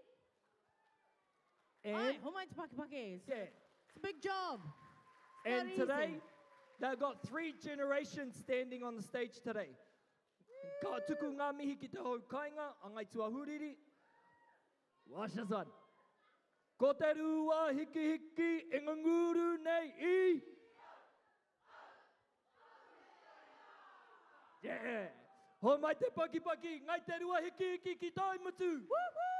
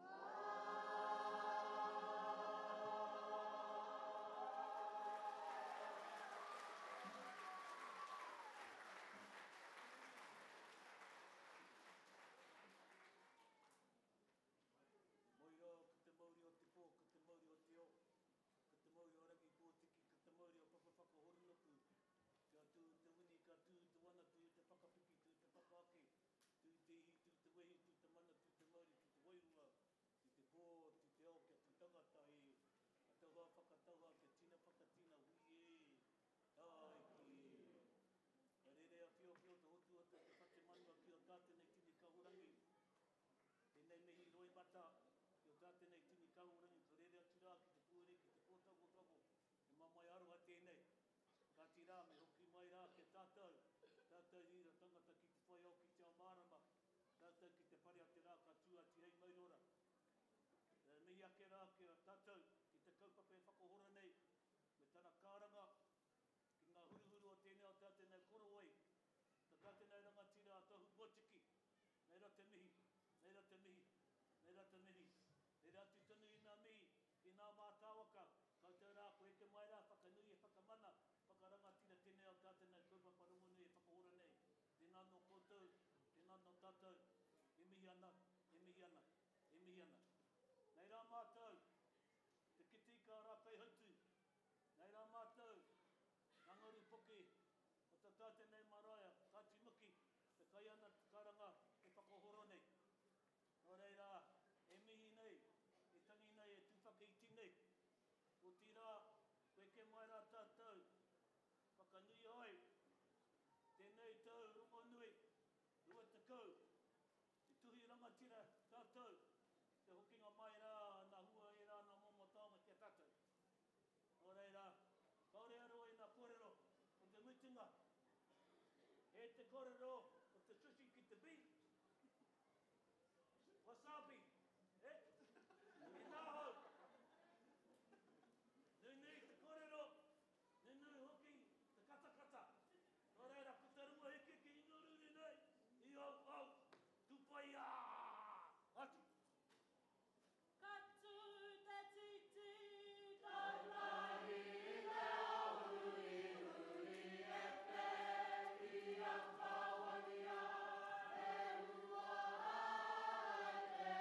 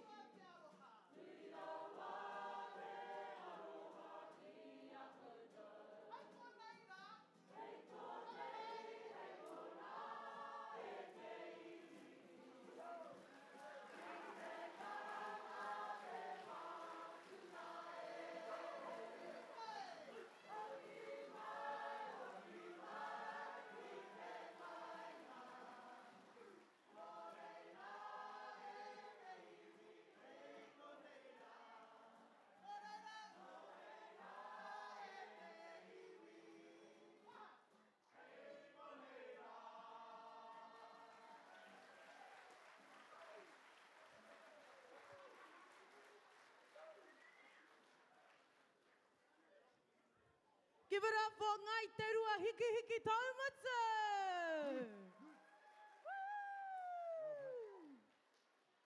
I'm just helping Auntie down. Kapai. Okay. We got some more prizes.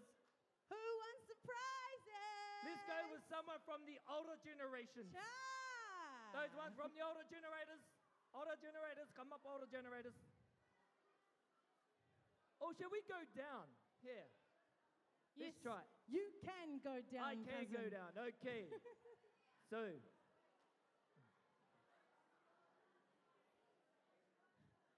Do you want a prize? I like this. Money or the bag? Auntie wants a kiss. Money or the bag? I have a kiss, Moko. She wants a bag. You gotta answer a question. Have to answer a question. I got the partai. Okay. Okay, the question is, what is your name?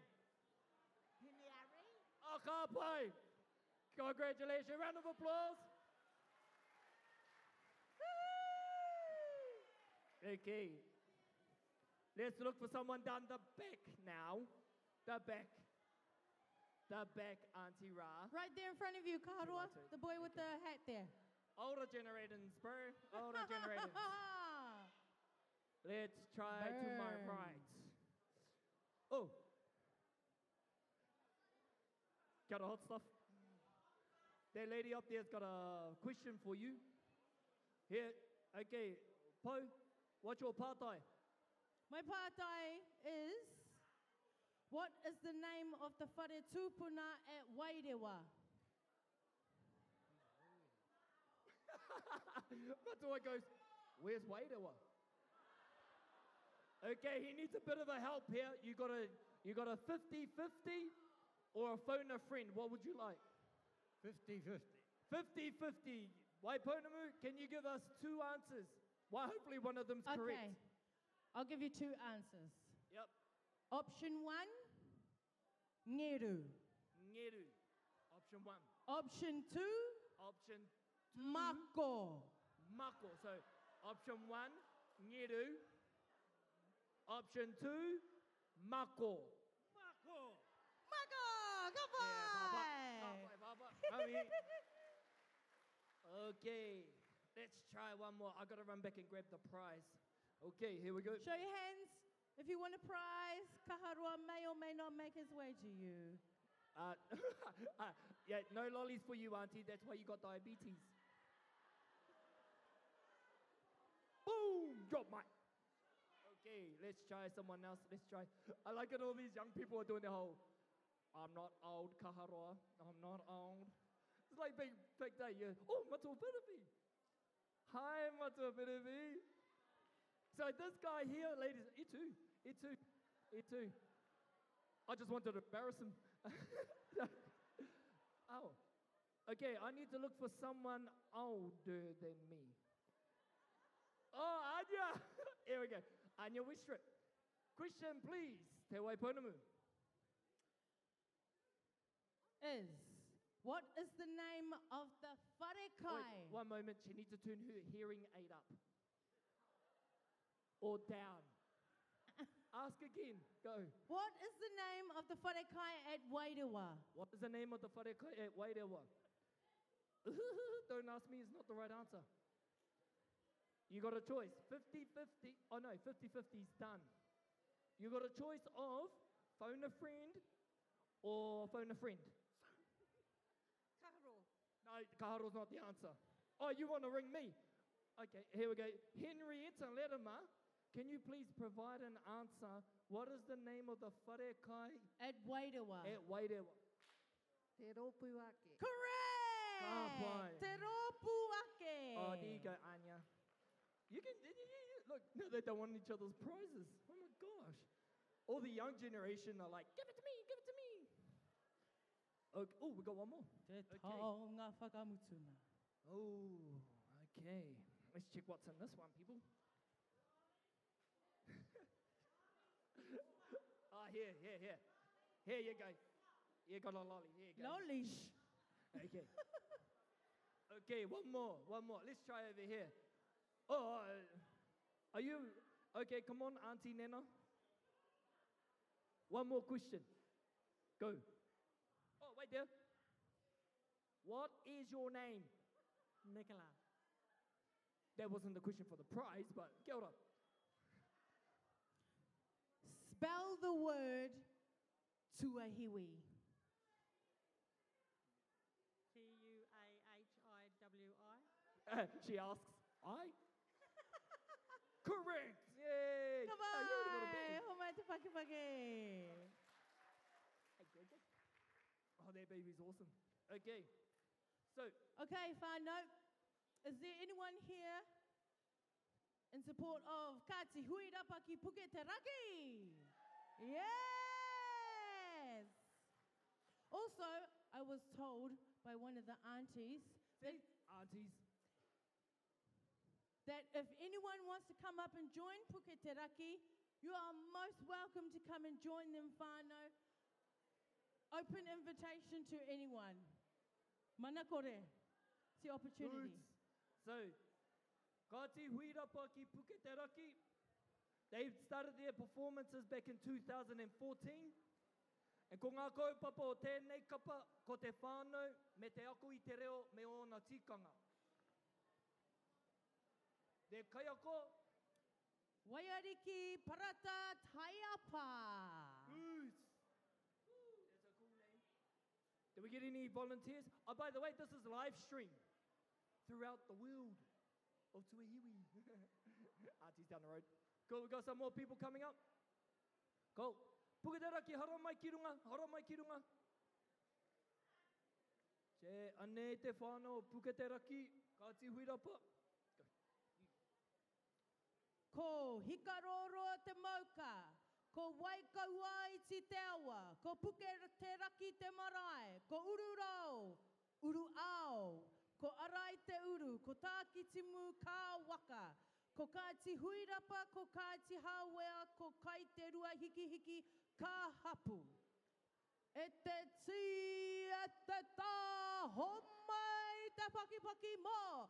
Kati Huirapa ki Puke te Raki!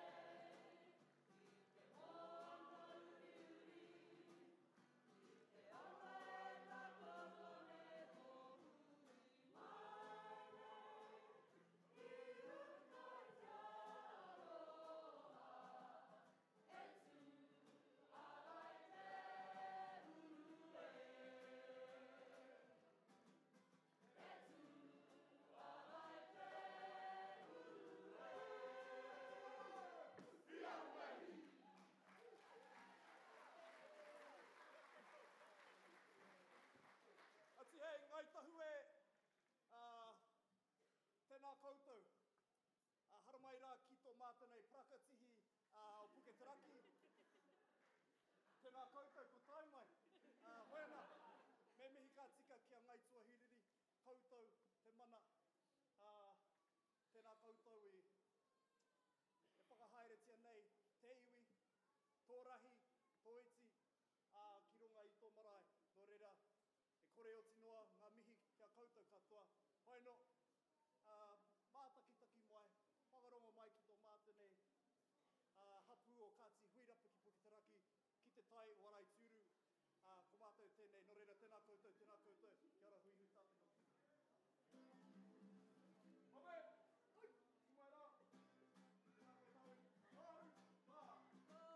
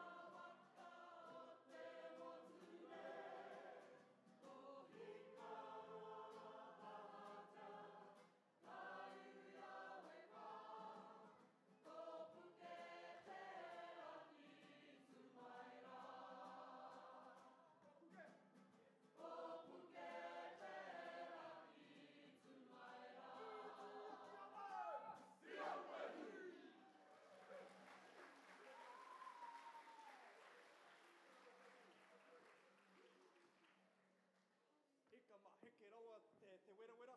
Hoi no, tō mātou nei wai te whakamutunga tēnei, me nā kai waho tonu e tai atu no Puketeraki, o tākou moeraki, te tai Warai Tūru, haramai ki te atāmira ka waiata, tō tātou nei waiata karitāne.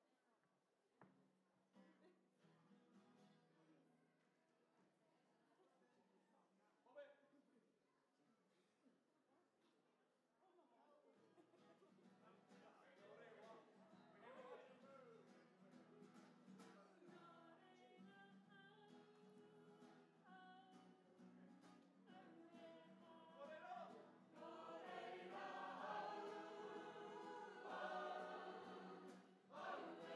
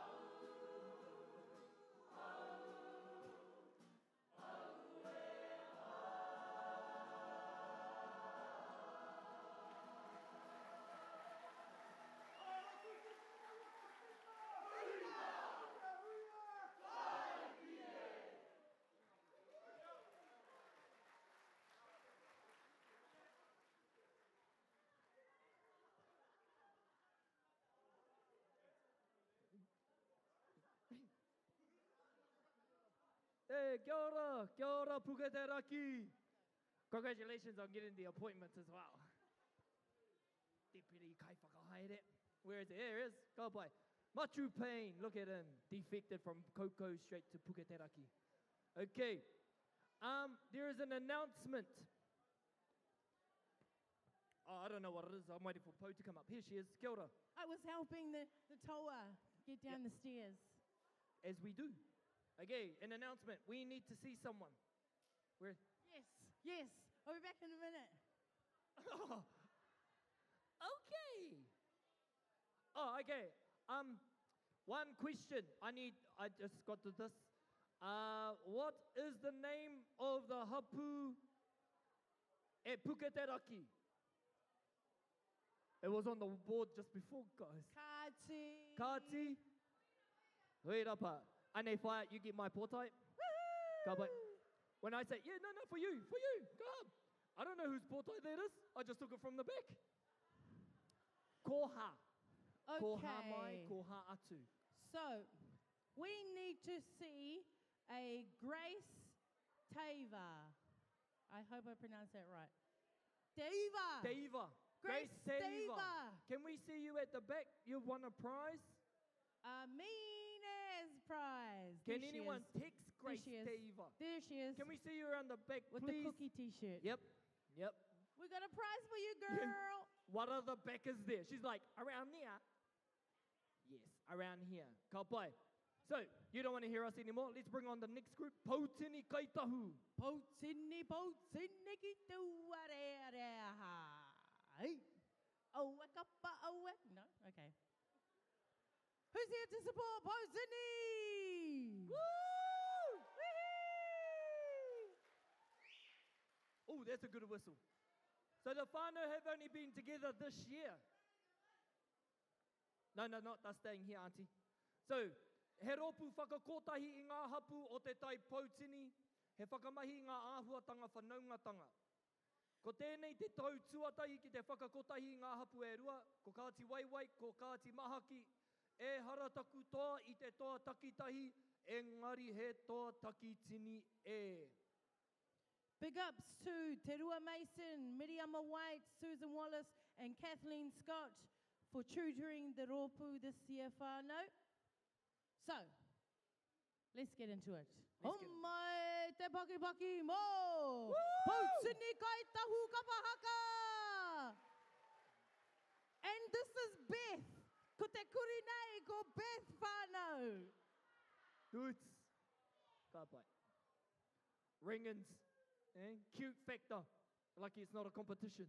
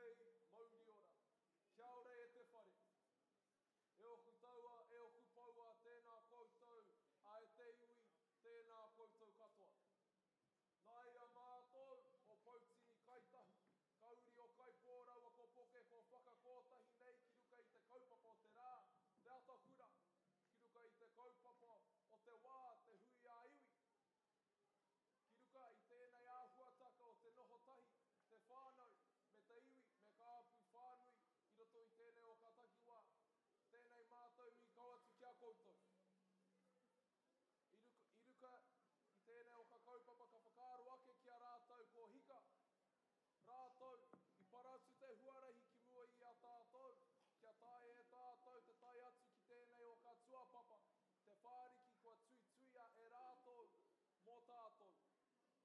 Nō reira e te huka ko wehe atu rā e noho tonu nei ki te whai o mahara e moi. Ka nui te mahi. Ka nui ka wā koe ki kā roimata mō tātou te take e moi, waiho, ma te kōrero, ma te arero koe e hahua ki anō. A kā tira huri mai ki a tātou e te iu tēnā koutou. Kia kaha tātou ki te kōrero tahi, kia ahua ke enei ka mahara o mua, kia whakamaumara anō kia rātou ko hika, kia whakakotei, kia tui tonu i tēnei te whāriki o te whanaukataka o te aroha ki Wakinui a tātou. Ka tira, koutou atua hiwi, kei whia mai koutou karikarika waiwai o tēnei o ka huika, kei whia mai te whai o ka mahi, tēnā koutou, a ka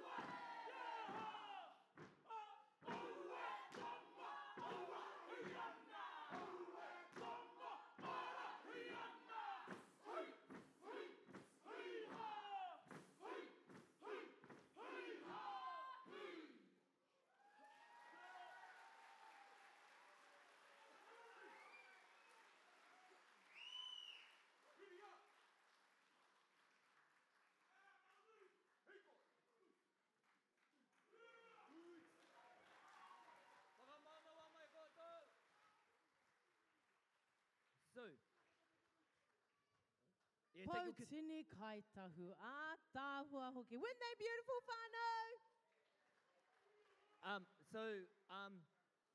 I lost the bet. I lost the bet with Waiponamu about wearing. The bet was who can put the shirt on. It's a small. No, seriously, it's a small. And I've got these ones here to give out to the whānau. So, I need to know who the oldest person is in this tent right now. Auntie Loma. Yeah, Auntie Pat. Auntie Pat's, where is she? In the tent? Oh no, I need it in the tent right now. I need the, oh, she already got prizes. Yeah. I also need to know who the youngest person in here is. That's not you, Auntie. That's not you, Amelia. Oh yeah, there we go. We got one over here. And as I go to that person, I'll just chuck that one over there. That one over there.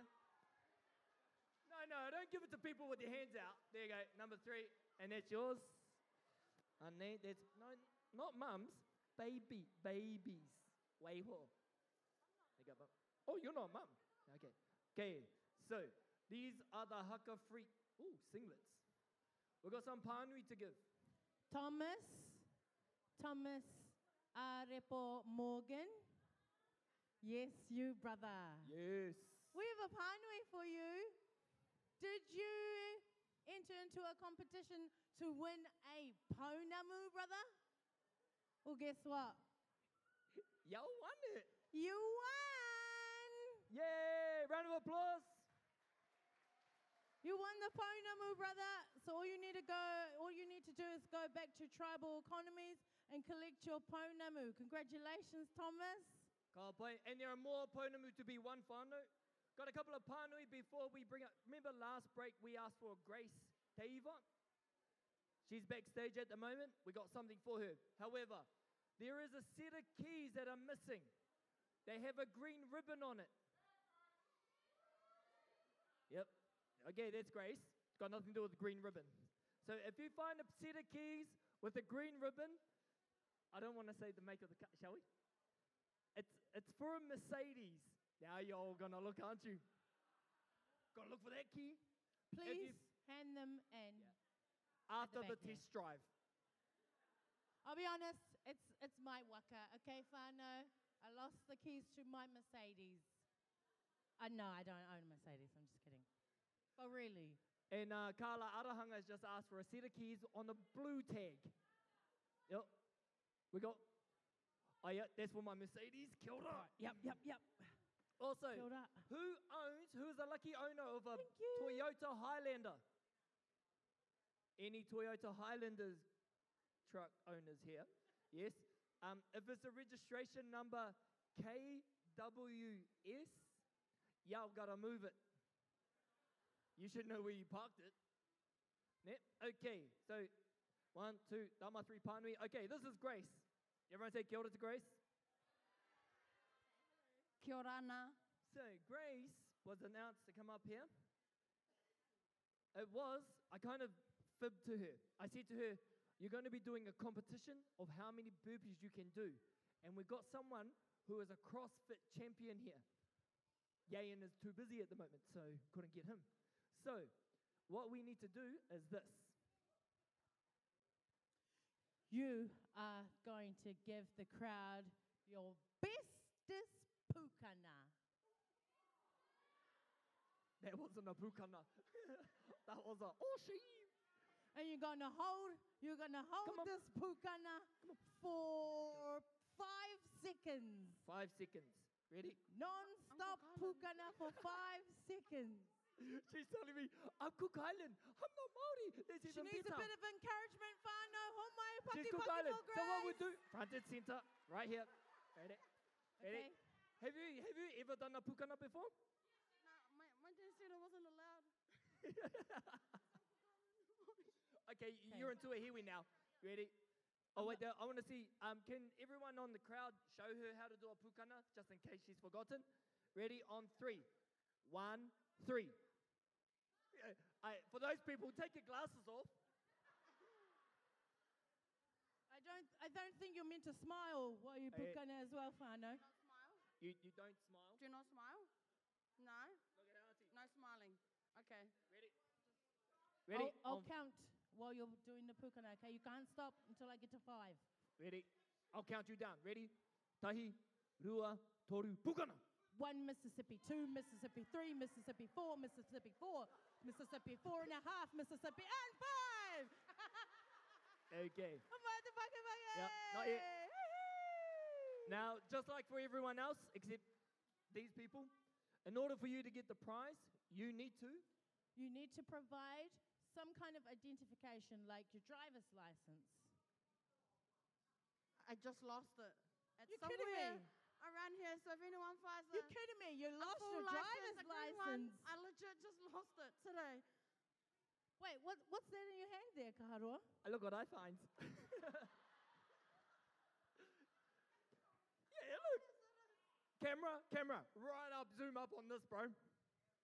Y'all can see her license now. Yeah. That's Grace. That's her birthday. Okay, so you weren't really here to do the pukana thing. You won that anyway. We just wanted to bum you out. Woo, round of applause for Grace. Kia ora. Okay, next up we have Parinui o Whiti. Anyone here supporting Kai Kauda? Homai te Paki. We should all be here supporting everybody. Okay, this ropu formed in the early 1970s, ehua. This ropu was first started by John Poutu Te Rangi Sterling and was named Parinui o Whiti by Miriama Solomon back in the early 1970s. Initially, they competed regularly in Hui Aranga. However, by the late 1970s, this ropu became less active. Now, they participate regularly in Te Atakura and have even summoned the courage to participate in a Waitaha regional competition. The tutor is Mani Sterling. Homai te Pakipaki. E te tēneti, e te wharau nei, homai te pīki mihi, te pīki pahikipaki, whakamana, whakanui a te koropu e tū nei, ko te Parinui o Whiti. Round of applause. Woo!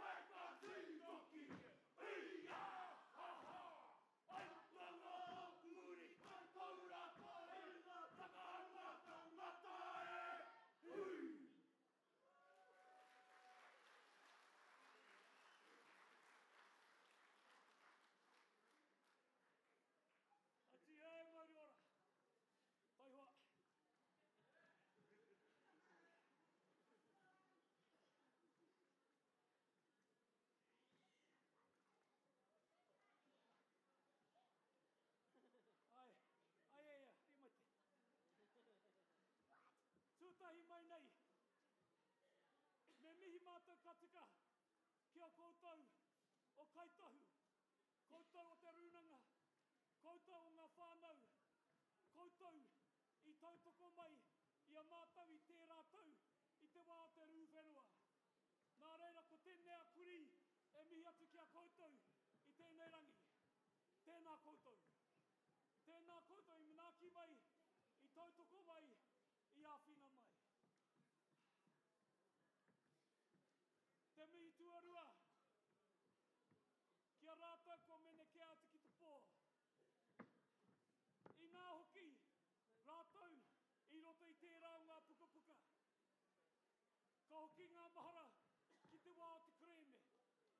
Ka hoki aku mahara ki tōku māma, ki tōku matua keke, ki wērā atu o kaitahu I whakapaukaha kia ea, kia tutuki tērā o ngā kaupapa. Nā reira koutou, o mua, koutou e orotonu tēnei rā, tēnā koutou. Wai hoki taka mihi kia tā tipene, he tamaiti noi ho au, I te wai haere I te motu, ki te kōrero ki ngā kuia, ki ngā karaua. Hei whakakāu I ngā kōrero katoa, nā reire e tā, tēnā koe, tēnā koe, tēnā koe. Taku mihi amatunga, ki tērā o kukuraua, I mine ki atu ki te pō, a Uncle Vic Manawatu. Kei konei mātou, o uri e tuku mihi atu ki a koe, ki tō whānau hoki. Wai hoki taku mihi ki a koe anti atu. Ko tēnei waiata, he waiata mou, he waiata tino pai ki a koe, e ai ki te kōrero. Nā reira koutou mā, aha koa te toku tinoa, o kuri e tuake I tēnei rangi. Ka nui tonu te aroha, ka nui tonu te mihi. Nō reira, tēnā koutou, huriroa, tēnā tātou katoa.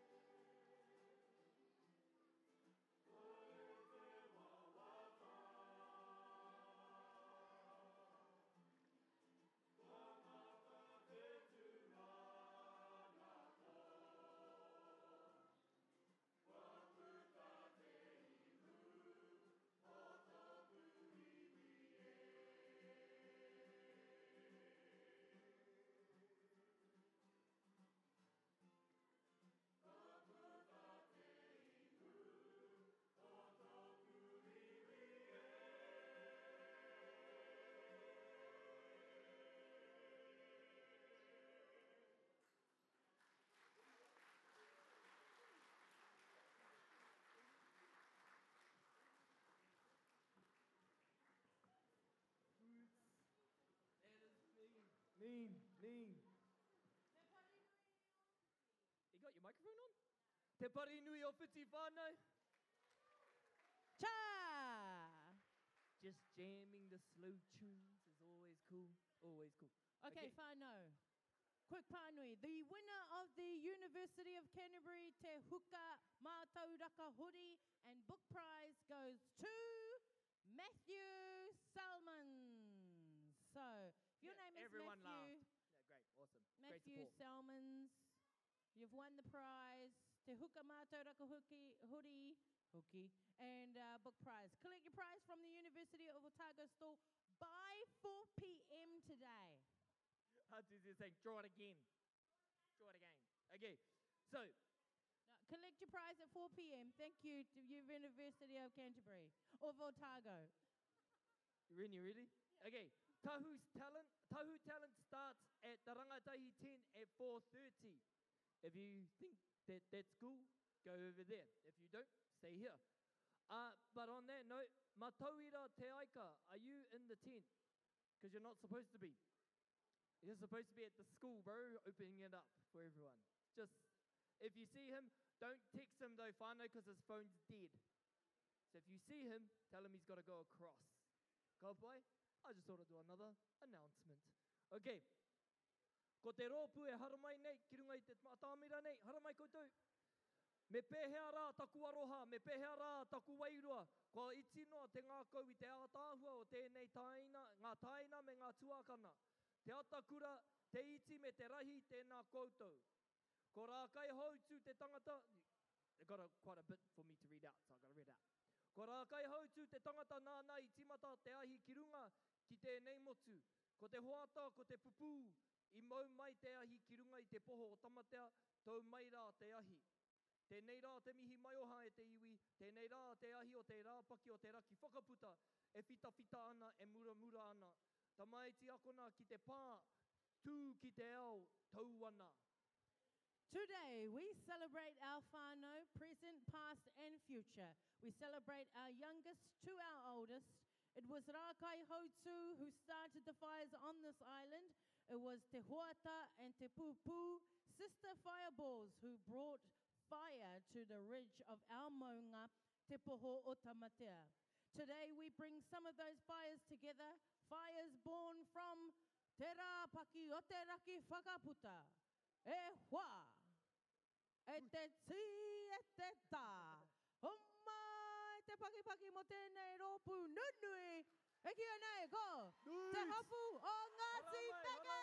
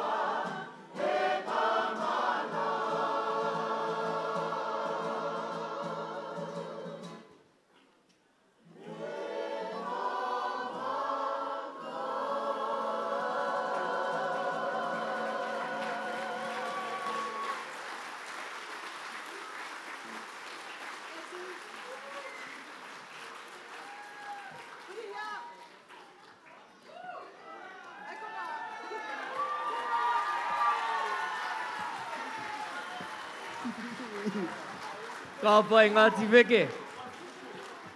Look at this. Look at that, bringing the whole ope over. Oh my gosh. My stage is still good. Yep, we still good. Cool. It's going to be a while since they get off stage. Okay.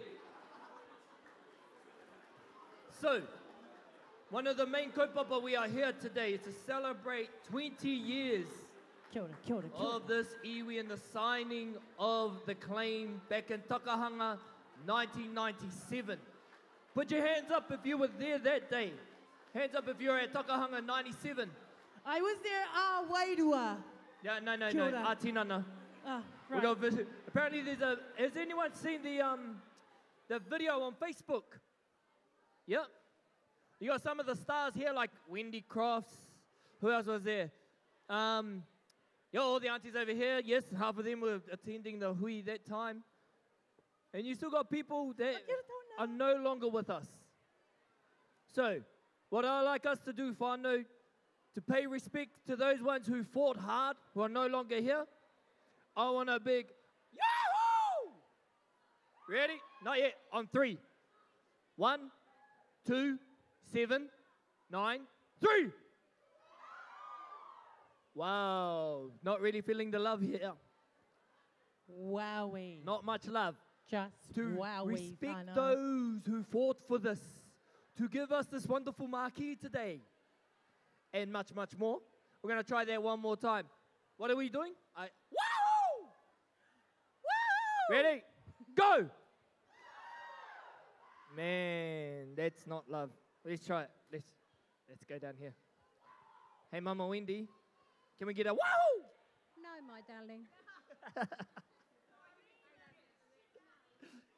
Oh, I got evil looks. Okay, let's bring our next ropu on.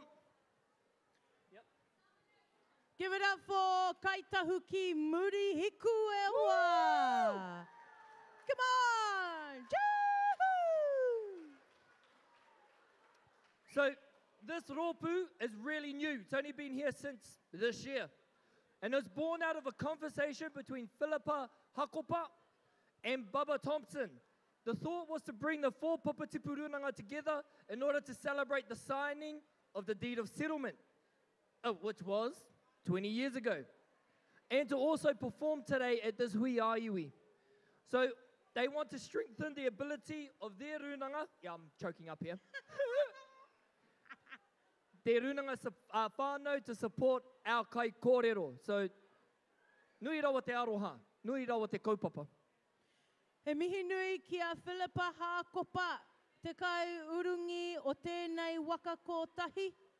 Ko Bubba Thompson, ko te kai urungi tautoko. Homai te paki. Woo! Hara mai. Oh, sorry, cameraman.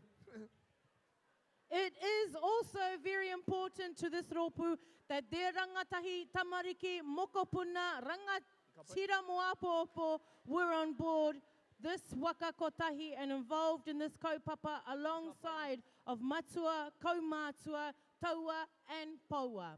The idea is for us all to stay on board this kaupapa after the huia iwi. God, boy, look at this sexy bunch coming on stage, whānau. Woo! Nice. Well, nei rā no te mihi kia koutou muri hiku kua tau nei, ki runga e te papatū waiwai nei, dudes. Nei rā no te mihi whānau and the wharau.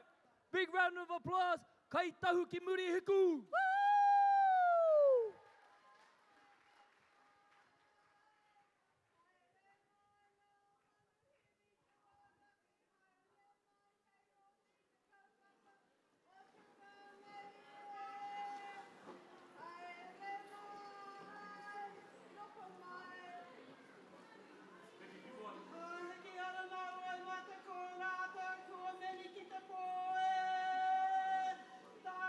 Ki te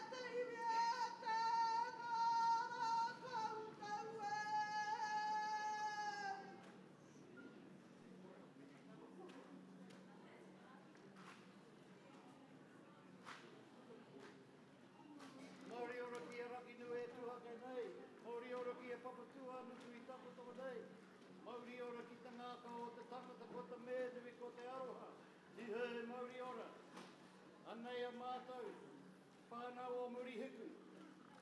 E tū mai a mātou maurunga ake tēnei waka kotahi. Nō reira, tēnā koutou, tēnā koutou. E aku nui o aku rahi, e nā kaumātua. E tawa mā, e paua mā, rangatahi mā, tamariki mokopuna.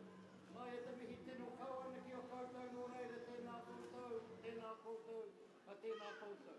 I tautoko ana te kārango nei o nā mātou nei, koro tui, ki te haukanga nei tuahu rere, e tuku atu nei o koutou aroha ki rungi a mātou tēnei wā nō reira. Tēnei te mihi nui atu ki a koutou nō reira. Huri nō, tēnā koutou, kia ora ono ki tātou katoa. Piki ake aloha ki ngā taumata kōrero aku tūpuna ka titiro i hoko muri i tuko aku maunga kārangaranga e kota ki timu e ka torati ka taku heke ki te kare o waira ki te kohana o kāti māmo e ka whakawhiti atu ki rā ki rā te pua te wai pauna hua ka hoki mai ki rā puke ki te kauira atu Hawaii ki e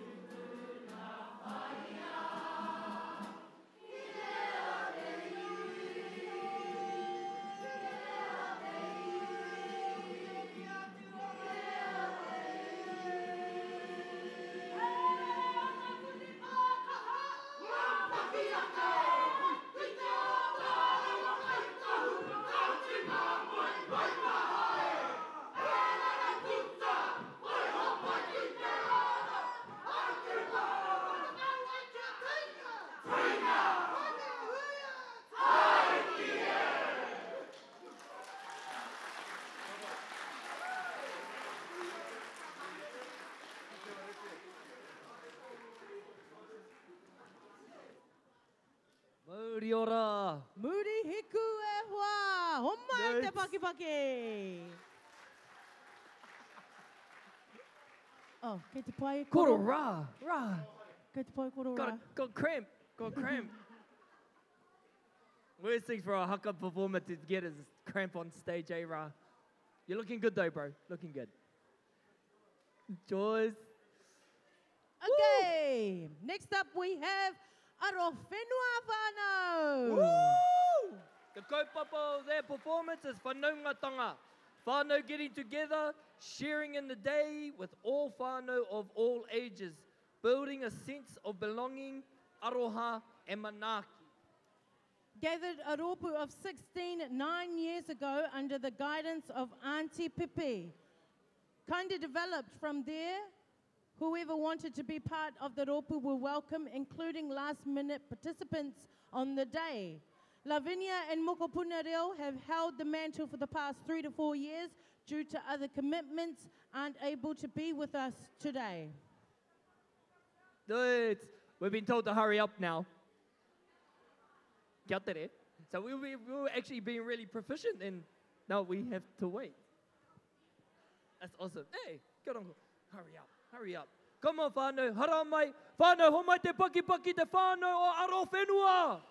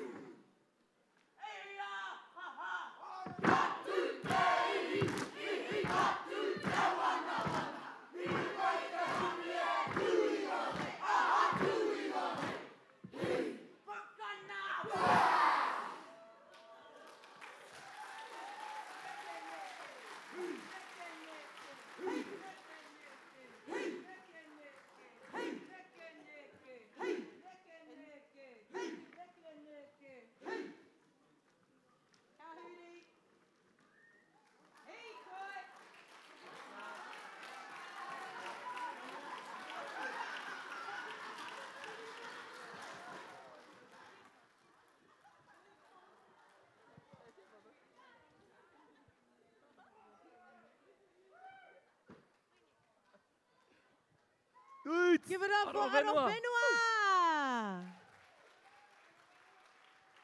I got myself a bag.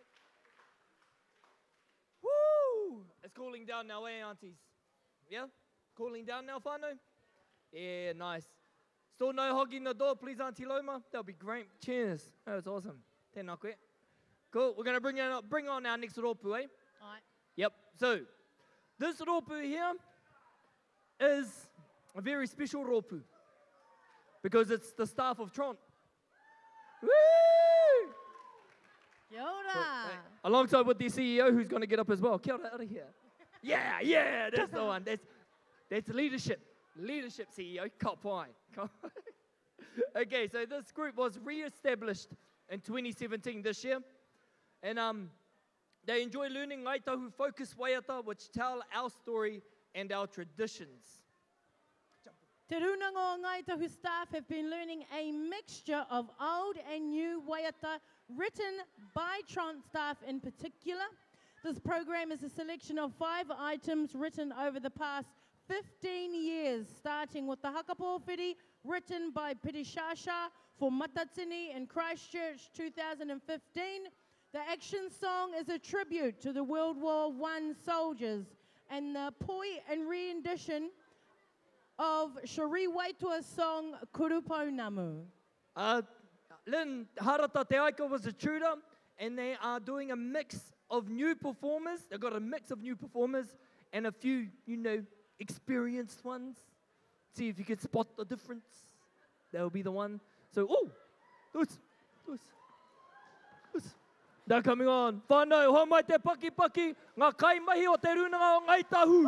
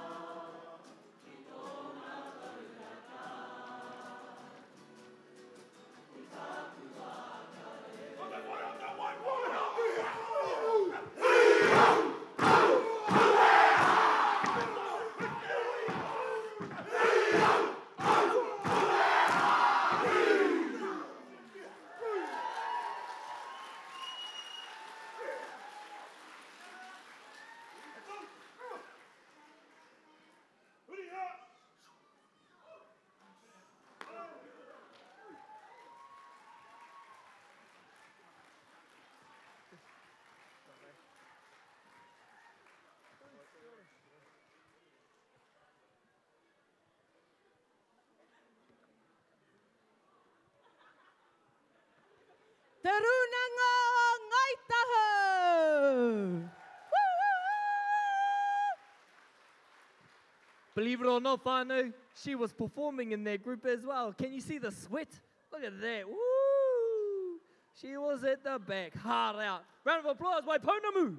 Yeah. Woo!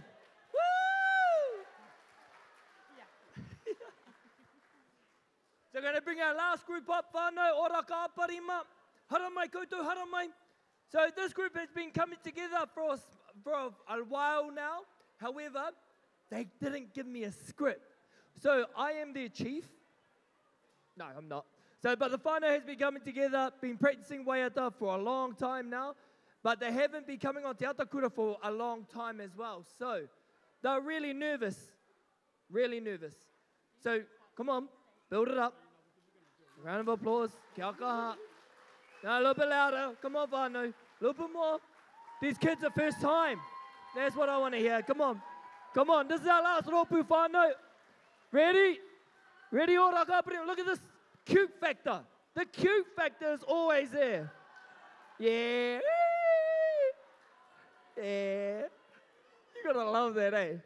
Yeah. Ladies and gentlemen, for our last whānau, give him as much cheer as you did for the Tuahiwi whānau, Oraka Aparima. Woo!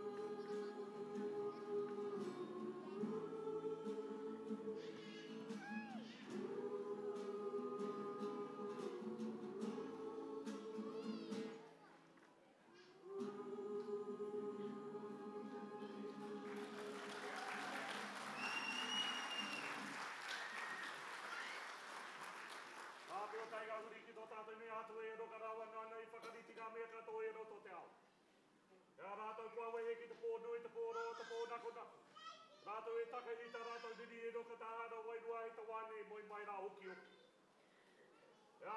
Tēnei taha nei ta taha ora. A tēnā rā koutou. Tēnā rā koutou e ta tenati. Tēnā rā koutou e roka tēnei te tū o tēnei, ta whānau.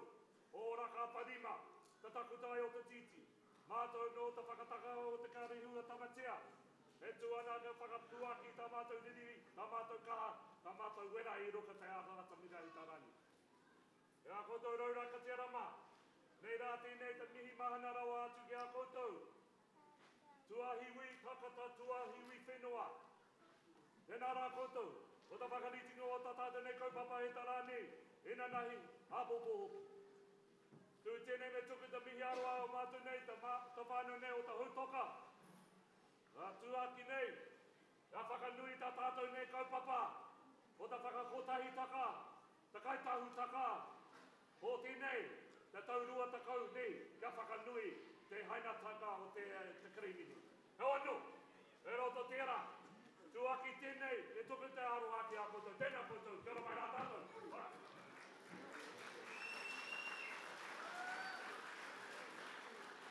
Manu e tiria, manu e rahia, ki te poho te raka, katau rere, katau mai te ruhi, e tau e koia. Koia, koia, katau rariki ki mai maui, e harai te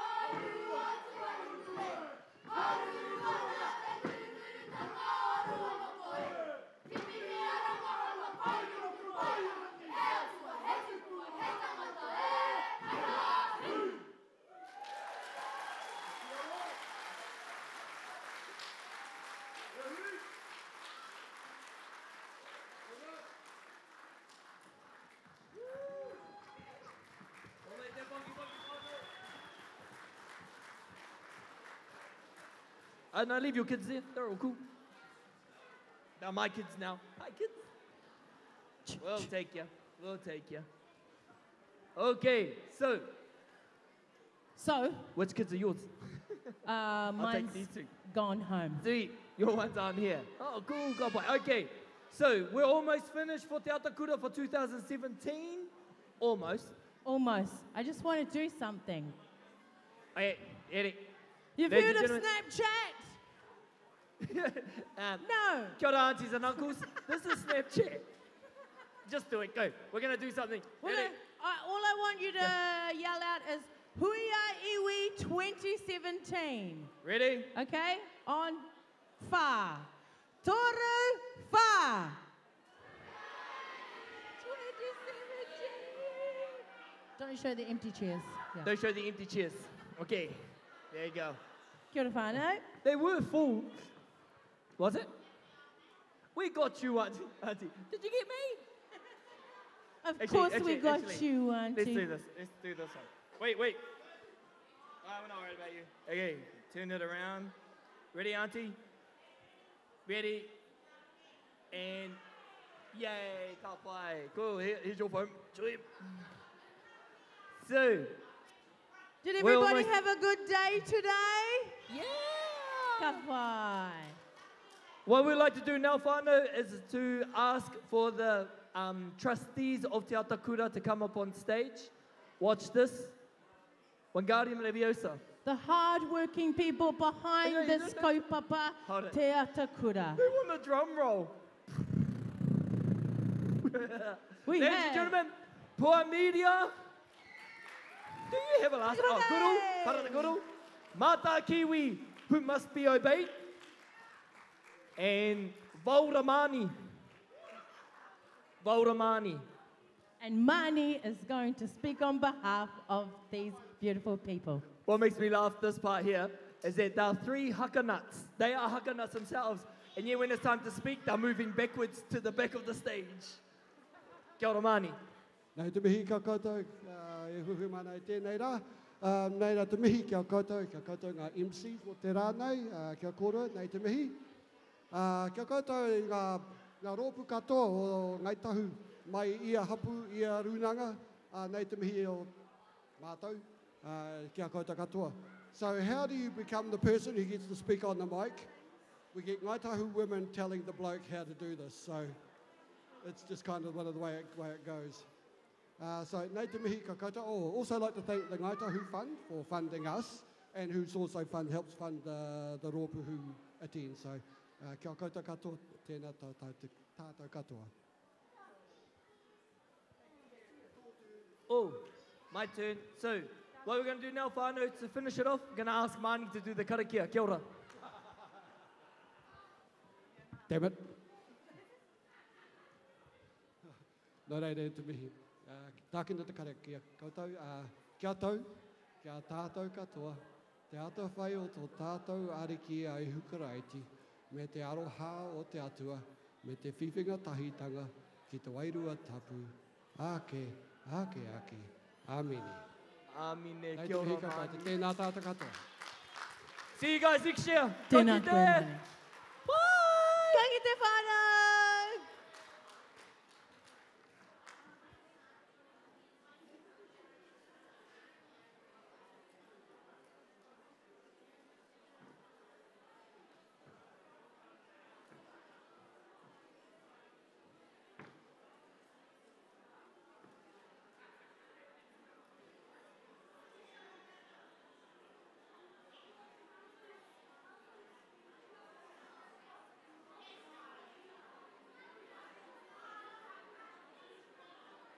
What's my favourite fashion? For me, I guess it's creating uniforms because they come from within.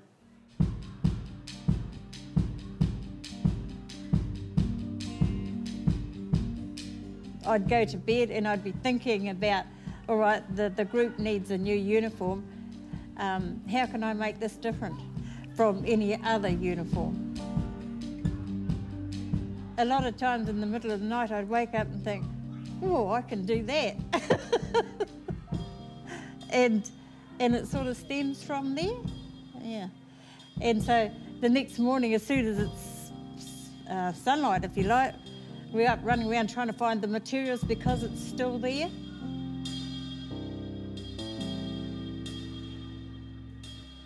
It's going to be a nice day here, Auntie. Huh? Nice day. Yep. Yeah.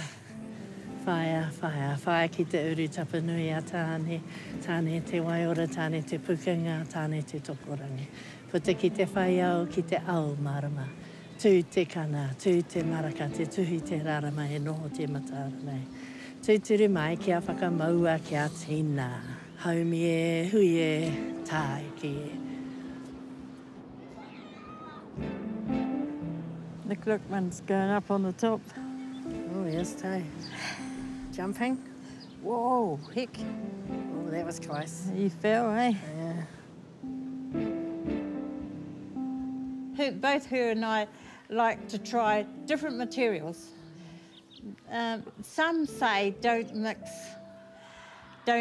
the sea with the land. But I don't believe that.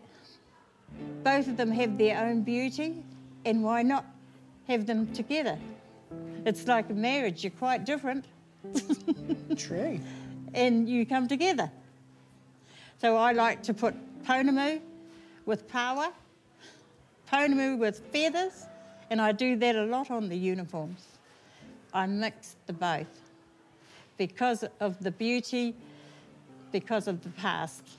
That was our people. And so I'm showing to the audience that we're carrying on the traditions of the past.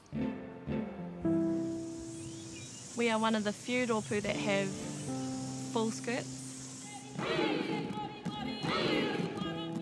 Our piu-piu and the bottom of our skirts represent Aoraki, our maunga, and Waitaki, our awa.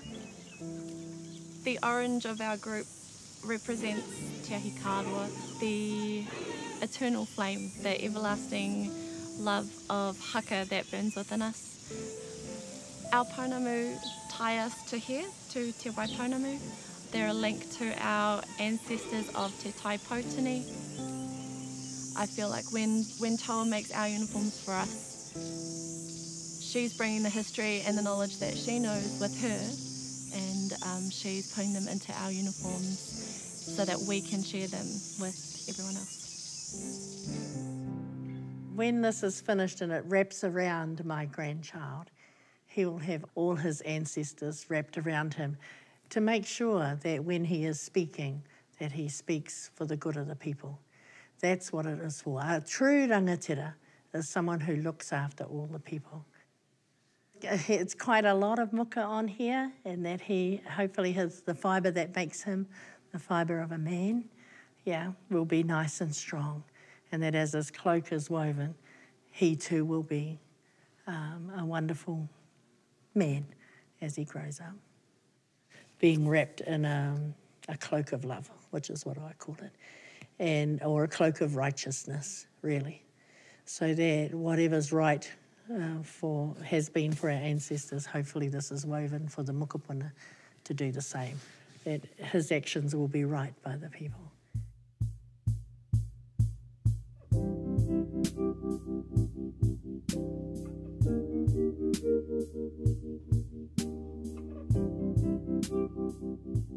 I guess we're trying to say to our younger generation, you can do it.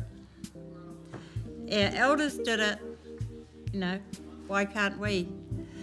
And we need to hold on to these things because the materials don't last forever. These fragments we know are over 500 years old. They're found at Kaitorite, and they're the earliest examples of Māori textiles that exist.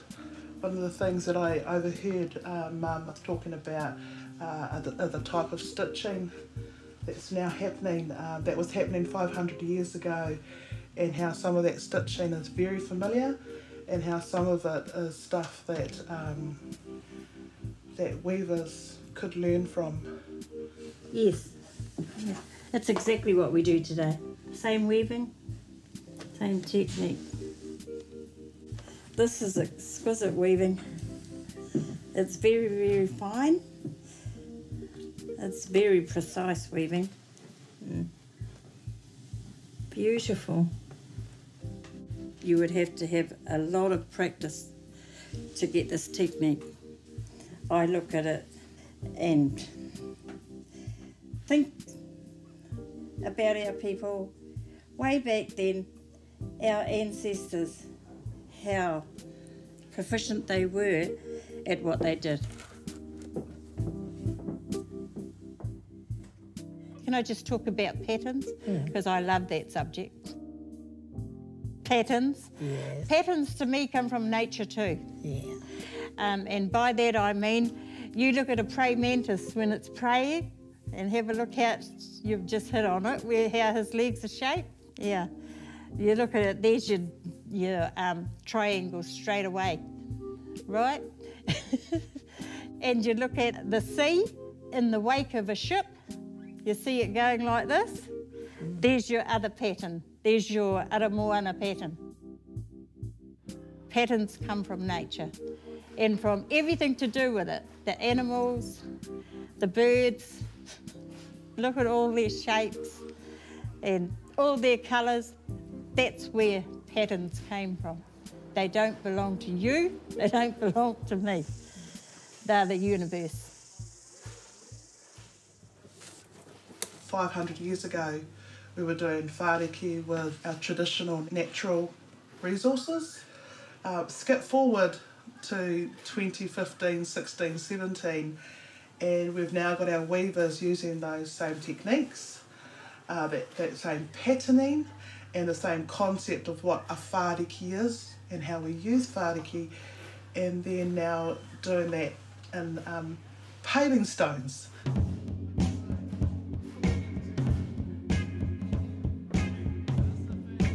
We were asked by our own hapu if we would do the whāriki. Oh, we were. Yeah. That's right, Tuahui. Yeah, Tuahui. It was Tuahui. Yep. Marae that asked, yeah. Yep. They had stated to both Moruhu and I that they would like their Ratana designs on the pavings. They would like their putties designed on the pavings and the Ngaitahu emblem, if you like. So her and I went back and discussed this, and we both felt strongly no. We couldn't put them on the floor, on the street, so people can trample all over our mana. No. So that's why we didn't do it. Moruhu and I sat down and once again tried to figure out new designs. We loved doing the one on the bridge.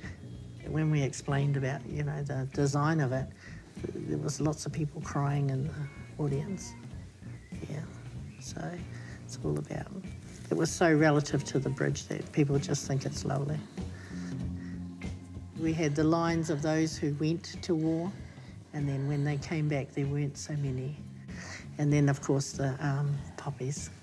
We had the actual flower designed on those oblongs. The general populace of Canterbury now call them the welcoming mats, which they are if they're the pōwhiri process. The tikanga behind it is the pōwhiri. Ngaitahu will be through the city, just in that artwork alone. That's the thing we need to see within our community as well. Yeah, because we didn't have it before. You never saw hardly, and in fact, they thought there was no Māori in Christchurch. Yes. Well, for me, it's a sense of pride that we're keeping the traditions alive. We don't want a lot of things going with us to the grave. We don't want our kākahu of kaitaka going to the grave or anything else, any other techniques. And that's what our whole purpose, both of us, our purpose is as weavers, is to pass the knowledge on.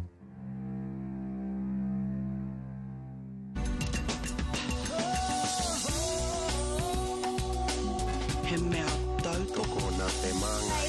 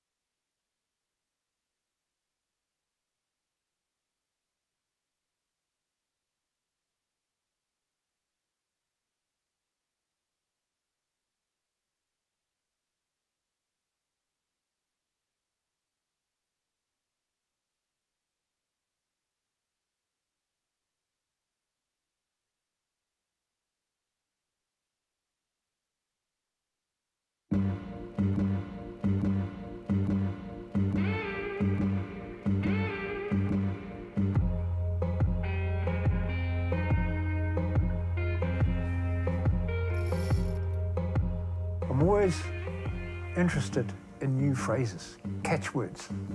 There's a catchword that's been around for a few years now, and that catchword is Ngāi Tahutanga. And I think to myself, what the heck is that? What I think that is about is basically identity. And I think all art and design reflects identity in one way, shape or another.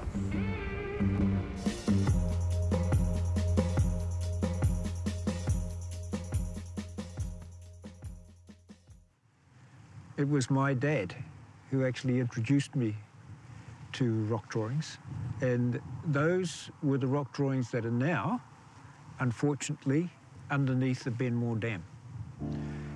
My dad used to take us as a family, as a whānau, when he was on one of his fishing expeditions to go, fishing in the Ahuriri or the upper Waitaki, and he would leave us by these shelters where the rock drawings were, with pen or pencils and paper to actually sit there and copy these drawings.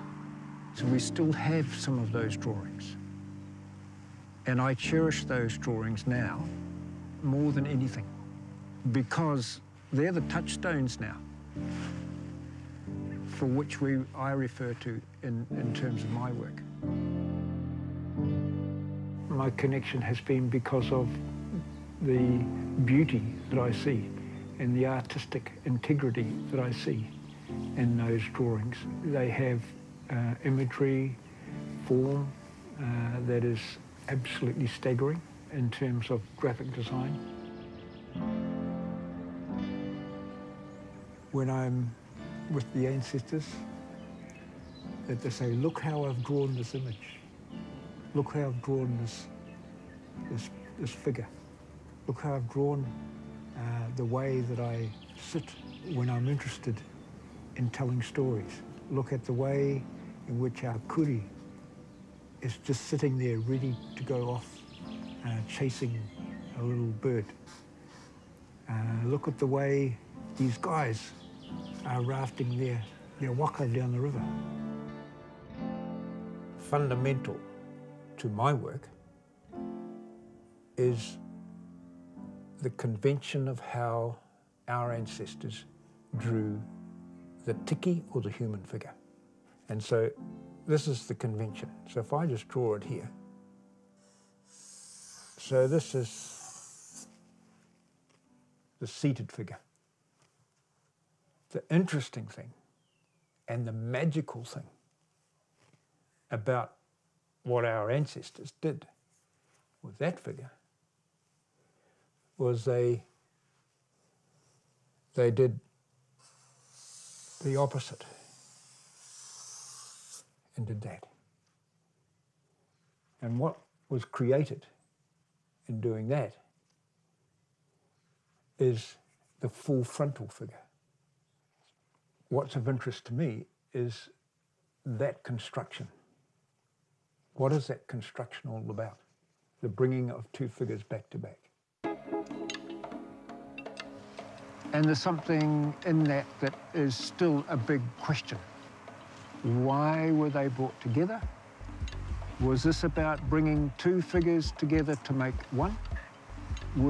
Is it about having the male and the female element brought together to create a third? So there are a lot of questions there. And for an artist, the answers are not so much answers, they're actually more questions. And they're probably deeper questions. The idea of that space, the creation of that space for that third figure to emerge is something that is intriguing. Some of our kuri have that wātea in them. And then this, the wātea right through here and through here.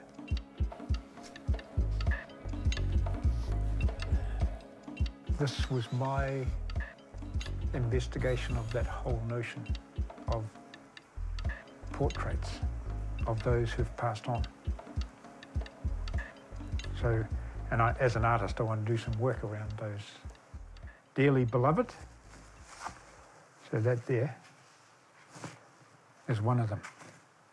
This is one of my favourite pieces of work. This is Brother Terry. He passed away as a young man, talented, and just such a waste that he passed away so young. A very good example of the wātea, to fill the space with things that are important.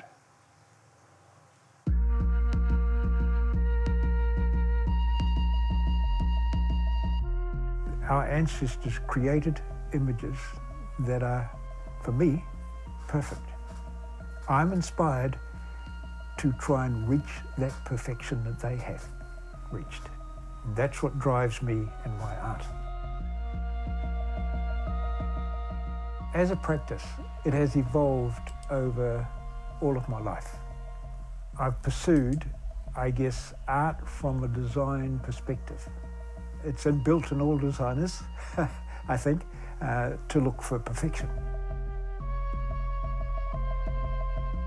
My work is as much about working to express our ngai tahuness, to express our values and our beliefs conceptually.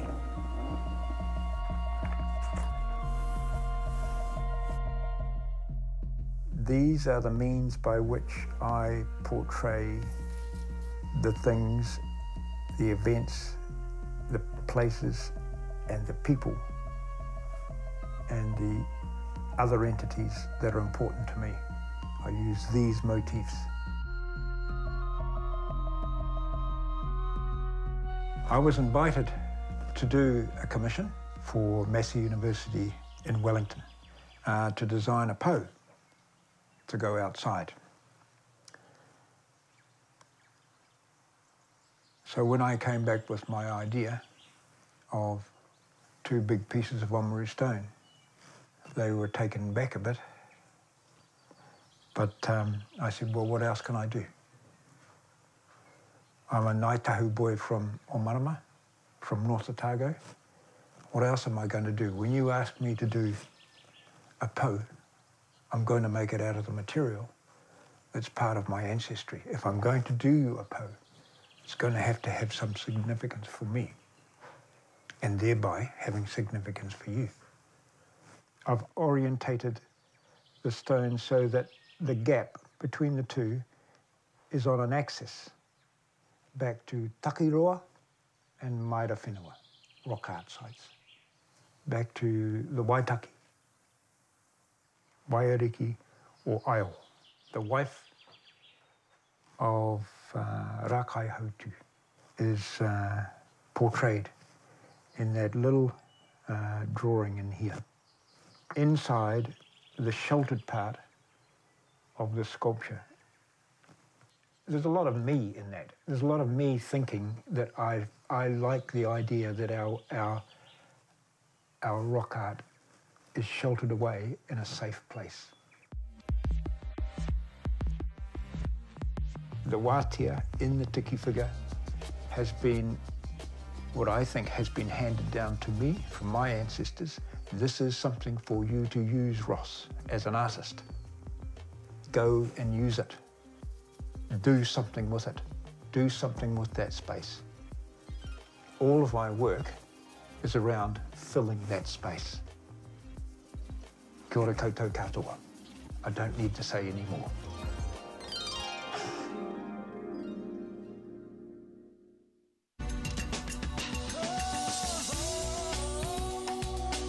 He mea tautoko nā te māngai.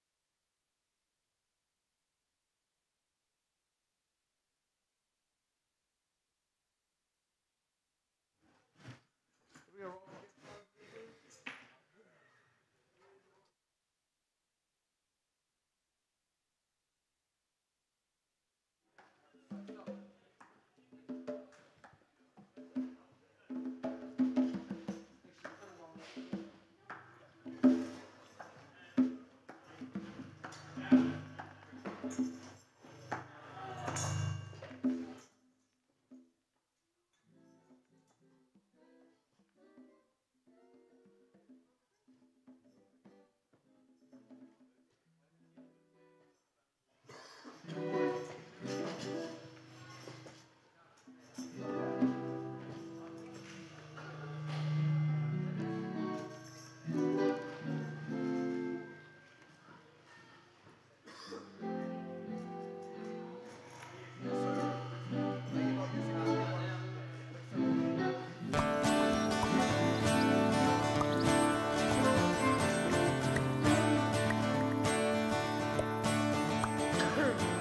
I became aware of the tikoka a lot later in life.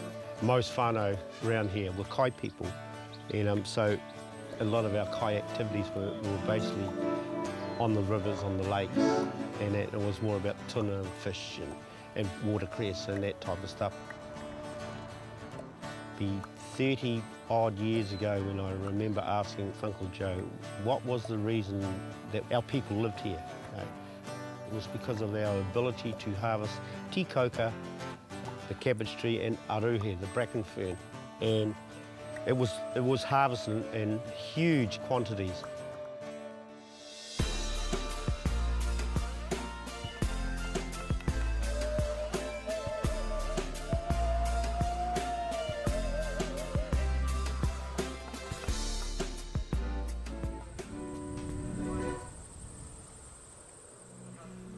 Tēnā koutou te whānau, nā mihi kia koutou te kōrero o te mātauranga o te tikoka.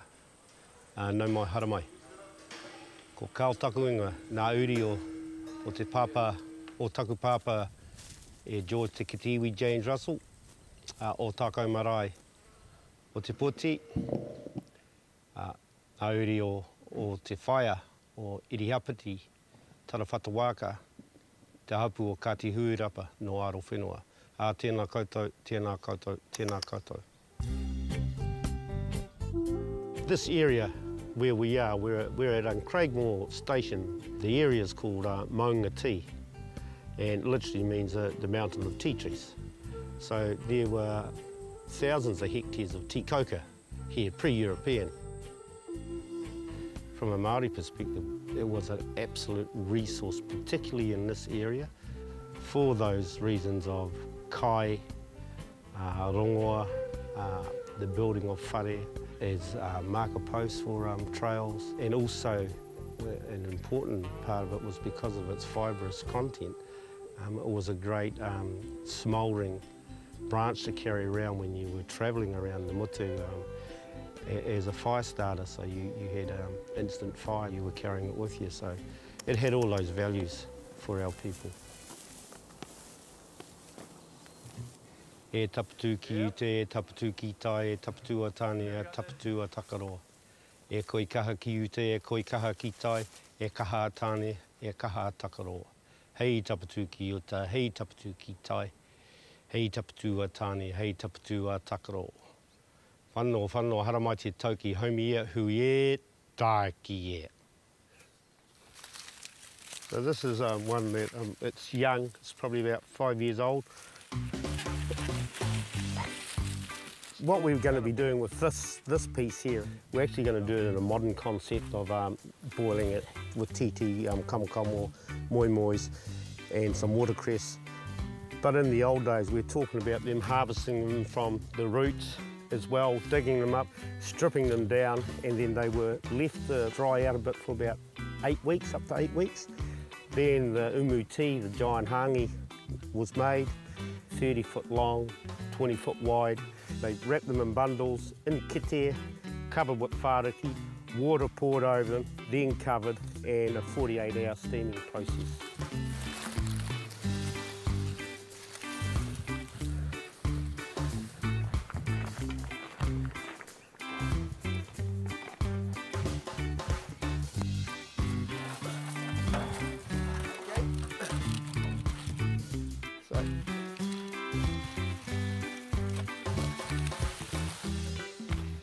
We're going to start stripping the leaves off.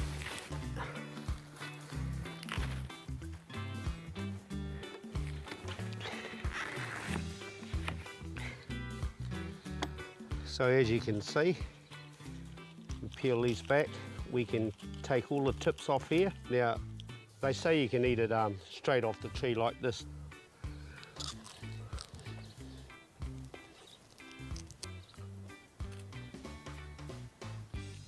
Ever so slightly bitter taste, but you can actually taste the sugar in it. But it's actually reasonably tasty. And into the longer piece here we've got of the trunk, there's several layers of rings of it, but the very centre, the pito, has become fibrous, and I believe that when we cook this, this is where we'll be able to get the koru out of it. As for the leaves, we're going to cut the ends off, and we'll utilise them later on when we cook our dish up.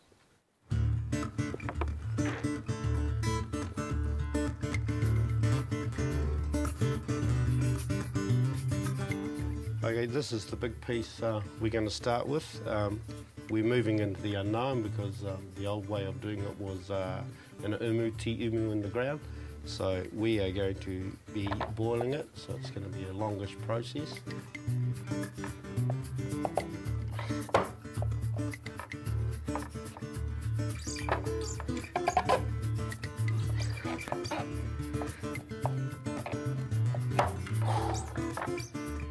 I can see why they hanged them. I have 8 brothers and 4 sisters, so we're a family of 13. To supplement our my parents' income and food in the house, like a lot of whānau over the pā here, we supplemented our kai with mahika kai. So at a very, very young age, we were kai gatherers, and that was a constant in our lives of kai gathering amongst our whānaus. And it was sometimes a weekly process where we were gathering kai. Mahinga kai is part and parcel of our lives. Now I've put the potatoes, the moi mois, there's soul beet in there, titi, and of course the main ingredients that we're talking about is I'm going to put tea coca in that we had. So that's pretty much the process we're at for this stage.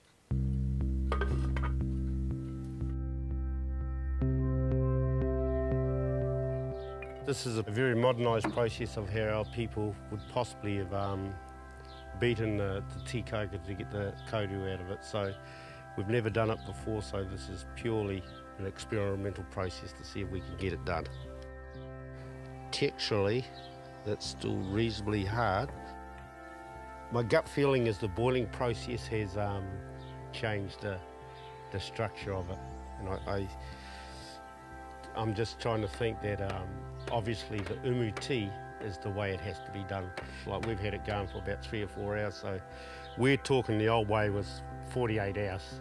But we have got some of the kai out of it, and I'm just going to try a wee bit and see what it tastes like.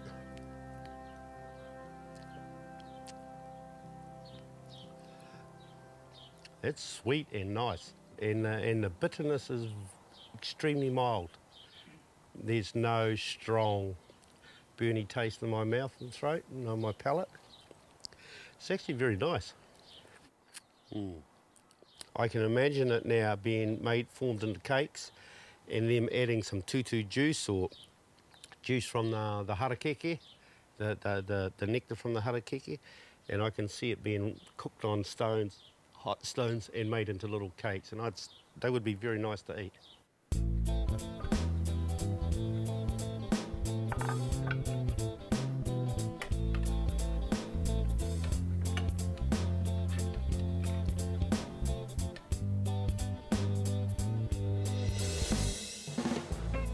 Brother, some kai for us. E noe tātou e whakapaini nei kai a kai ngā tūpuna. A raki a papatūnuku a tāne a takaro harama te tauki haumi e hui e tae ki e kai. Here, brother, tuck it.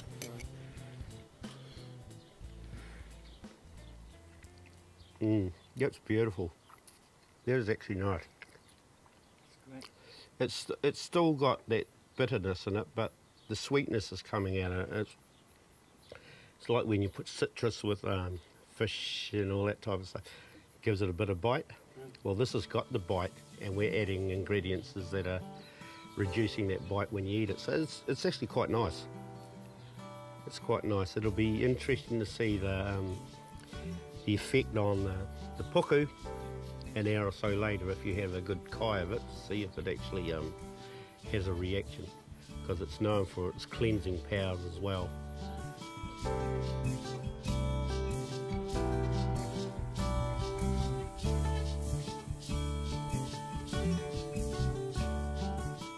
The tea koga, very resilient plant, tree, rako, whatever you want to call it, very resilient, and I think it's hand in hand with the resiliency of our Māori people. Still growing with pride.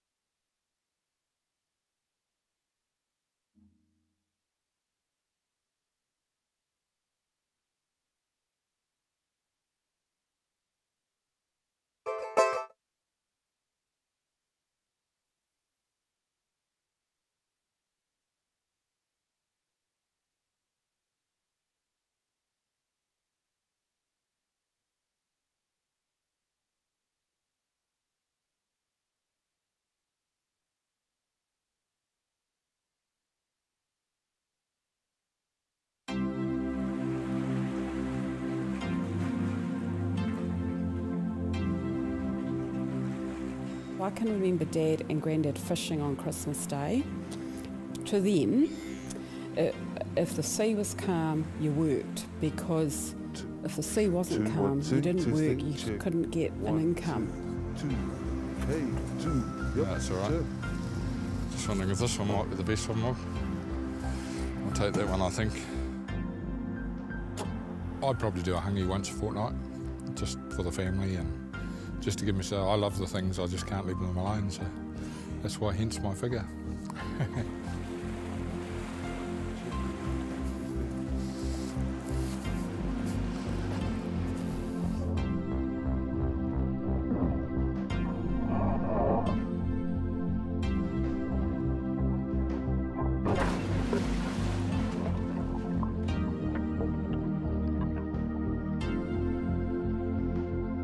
Two. Hey. You got that as 5.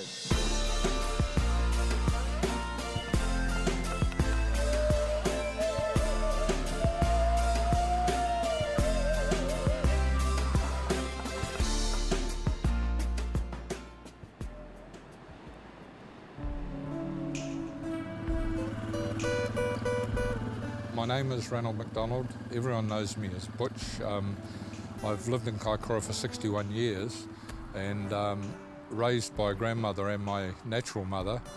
We're of Ngāi Tahu Ngāti Mūtanga descent. We have links into Onuku, Little River, into Mangamanu through the Raupatas. And yes, we have pretty much links all over the South Island into Ngāi Tahu.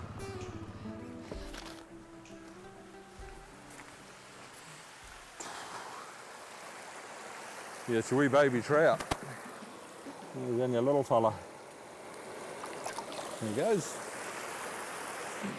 Ko Gina Solomon O, ko Takahanga te marae, ko Tapua Nuku te maunga, ko Oaro te awa, ko Ngāti Kuri te hapu.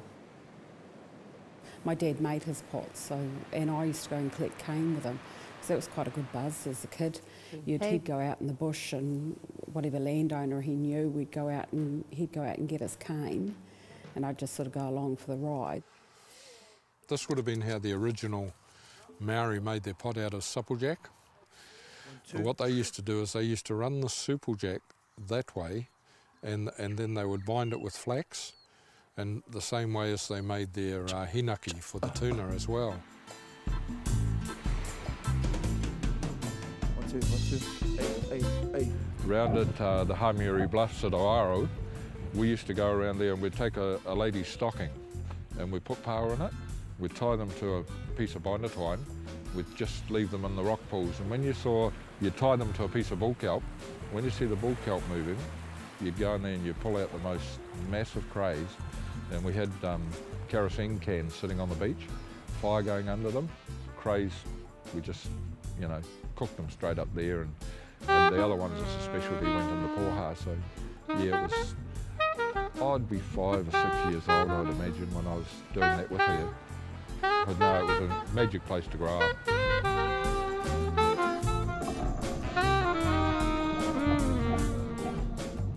I can remember lots of crayfish, and then I think there was a wee bit of a slump. But I think the quota management system was probably quite good for crayfish. I think the work that we've done with Te Kuruwai, we needed to do things because we couldn't keep fishing all of the users, whether it be commercial, recreation, iwi, the charter fishing. I don't think we could sustainably continue fishing unless we did something. In our strategy, some of the things that we've got is we've got Ngā Taitoi, we have Taipuri, we've got a Rahui, and the Marine Reserve. So it was a combination of different tools that we thought would be some of the solutions to some of the problems in our coastal area. And some of the feedback that we've had from the divers who've been in there, we're hearing really great things about what's rejuvenating in the Rahui, and the Kota in particular. The stocks are really looking well.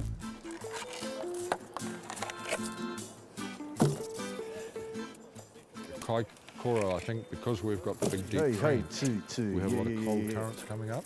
That's why we've got such a healthy fishery. And the crays here are pretty healthy, yeah. This one here, he's lived in Kaikoura probably since he gave up marching. He's probably marched into Kaikoura, thought this is the place I want to live, like we did, and he stayed territorial. And the reason being is he's grown these pigments into his shell, like he's so dark and maroon, whereas on the other hand, this other cray here, see how these are more yellowy? These are a very yellowy crayfish. They're march crays. So that they're actually just arriving. So they've been on the march around the country. They're a pretty formidable beast in the water. Holding it here like this, I'm quite safe, but when you're fighting it off a rock, you know, everything's a weapon. So a lot of people will, they'll eat just the tail of the kora. Maori, or most Maori, prefer the body. It's more tasty, there's more flesh in there. A lot of European people look at it and they think, oh, it's mucky looking, but it's your taste if you're eating with your eyes or your taste buds. But they are beautiful eating, but pricey though, very, you know, a bit overpriced for what you've got to pay. You know, like a cray like that wouldn't be worth one that's half its size because it's too heavy, it's too dear to sell. So a smaller cray will sell better, but you can pay up to $80 or $90 for just one crayfish. It's so expensive. That's why Maori hope they never lose the right to catch it because, well, it's our kai, you know.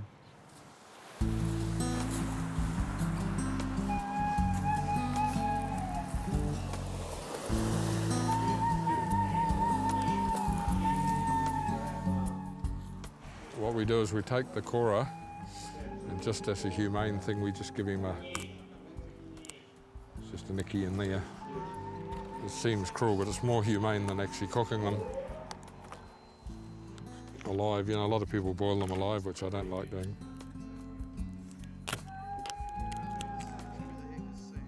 When I was a kid, my grandmother, she was born on Pitt Island. She used to take us down the beach when I was a little fella like Mātai, you know, a little kid, and we'd sit down there and she'd fill these kelp bags up with cockles and mussels and the kora, paua, everything, you know, and just cook it in a hot bed on the beach, like a hangi. I'll have to wrap them, I think that's just the, yeah, it's just not cutting, so. And then we'll try and put these down. Cook it. Well, that's about a 60-pound wild pig that we got, and a wee bit of mutton, kumara, pumpkin, carrots, onions, and potatoes, so, which is a pretty basic menu for it. You know, we cook that pretty much all the time. Kumara's my favourite. I love kumara and the meat.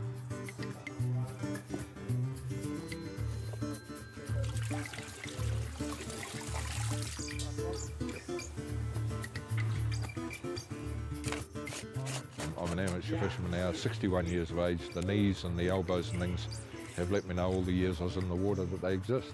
Yeah, unfortunately. So, yeah, I love going out there and just catching it now for food, yeah. I send my boy out, Morgan, he goes and gets it. He's a wee bit more capable than I am now, so. Yeah. But the mind's willing, the just body ails you a wee bit. You can smell it, some heat in there.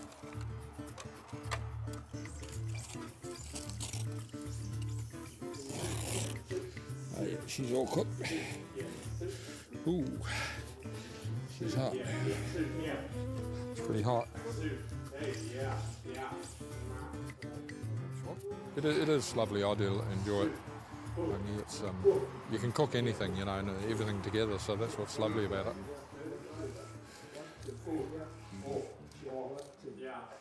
This is cabbages. We do these whole.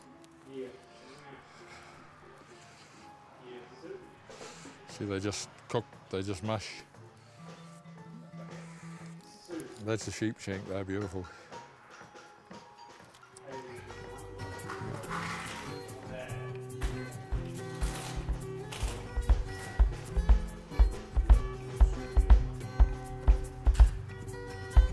Well, that looks nice, Peck. It's Tangaroa's garden, it's there. It's got to be protected, but if you utilise it wisely, it'll be there tomorrow and the next day. You know, you rape and pillage it, it'll become the Serengeti. It's a desert. You love your crayfish, don't you? We got there too. Yep, thank you.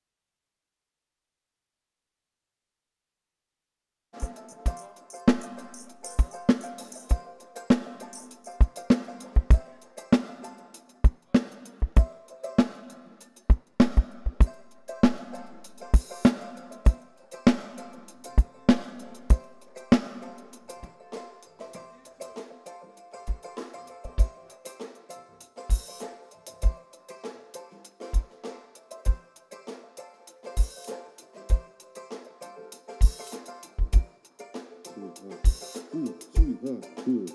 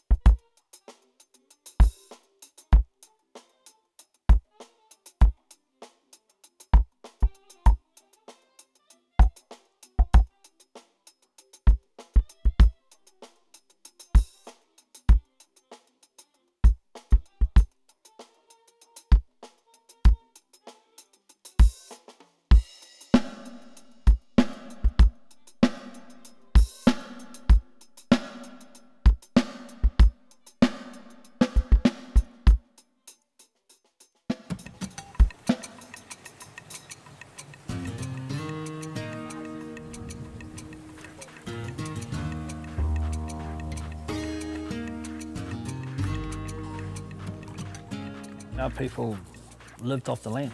They used the land.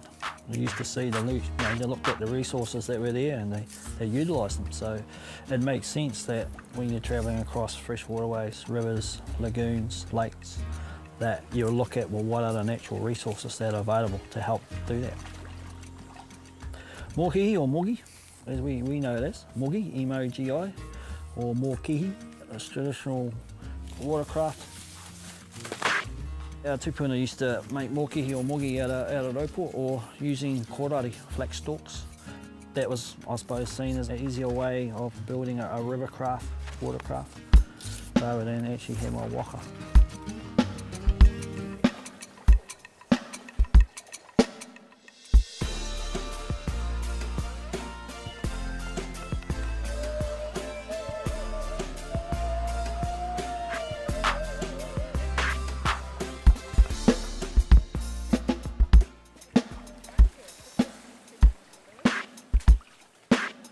Hai, anau mai haere mai, i tēnei rā. Ko Joe Wakefield, tāku ipo, no te waka o Aoraki ka hau. No reira, tēnā koutou, tēnā rā tātou katoa.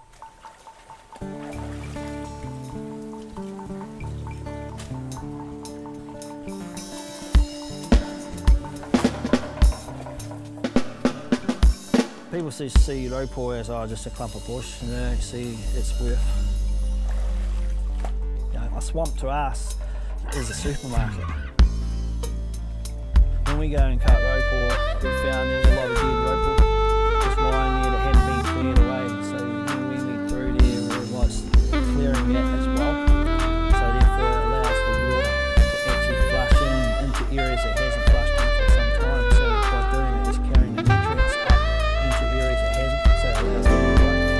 That's going to have a spin-on effect for species such as whitebait for spawning sites and other species as well.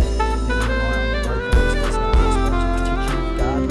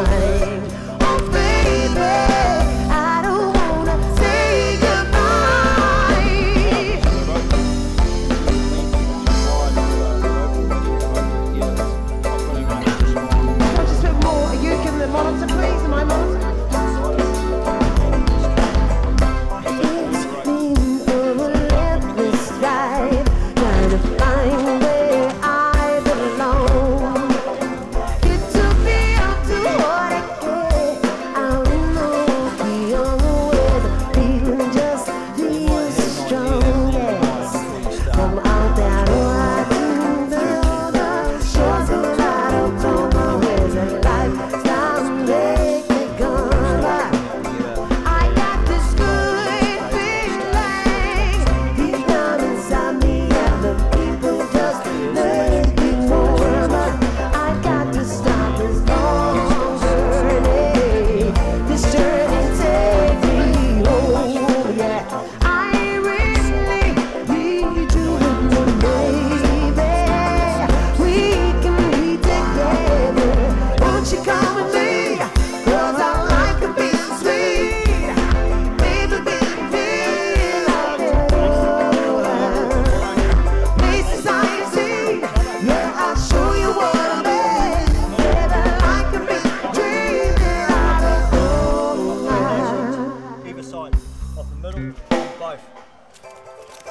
separate them out. Good, thank you. Two, We're gonna 1, 2. form what we call a puku with a stomach. And you get through here.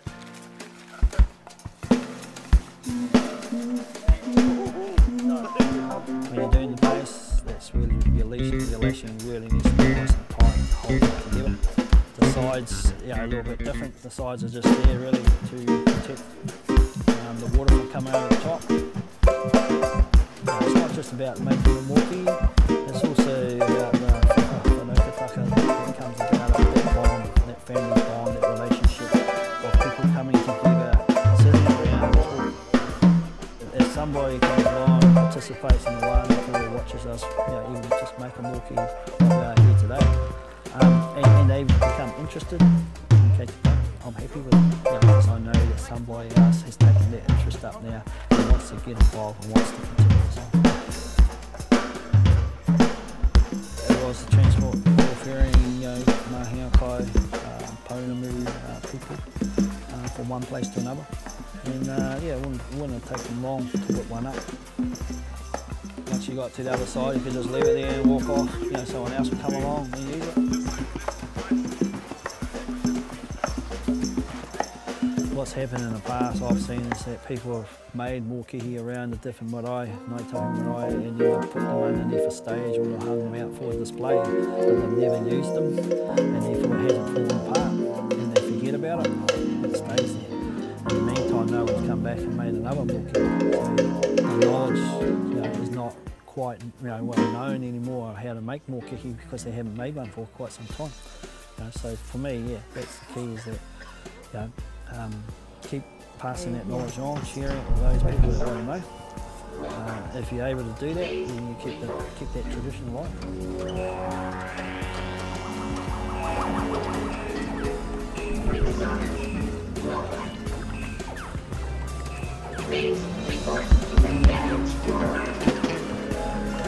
What we gonna do right here is go back. Way back. Back into time. Funky. 1, 2, 3, 4.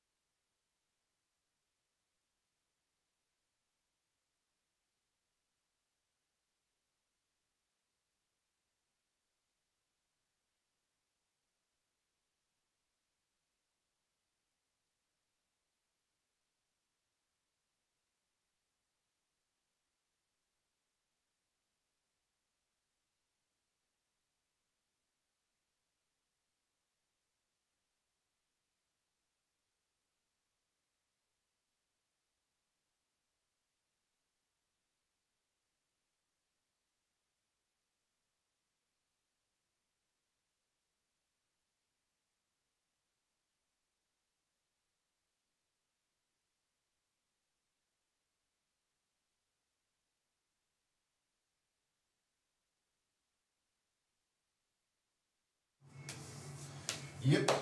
One artwork turns into another artwork, gets moved from one city to another, one country to another. 1 minute I think you're having a mihi for the Prime Minister of Greece, and the next thing you know it's the President. It's ongoing, this one, brother. It's ongoing.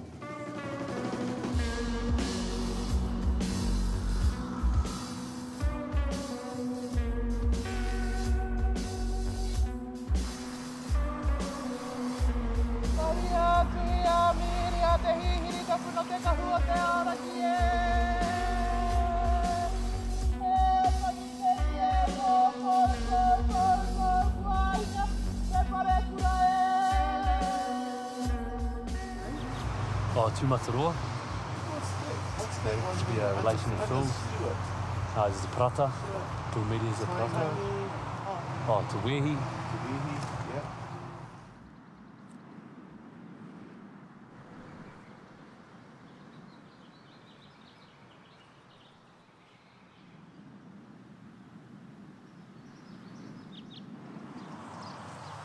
L.T. Wirita, and he was 22 years of age when he died out here. The fact that he is here and that we're here and we've brought our ancestors here, there's definitely a much stronger connection to bringing our ancestors to Athens than had quite realised maybe earlier this morning.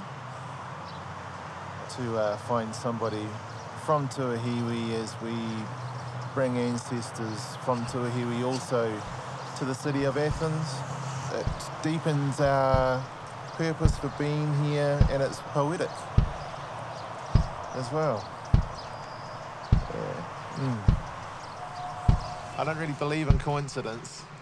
My practice engages in things leading to other things through, in this case, tikanga. And meaning comes from that. But it can't be denied after 2 or 3 years now that with this project, it just keeps feeding into, it just keeps deepening itself. It's really, the project has really put its roots down back home and now here as well. So how that comes about is something I'm not so sure. It's my responsibility to talk about. Yeah, I don't know how. Raise the anchor, unfurl the sails, set sail for an ever-setting sun. Great title. He talks about it as the shortest film ever made. And it is a film still, and it's a found object. It was from 1905 of Lord and Lady Plunkett in their motor car, arriving at Tuahiwi Reserve, flanked by Tahu elders in full ceremonial regalia. It was one of those images that the more he looked at, the more he considered it to be the basis of a work. You know, there's a kind of glamour to it, which is important to its basic effect. You know, his sense of style has this an affection for American culture, and so for that work he talks about Western movies, for example, particularly The Magnificent Seven, and then the mechanism of selecting the old image, sharpening it up and presenting it is, for me, much closer to a musical gesture, like finding the right beat and sampling it correctly. The newspaper photograph is the dusty old record, and he's done his crate digging and he's found the good bit. You know, this is the way to bring it back and to help them look good. You know, make sure they're on point for the presentation. It's actually, I think, a very complex conceptual work that is disarmingly and surprisingly simplistic in its form. And they're the works that often have greatest resonance over time.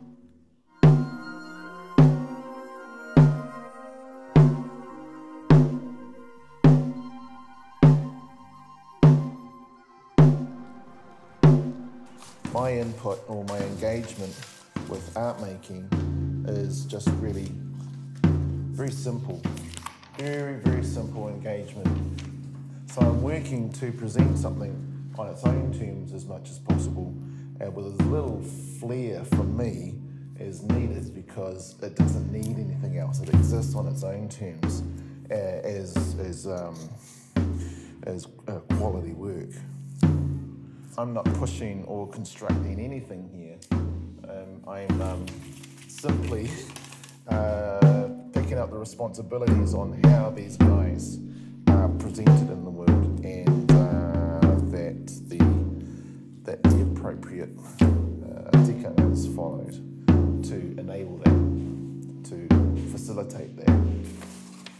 Here we are in the 21st century now, and we are able to produce representations of our tupuna in significantly new ways, and to be able to move them easily around the world is very different to the tradition of them being in the wharenui within the takiwā, or on the marae within the takiwā of the people who descend from them. So how do you move them, how all of a sudden around the world there's no precedent for that, and that's the challenge along in the work. Yeah.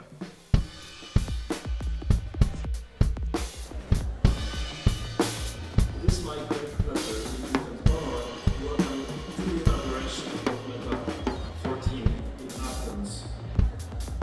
Document is the avant-garde event internationally. It's the one. You know, from Christchurch, New Zealand, you don't really think about getting the work together, but here we are. Hendrik Fulks saw the work on the forecourt of Auckland Art Gallery, and he simply said, Nathan, write to me. I'm interested in what you're doing. This will happen. Basically what Documenta proposes is a methodology of displacement. And I think Nathan's work, by always turning around images, looking at them in different ways, or sort of displacing them in time as well, as he has done here, makes him unique, I think, makes his work unique to what Documenta 14 is proposing, not as a theme, but as a direction, as you say, as a working methodology. The image that he shows here, you know, in the lobby of the National Museum of Contemporary Art here in Athens, is an incredibly ambiguous historical image that is loaded with meanings, you know, that sort of branch out into a history of colonialism, a history of the Maori peoples as well. And I think Nathan's work here, but in general, has the quality of actually making such ambiguity quite explicit without making it too obvious, if that makes sense. So that you always are left with certain questions and you want to go deeper and deeper and deeper. I think that is the quality of his work, actually.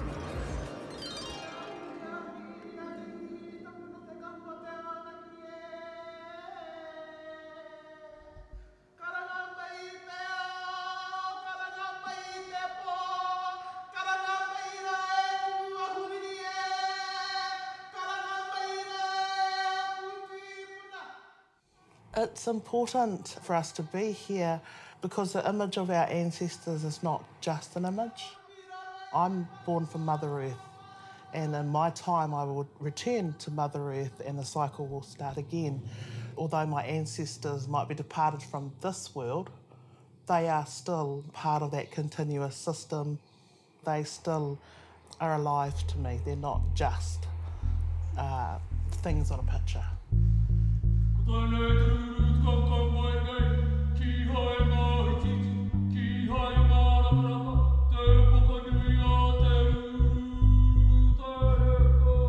It's a living image of our ancestors, a living image of our tipuna. In that image, to me, they are still there. So therefore, wherever they travel around the world or throughout New Zealand, we have to acknowledge them and look after them because their mauri, their wairua are still with us. And to Nathan, I think that's what he's started to understand, is that it's more than a picture.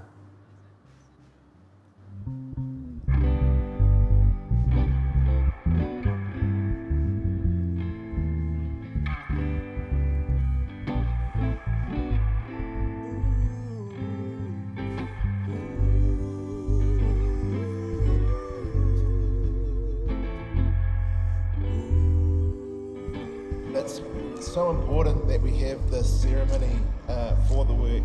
I believe this deeply. It's part of our tikanga, part of our way of doing things.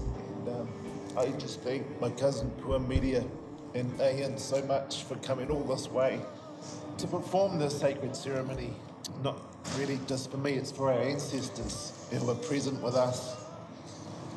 It's so important for us to have a link to places and for these moments to happen so that we are here. 1, 2, yeah, correctly. hey.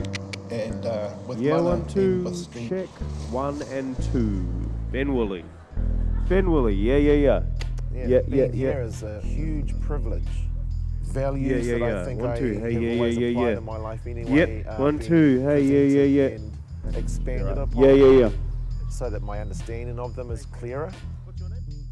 This is how I work as an artist. This is my continuing practice as an artist. It's excavating information and seeing what comes out of that. So in terms of this project and where it goes from here, it's not so much where this goes from here, but what this has led me to and what that might be.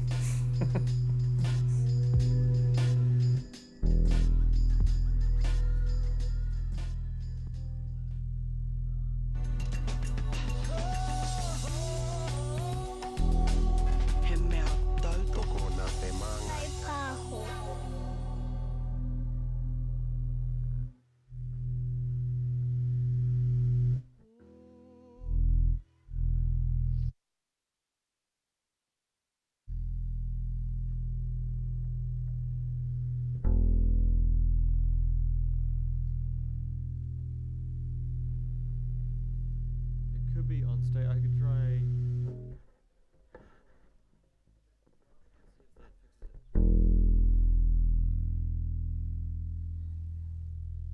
Yeah, maybe it's actually the amp. Maybe I just need to drop the gain down a bit.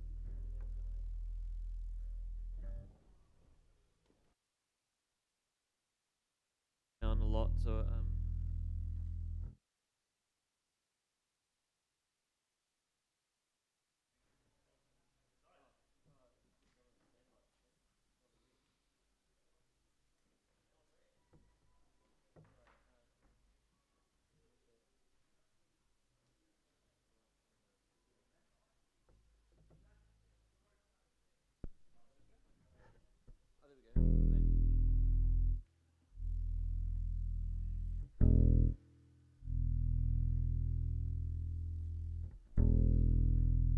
sounds pretty good.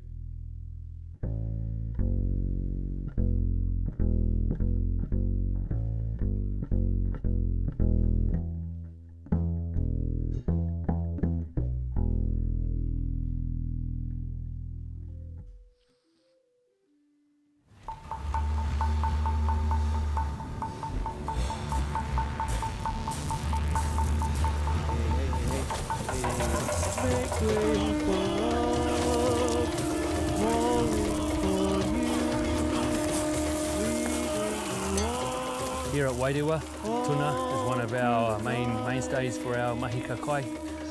From January to April, whānau come from all around Te Waipounamu, even from overseas, to continue the practice of gathering eels on the drains at a birdlings flat.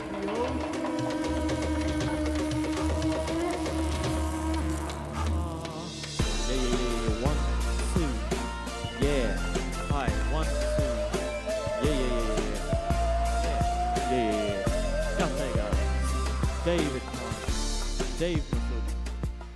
Yeah. Hey. Yo, bar. 1, 2. Yeah. All right. Hey. Ko te upoko o tahumata te mauka, ko okana te awa, ko Wairua te roto, ko urua o te waka, ko kātiri kehu kati mako, ka hapu, ko kaitahu kāti mamoi, me waitaha ka iwi, ko Ian Cramwell, tōku kua. Yeah. When I was a little fella, I used to live in Werribee, Australia, just out of Melbourne. My grandmother came over, and I remember her brushing my hair when I was about 4 years old. And she talked about, you know, Te Waitangi, South Island. She talked about Little River, Kaikoura, and just her connection to this area, and just the stories. And it kind of just resonated in me. It kind of, you know, sunk deep into my heart to know that, you know, we're from here. And then when I finished my university degree, I wanted to come back. And we arrived at the Waitangi Marae. Sitting there one night, one of the kaihoi leaned over and asked me a question. He goes, "No hia koe?" And I just shook my head and he goes, "Ko te hia tō maunga." So he asked where I was from, "What's your mountain?" And I couldn't answer him. And he goes, "The first thing you need to do is you need to go and find where your mountain is, your river, your lake, and find out, you know, the in-depth story of who you are. I mean, you're Māori, but without knowing who you are, you need that sense of place, a place of belonging." I met Uncle France and Bill Rouse. Bill Rouse and Anna Rouse who ended up being some of the ones who actually took me down to the drains and, you know, showed me the, you know, start of the process in catching eels. Taku mātou nei ka taki wiwini, taku mātou nei ka taki wāwana, taku mātou nei ka hika ka mate rā. Ara mai e te hau e ki taku nei ko aua. Tara wiwini, tara wāwana, kia ai he whakatau ka mau. Tara wiwini, tara wāwana e tua peka ki wairewa e.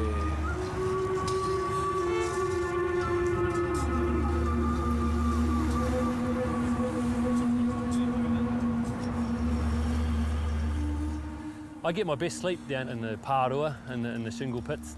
Before you go down, you should go down and clean it out, make sure that the pārua walls are up. There's good access for the tuna to get into the drains, into the ko awa.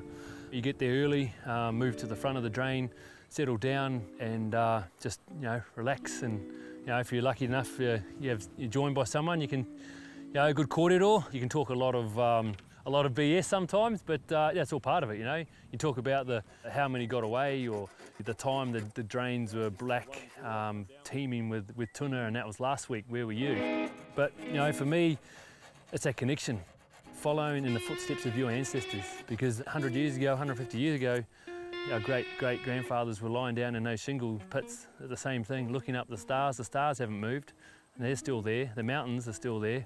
But when you're lying down there looking up the stars, you could be there, you know, 150 years ago, and you could be there now.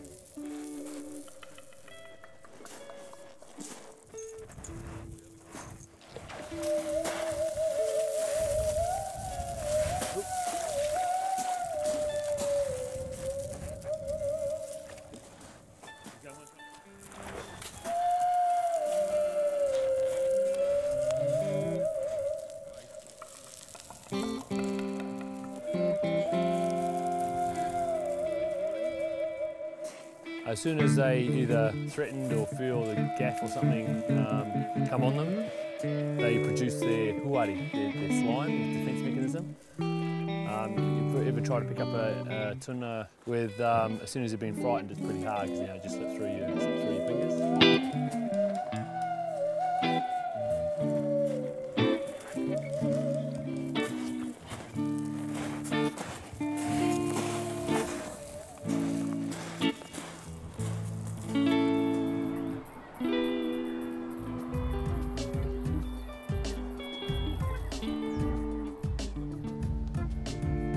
We actually put the eels in this tub and we put salt on top. And what the salt does as well, you can see it turns the slime into quite a manageable product, I suppose, to take off.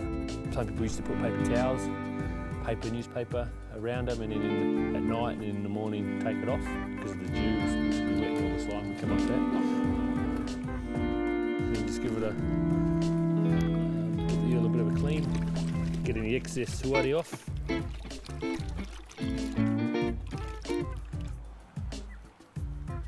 And then we hang it on the whata and just give it a wipe down. We want to hang them here for a while. We're going to cut the tails off and bleed them. It'll stiffen up the body. You need it quite stiff to so you, when you split them, when you pāwhara, And last night your picture fell down from the wall.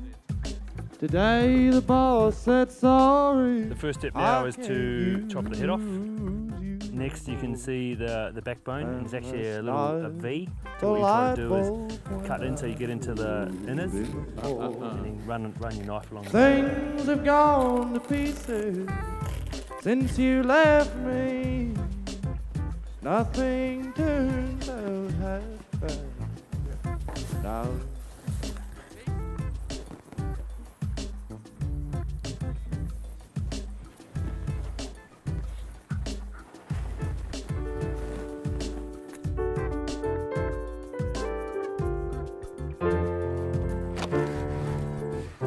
The Mahika Kai was one of the tall trees of the Ngaitahu claim. It was the 9th tall tree. It was what really the claim was built on. There was the 8 land purchases, but also Mahika Kai. And what does that mean? It means gathering resources for your people, feeding our family, putting food on the table for us and our children after us.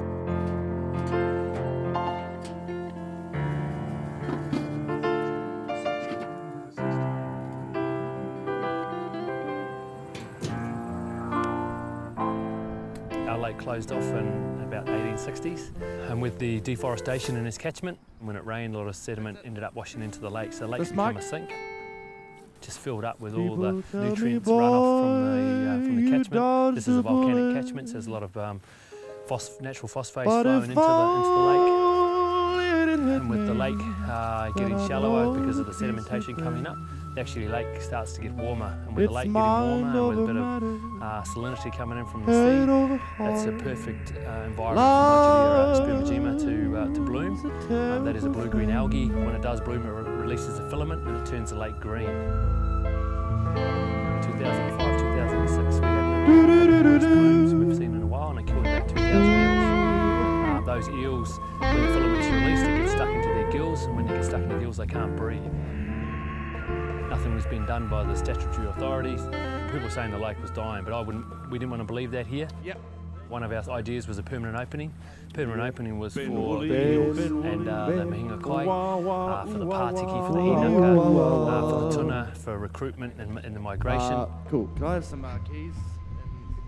We've created a canal from the lake to there to open it up to allow access, if we're possible, permanent opening.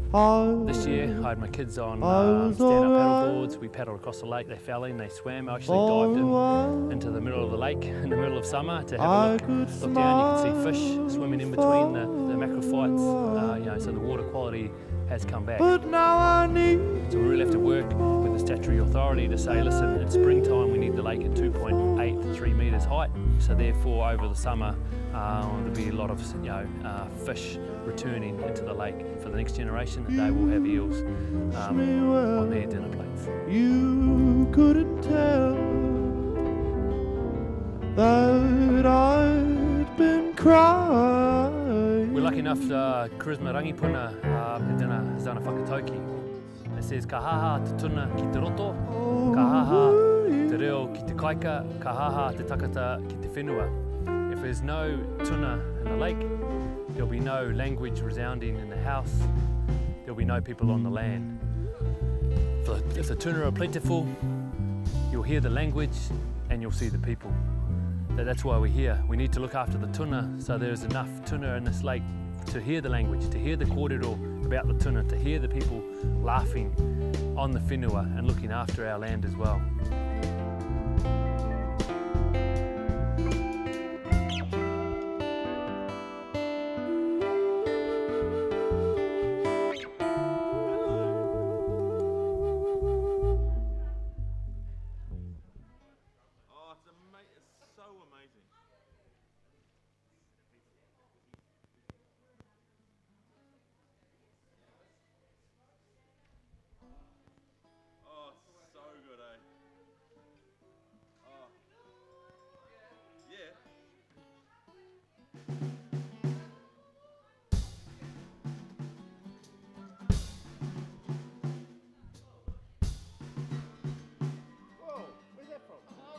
wearing the same shirt. How embarrassing.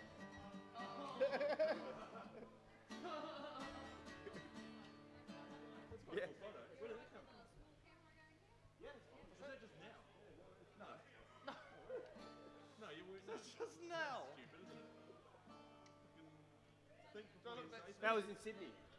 Yeah, well, Sydney, so is it now? Is it now? Just now. Look, I didn't look at it properly. I am. Oh yeah, naturally I only looked at Gus. Yeah. Oh, that's cute. That's all I usually say when I see a photo of you. Oh, that's cute. No.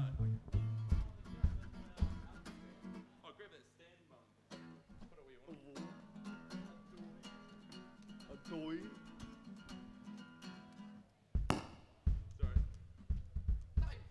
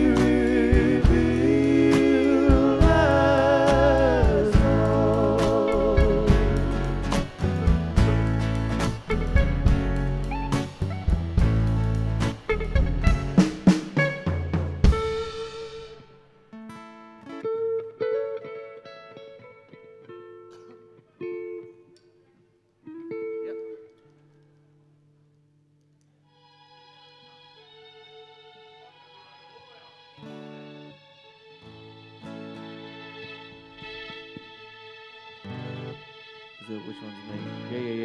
Yeah. Hey.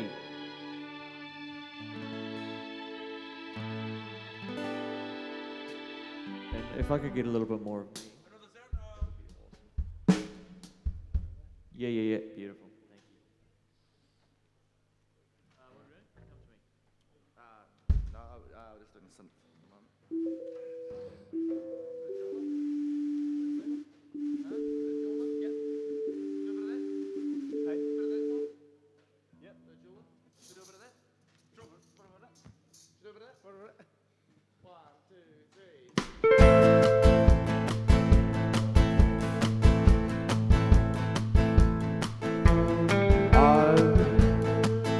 I know Julie, a very private man who doesn't claim to understand I became aware of it does. a lot later in life. Most fun around here. If you ask him for the going price of gold, he'll look you in the eye till he knows if you've been sold. Make me ring for the one who is too afraid to try. And if she doesn't mind, I'll come knocking at your door tonight.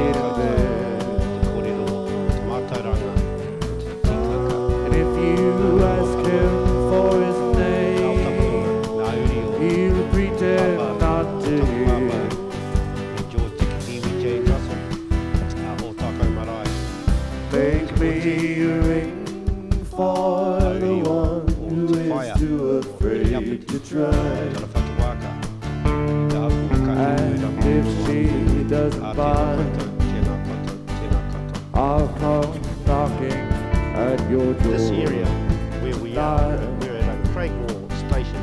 The area's called So there were thousands of hectares of Tikoka here, pre-European.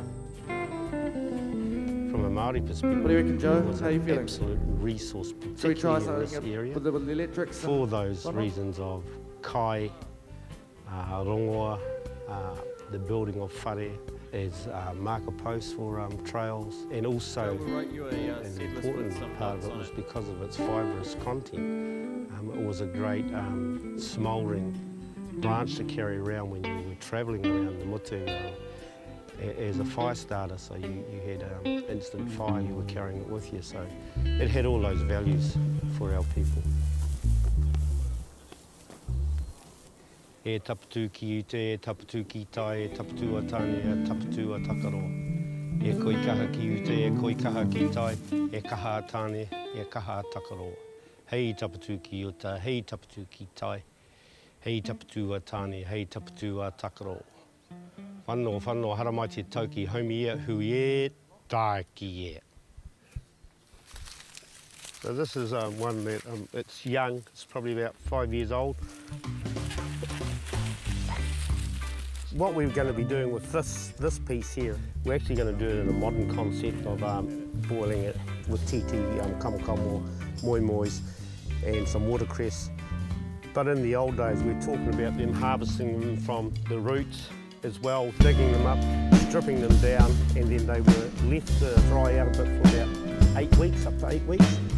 Then the umuti, the giant hangi, was made, 30 foot long, 20 foot wide. They wrapped them in bundles, in kite, covered with whāra, water poured over, then covered, and a 48. You're gone, and they want to know why. I stall, even trying to tell them. Tears fill my eyes, I walk away. What can I say? Where can I go?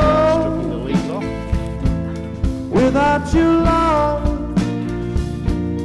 what can I tell them? Now that you've left me, So as you can see, what can I peel this say? back. You can take all the tips off. What here. can I do? They say you can eat it straight off the tree. I'm lost without you.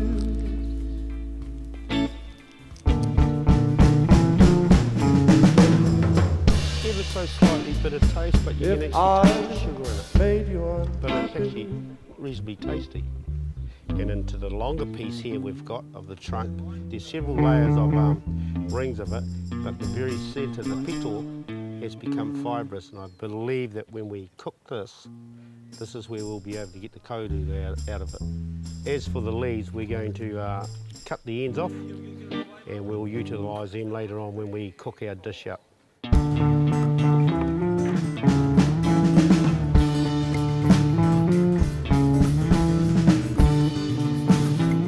Okay, this is the big piece we're going to start with.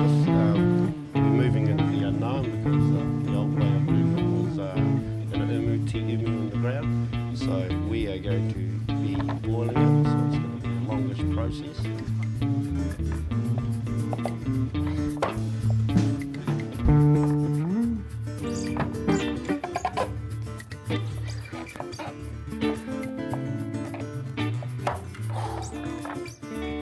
I can see why they hanged them. I have 8 brothers and 4 sisters, so we're a family of 13. To supplement our my parents' income and food in the house, like a lot of whānau over the pā here, we supplemented our kai with mahika kai. So at a very, very young age, we were kai gatherers, and that was a constant in our lives of kai gathering amongst our whānaus. And it was sometimes a weekly process. Mahinga kai is part and parcel of our lives. Now, put the potatoes up, the worm was and of course, main ingredients that we're talking about is coconut that we had. It's pretty much the process at this stage.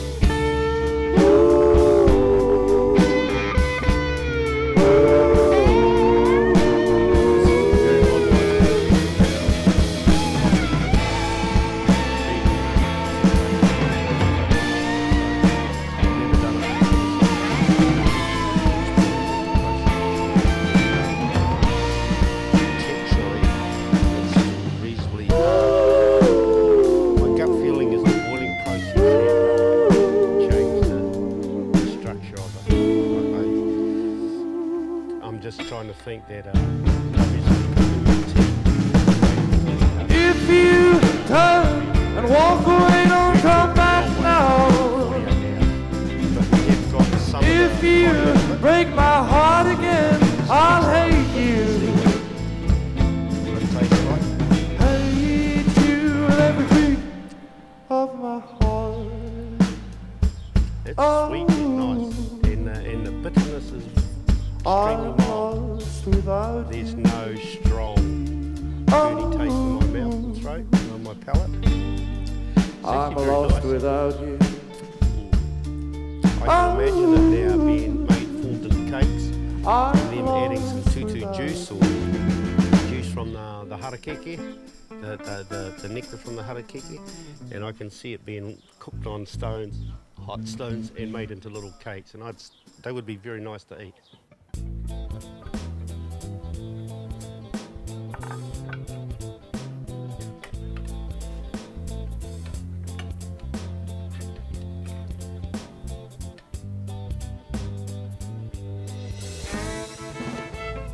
Brother, some kai for us. E no e tātou e whakapaini nei kai a kai ngā tūpuna. A raki a papatūnuku a tāne a takaro harama te tauki homi e hui e tae ki e kai. Here, brother, tuck it.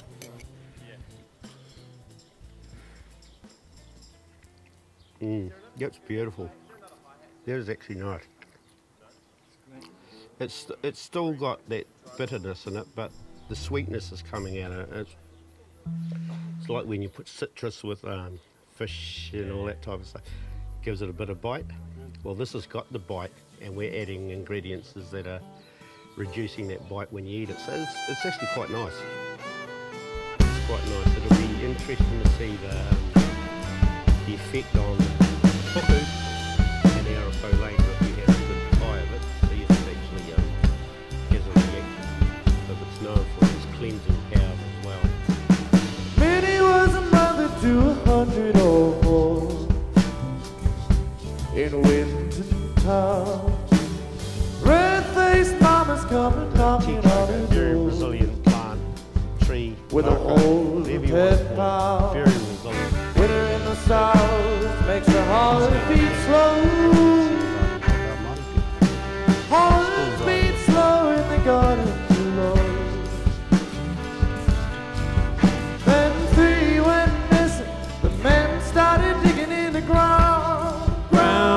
Men started digging in the ground. 3 found. Bring poor Minnie downtown. But a woman won't hang.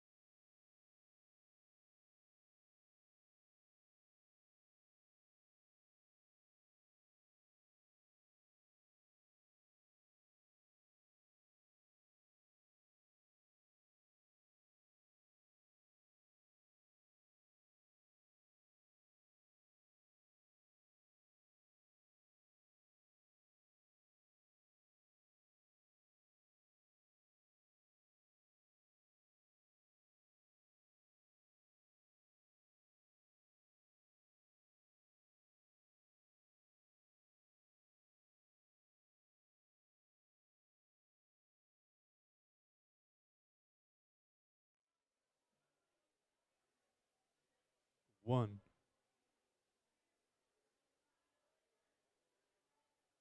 Go like 7.5, bro.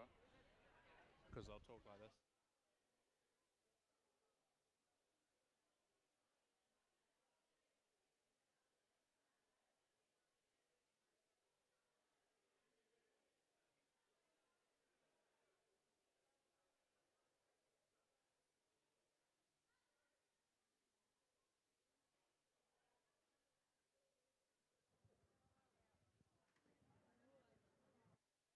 Are they likely to come on at any time? Yeah.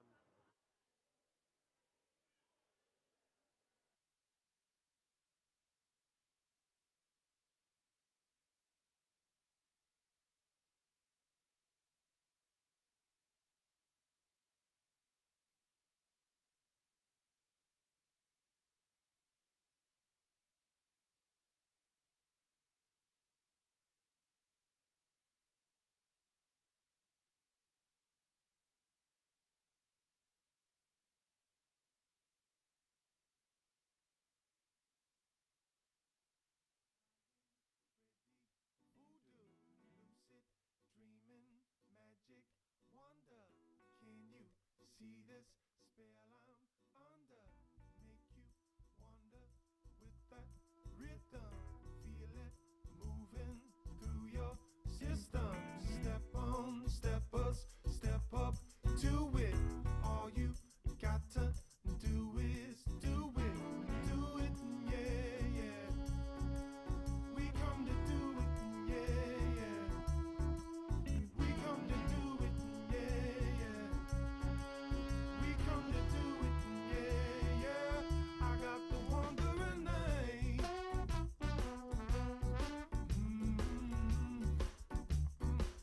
I got the wandering name.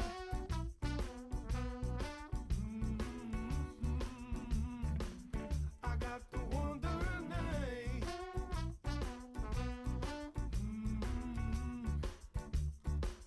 I got the wandering name. Oh, you know I got it. Oh, you know. Oh, spot the zone, it's a crazy scene. Everybody gets a picture in my magazine. Just like the paparazzi, you won't even ask me, no, no. Well, all you got to do is dress sharp, people look up high. Can't help but spy from my wandering eye. Something beginning with the capital Q, capital U. If you could only check my view, we come to do it, yeah, yeah. We come to do it, yeah, yeah. We come to do it, yeah, yeah. We come to do it, yeah, yeah. I got the wandering name.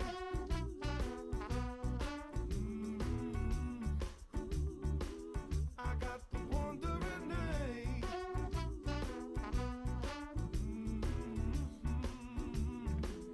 I got the wandering name.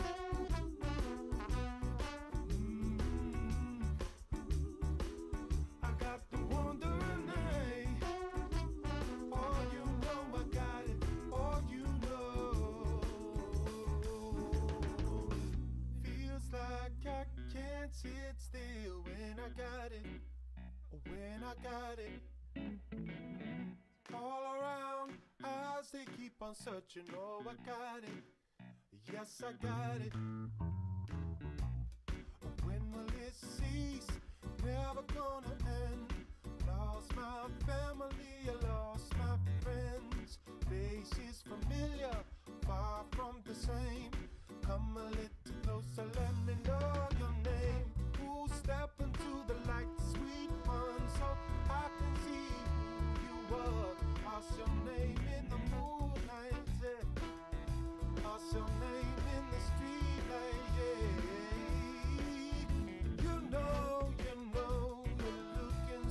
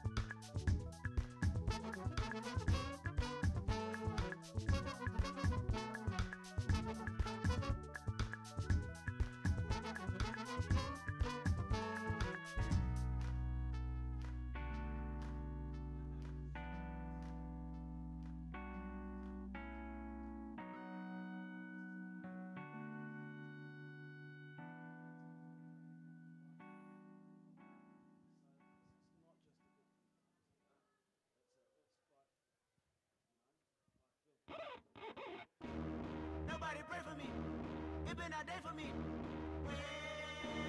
Yeah, yeah. Hey, I remember syrup sandwiches and crime allowances. Finesse a nigga with some counterfeits, but now I'm counting this. Parmesan with my accountant lips. In fact, I'm down in this.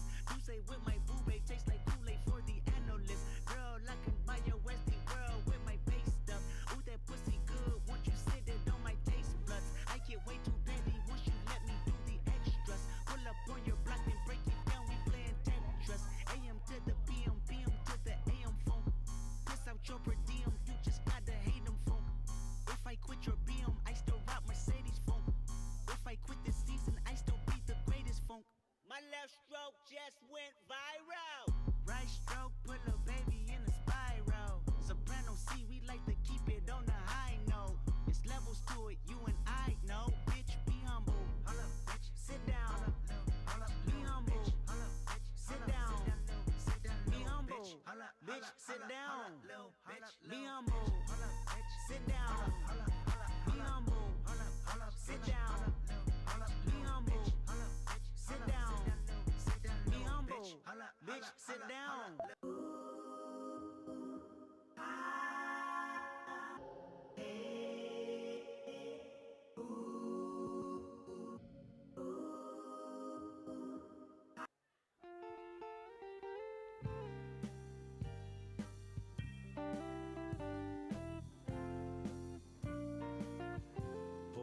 Kare kare ana na waiaro torua whiti atu koe hine marino ana e hine hoki mai a ka mate ahau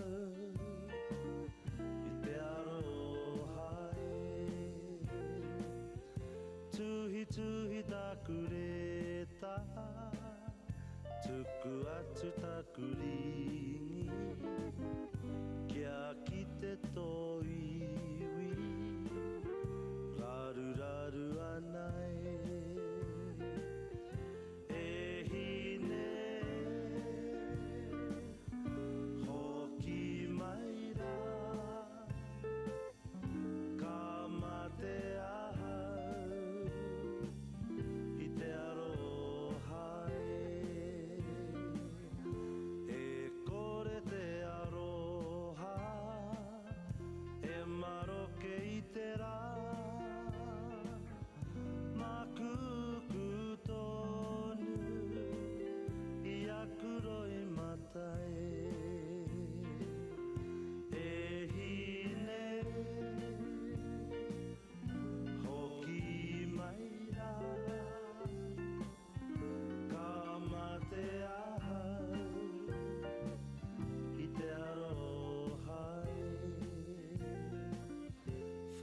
Fati taku pene Ua pau aku pepa Ko taku aroha Mau tonu anai E hine Hoki mai ra Ka mate ahau te arohai ka mate ahau I te arohai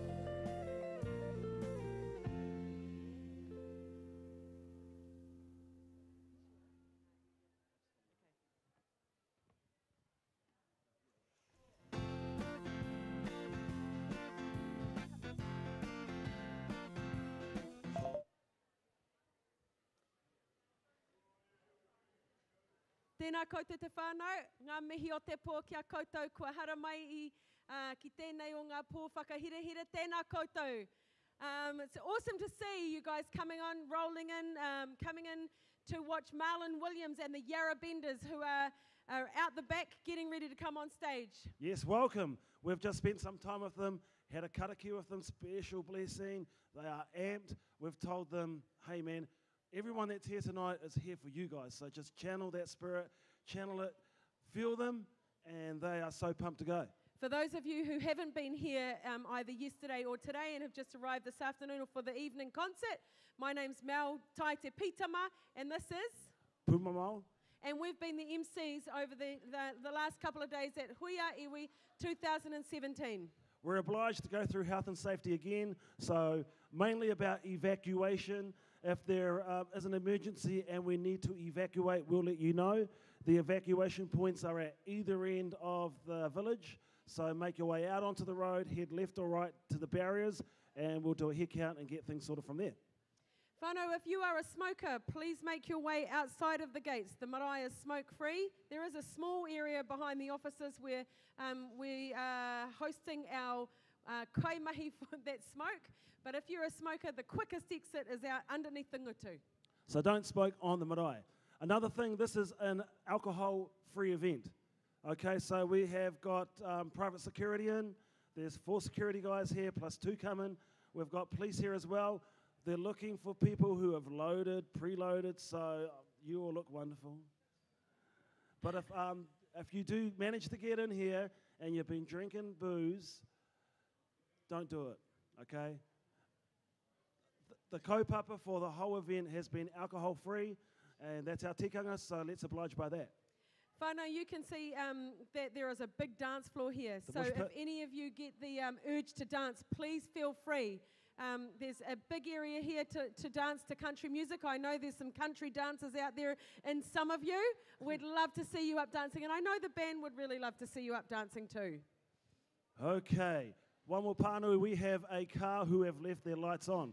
So, the light blue Ford with the license plate number D, M for Mary, N for Nigel, 873, you have your lights on. Please go and turn your lights off.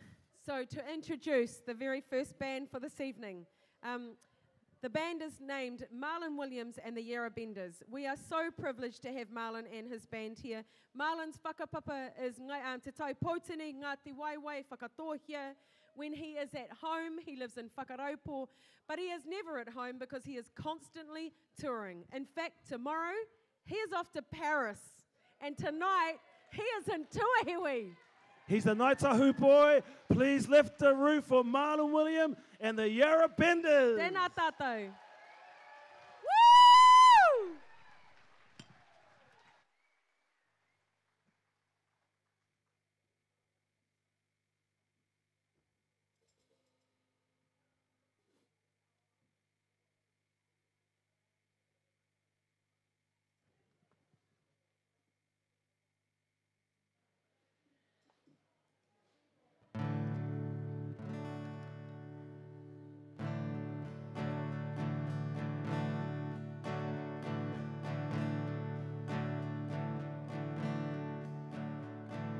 Down on the beach with pail and spade, no shelter from the sun and the rain.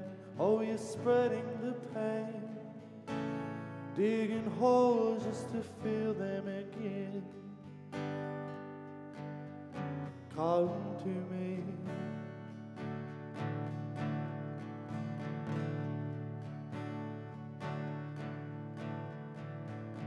there's nothing sweeter than you when you're blind.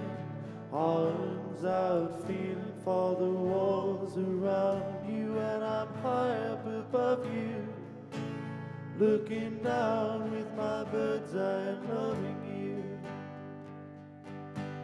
Come to me.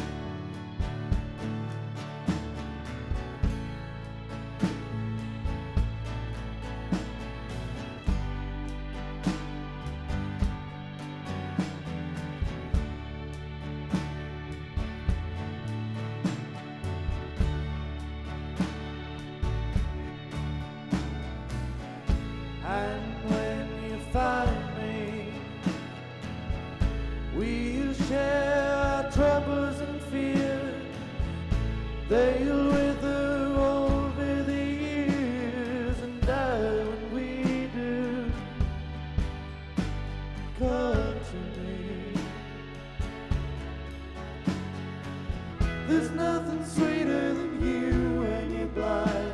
Arms out, feeling for the walls around you, and I'm high up above you, looking down with my bird's eye, loving you.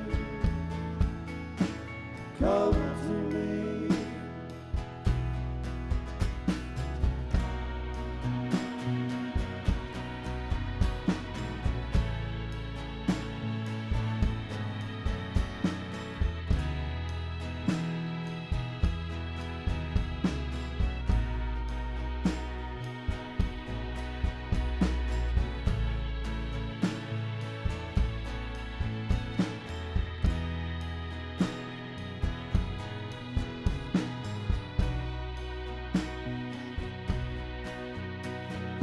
Down on the beach with pail and spade, no shelter from the sun and the rain. Oh, you're spreading the pain, digging holes just to fill them again. Ooh, come to me. Come to me.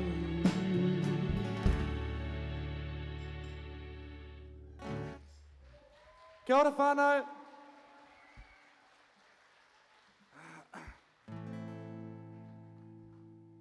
It's a real privilege to be here. We've all had a wonderful, wonderful day out here at Tuahiwi, and I don't know, we all feel really good. So thank you all for making us feel that way. We're gonna do a whole bunch of songs, some of them old, some of them new. Hope you enjoy them. This one's called I Know a Jeweler.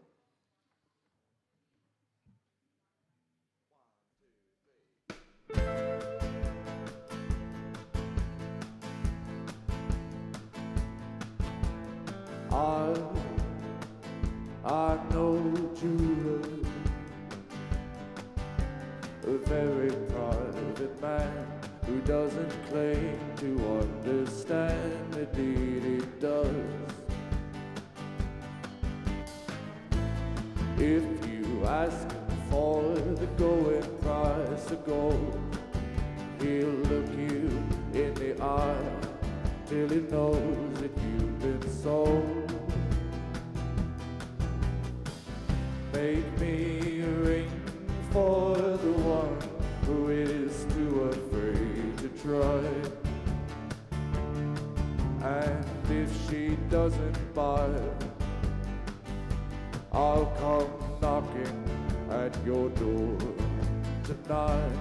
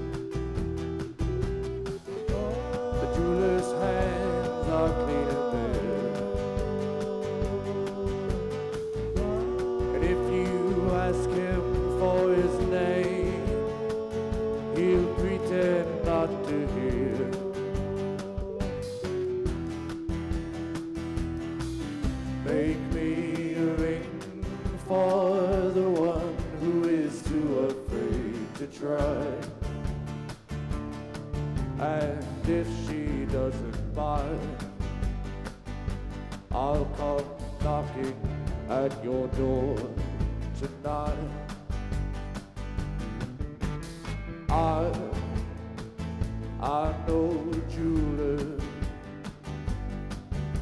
a very private man who doesn't claim to understand, but indeed he does, for he's a very wealthy man. Cheers.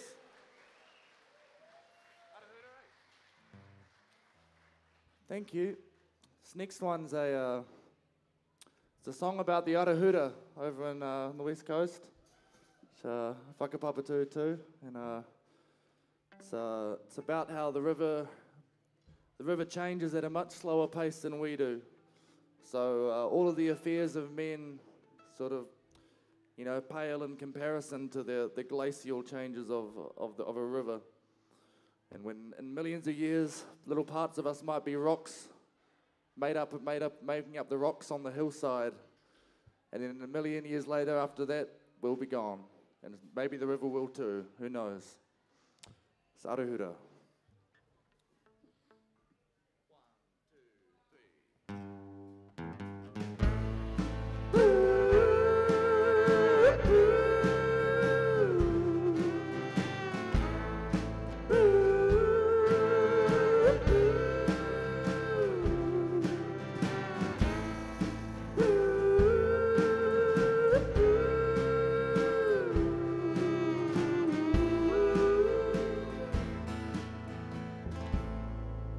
The Aruhura,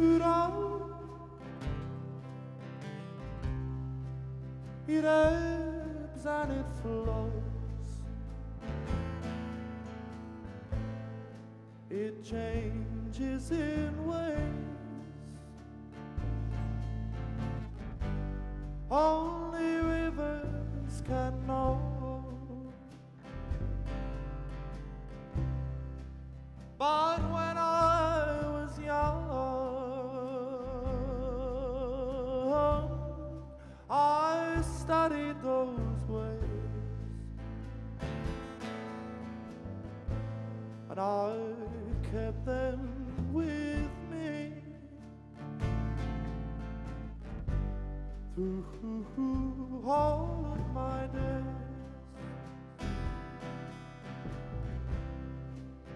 Te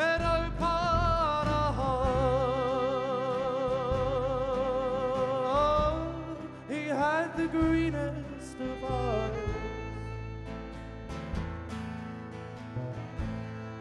He came a long way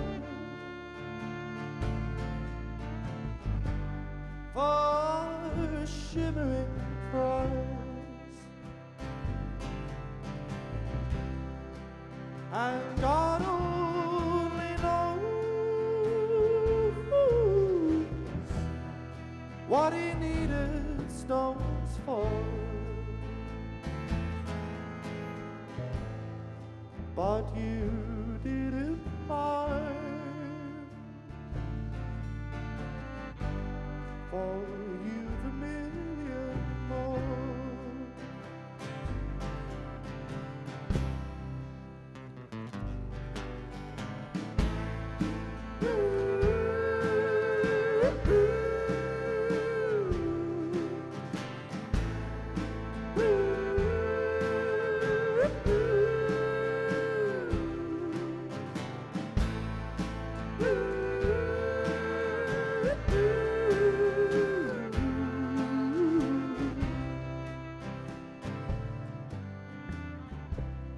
And when I look down from the mountain above,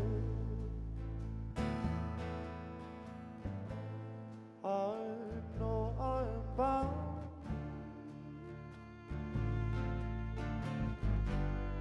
to the river I love. And in a million years, I'll be rock on that hill. But in a million more, I don't know that I will.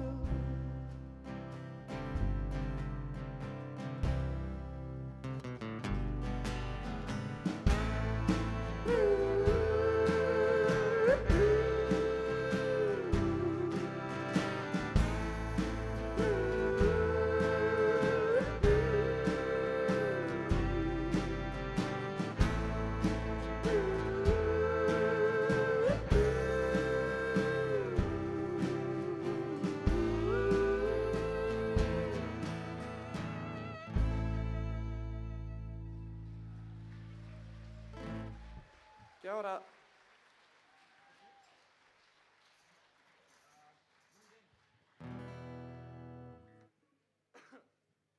Well, me and the boys here, we spend a lot of our year traveling around the world playing music, which we're all very thankful for. But there's truly no better place to play than at home, and there's no place that feels more like home than coming to hui like these. So thank you all very much for making us feel so welcome.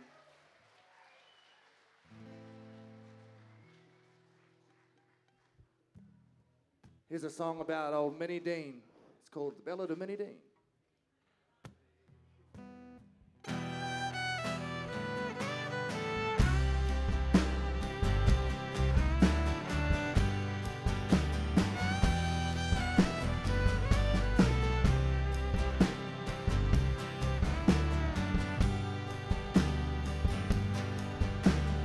Minnie was a mother to 100 or more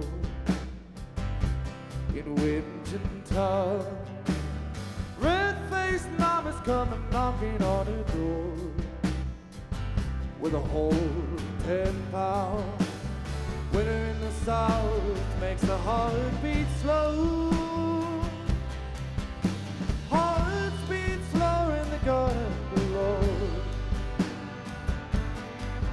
Then 3 went missing. The men started digging in the ground. Men started digging in the ground. 3 found. Bring poor Minnie downtown. But a woman won't hang in Winston Town.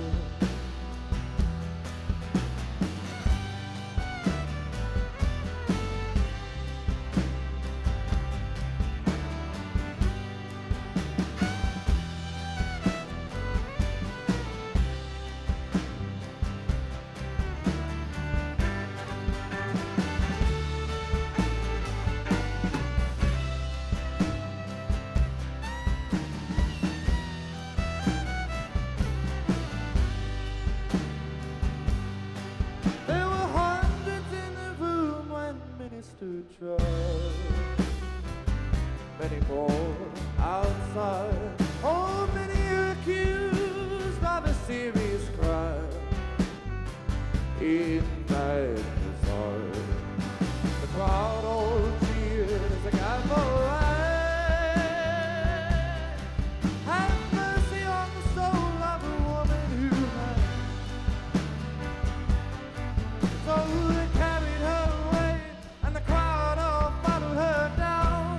Down. Crowd all followed her down. 3 found. Everybody gather round to see a woman hang with the towel. Oh, see a woman hang with the towel.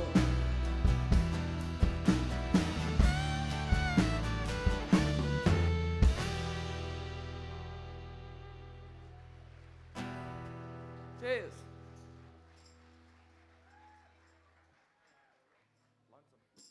Here's a song called Hello, Miss Lonesome.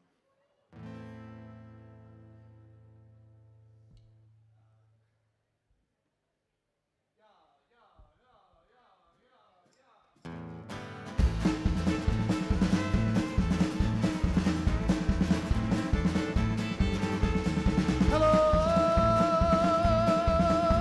Miss Lonesome. Well, I see you back in town. It's funny how I lose my mind when you come around. Papa thinks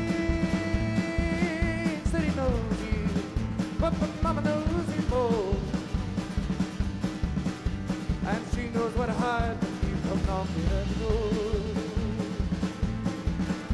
The king in his castle,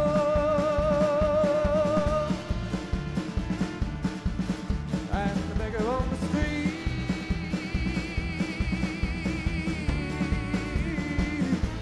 Woo! This lonesome city has almost everyone knew. Woo!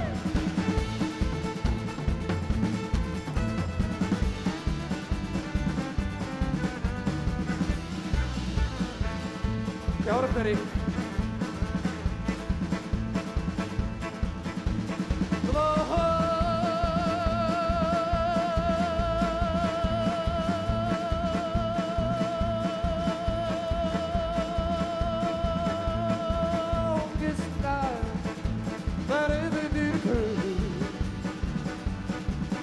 was when my darling said goodbye and took the boys home. Now we all pick our poison and we dig our own graves. And Lord Jesus is accountable for every soul he saves. There's gold in the river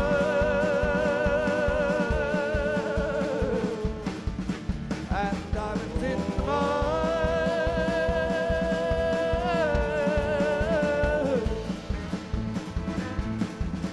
Miss Lonesome knows being worth it, 'cause she's looking up.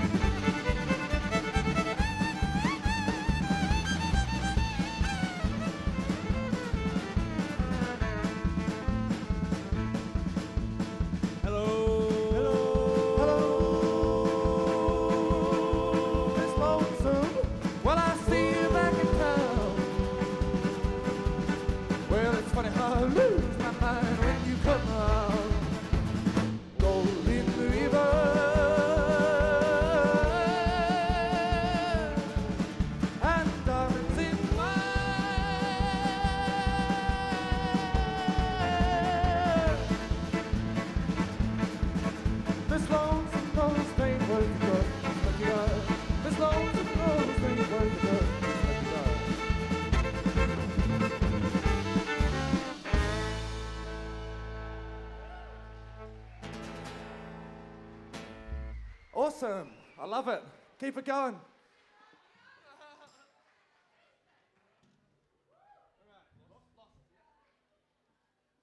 Benny Ben? We'll just start? One, two,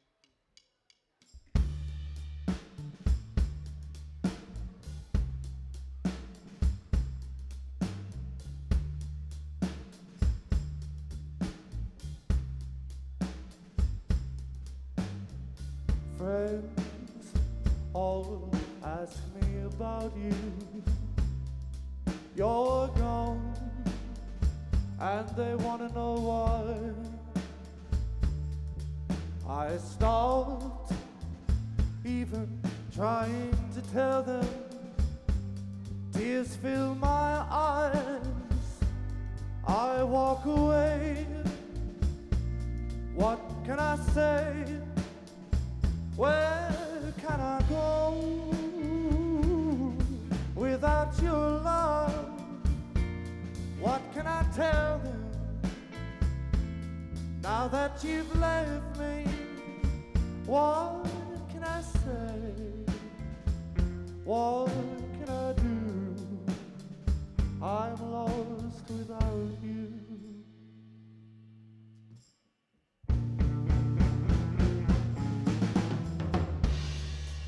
If I made you unhappy, I'm sorry for what I've done wrong. You who can't really mean it's all over. Give me a chance. Don't walk away. Hear what I say.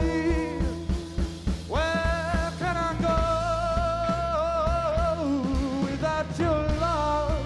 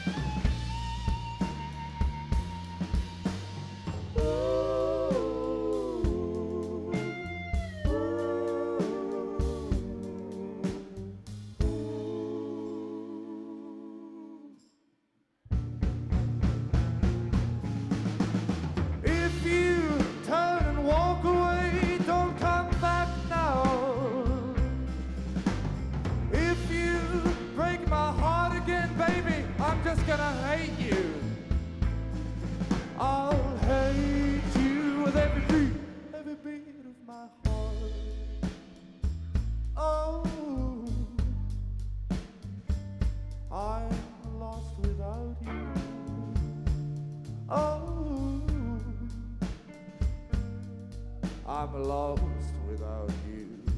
Oh, I'm lost without you.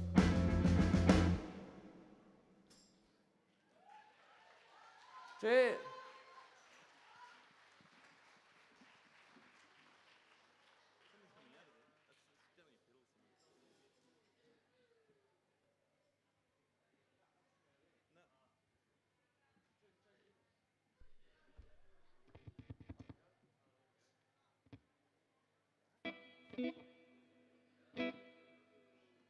All right, kia ora.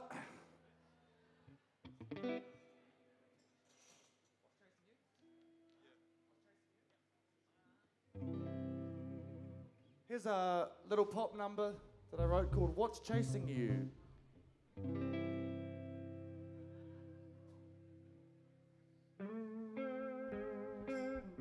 Too late to tell you I'm gonna build a world around you. You're too far away from me to pull you in and show you just what I can do with a lover who tries to bend with me too. What's chasing you? Ooh, ooh, ooh, what's chasing you? Ooh, ooh, ooh. I don't understand a single word that you say, baby. Are you talking to me? Words are twisted around the wire, making sins of all the secrets of your heart. Whoa, what do we do what we do when we're alive? We give shape to the struggle. What's chasing you? Ooh, ooh, ooh, what's chasing you? Ooh, ooh, ooh. Ooh, ooh, ooh.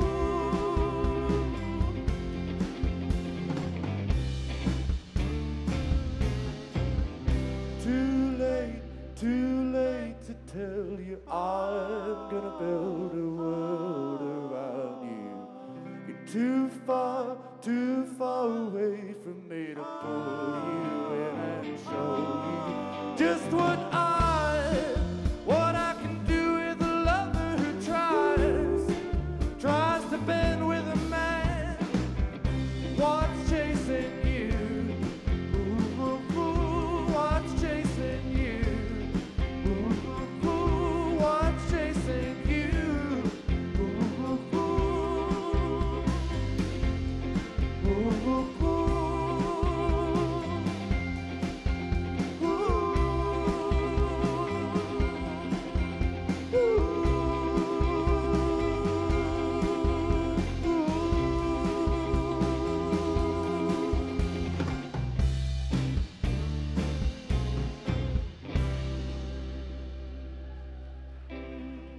Kia ora.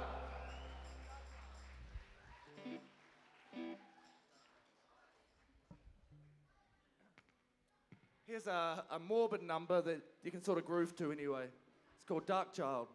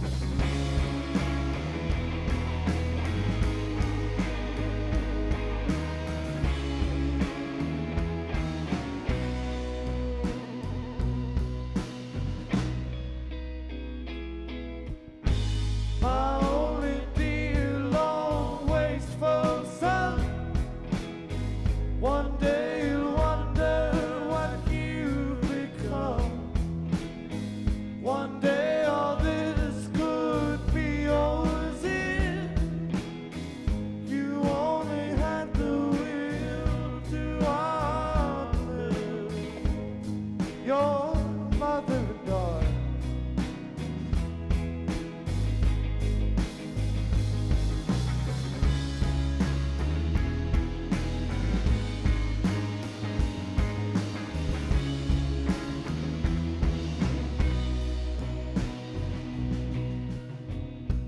Looking in from the outside, couldn't see it was true.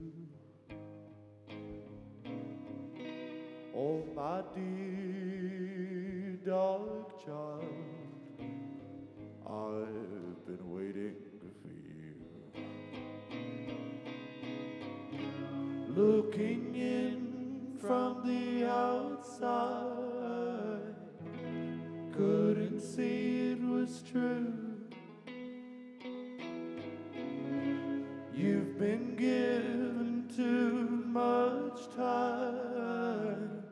Oh, my darling, I've been waiting for you.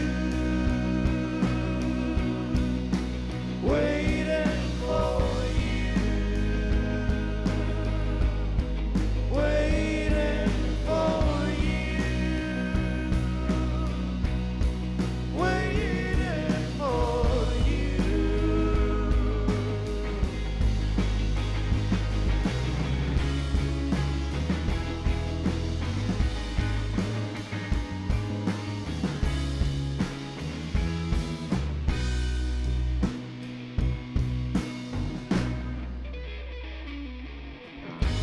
Although the news came as no surprise, I always hoped I'd never have to bury a child.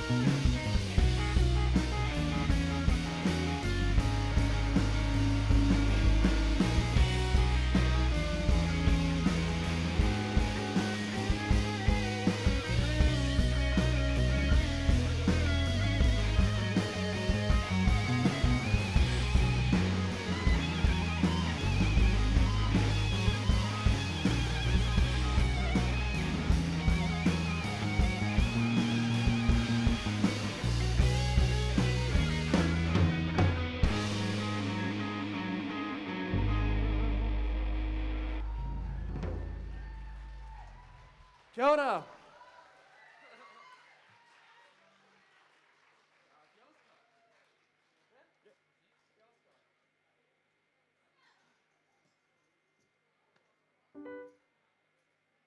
Kia ora whānau.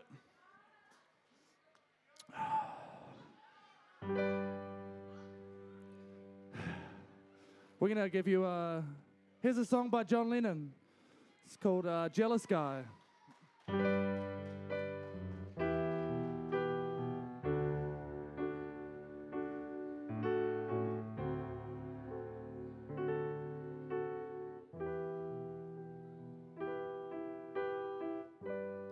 I was dreaming of the past, and my heart was beating fast. I began to lose control. I began to lose control.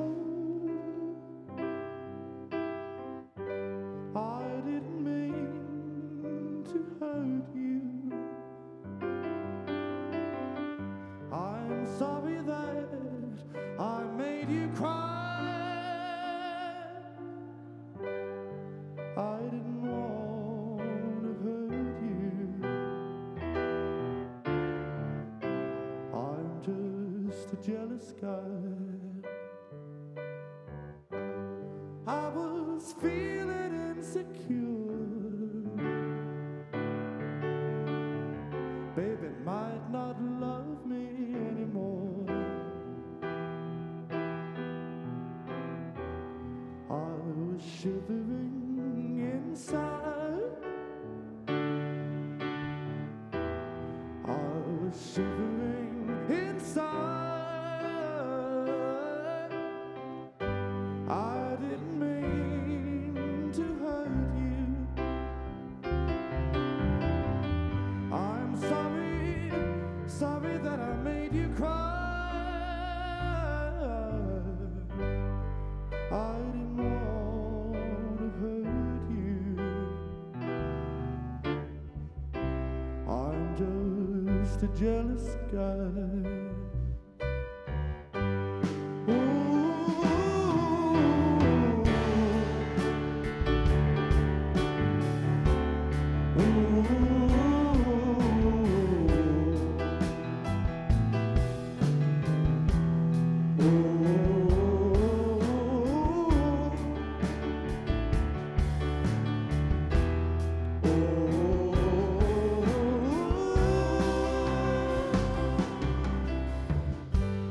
I was trying to catch your eye. I thought that you were trying to hide. I was swallowing my pain. I was swallowing my pain. I didn't mean to hurt you. I'm sorry, sorry that I made you cry. I didn't want to hurt you. I'm just a jealous guy. Hold on, baby. I'm just a jealous guy.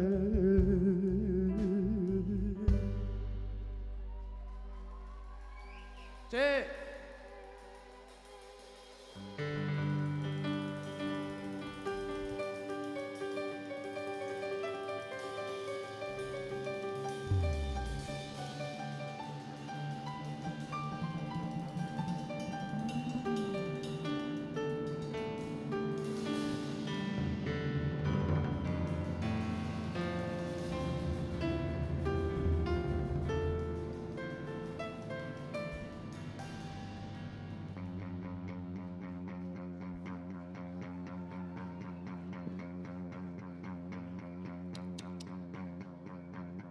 It's Halloween again, and LA is a bore.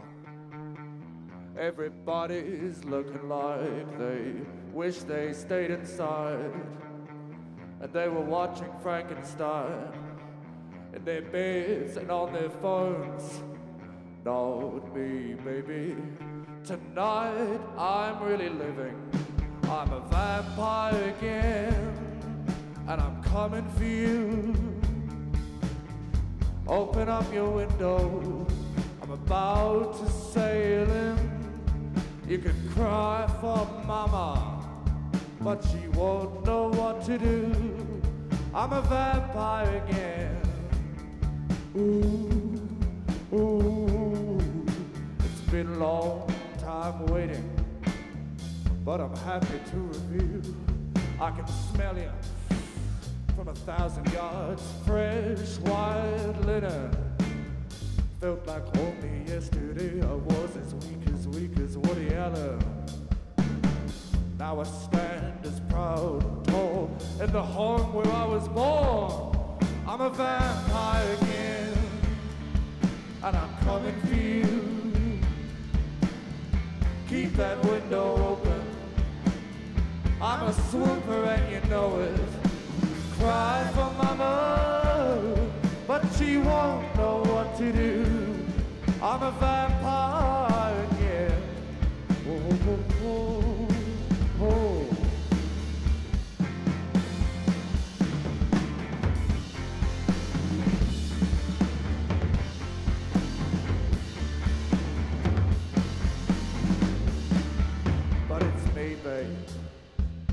only me. Don't worry, it's your boy. And I hope you've been keeping it sweet for me, 'cause I woke up kinda hungry. Midnight glory. And I swear you won't feel a single thing until about the year 2025.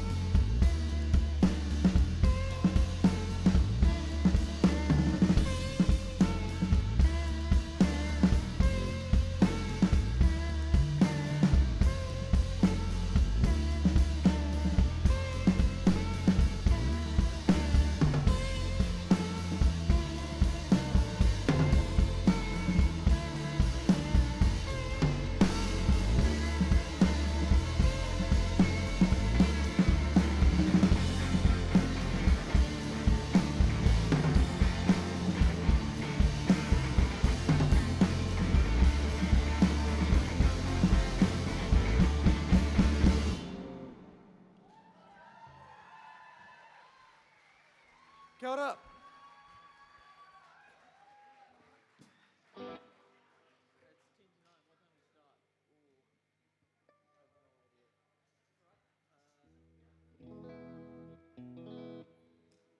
Oh, thanks guys. Everyone doing all right? Cool.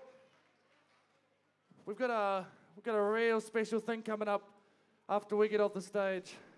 Your favourite and mine, Adija, going to be up on the stage. Whew. But we got a few more songs before we let the masters take the stage.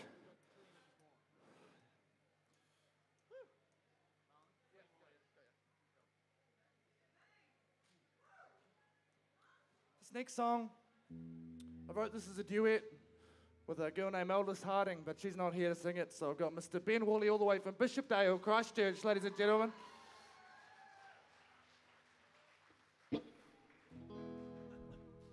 Ngāti Bishopdale.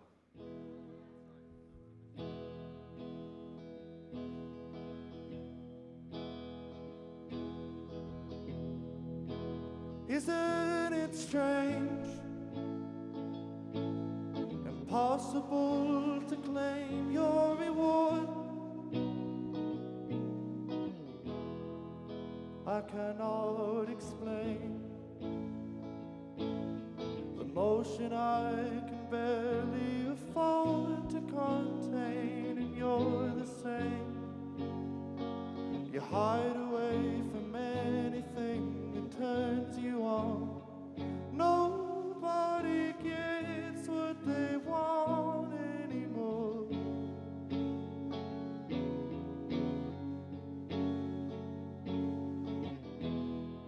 No words on a screen could possibly protect you. You know what it means to raise a child. I place a ring around us and pray and sing your name. There is no blame, there is no shame. I need you more.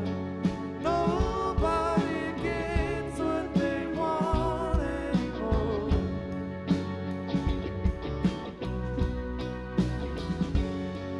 Nobody gets what they want anymore.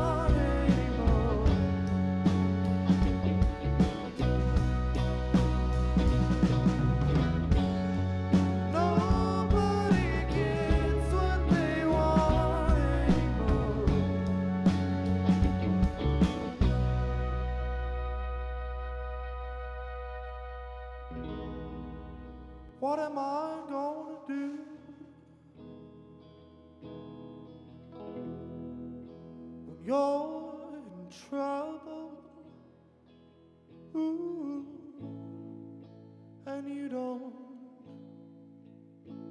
call out for me.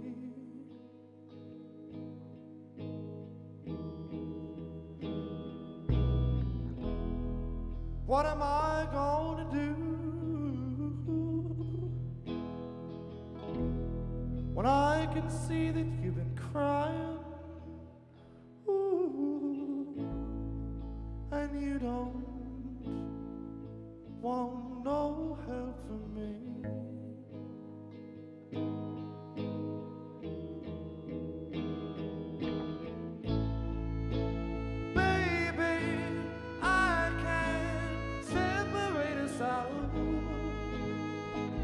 Anymore, baby, I can't separate us out anymore.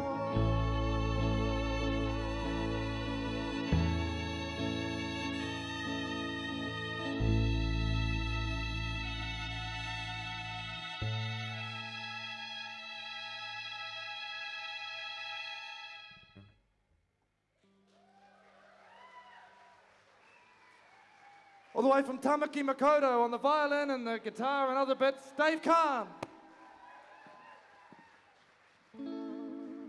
And all the way from Adelaide, South Australia, please give a bit warm welcome to Gus Agars on the drums.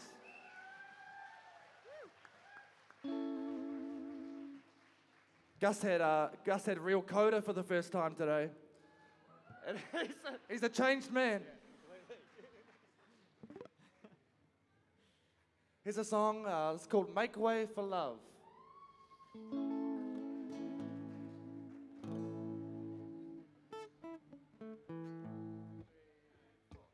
Make way for love. Grab a partner. Make way for love.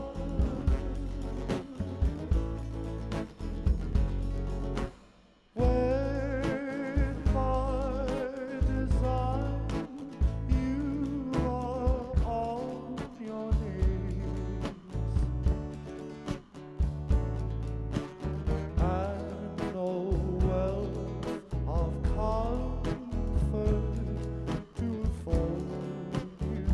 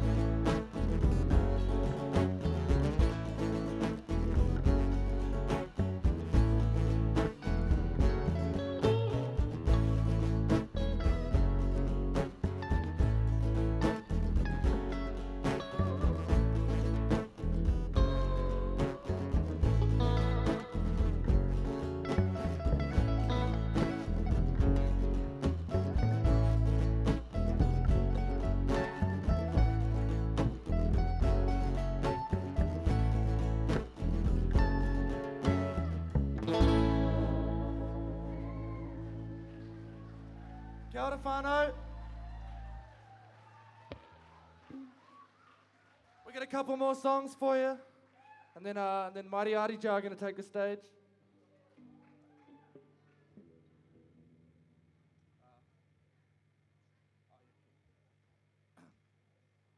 You guys okay about me playing a wee ballad? Is that all right? This song is called "Love Is a Terrible Thing," and it's not really true, but it is true too. But you know, it's better than nothing, eh?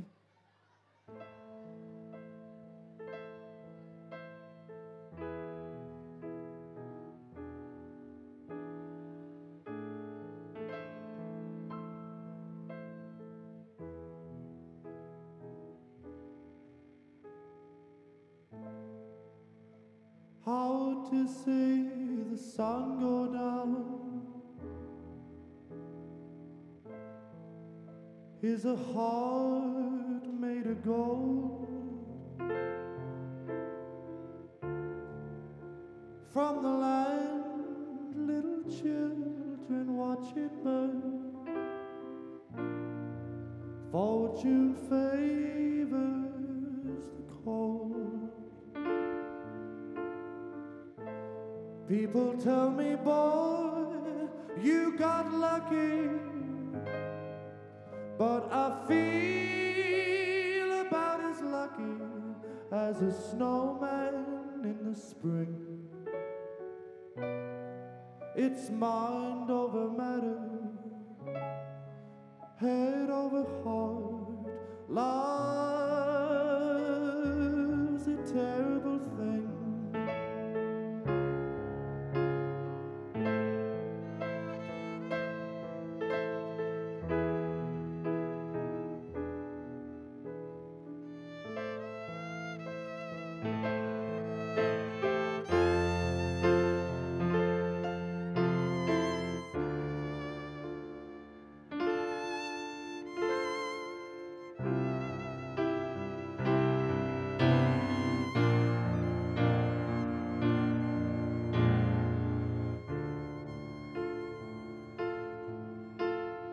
People tell me, boy, you dodged a bullet,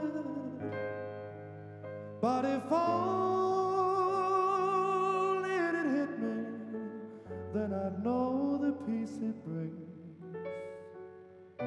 It's just mind over matter, head over heart. Love's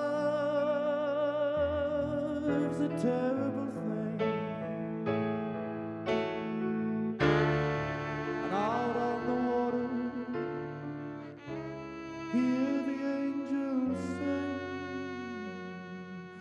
Love's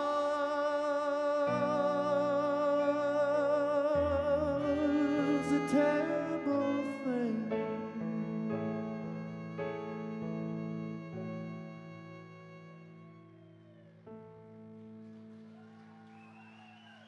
Kia ora whānau. All right, I just want to say one more massive thank you. It really has been our privilege to come and play for you today, and I really mean that. So thank you very much. We've got one more song for you. Kia ora.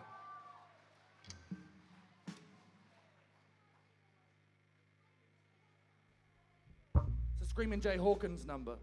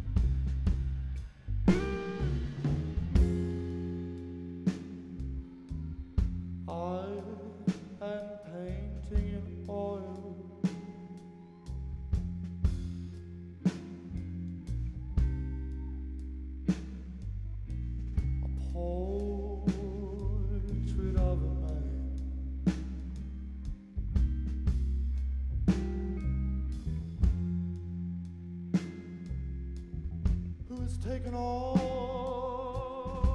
the heart.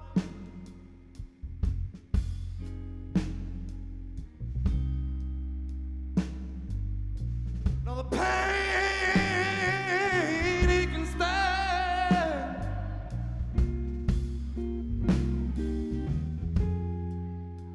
I'm using all the colors of blue.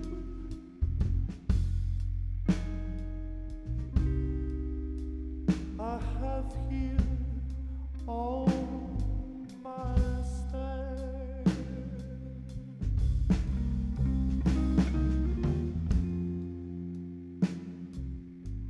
I'm painting all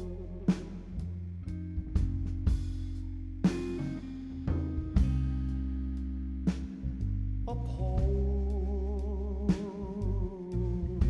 of a man.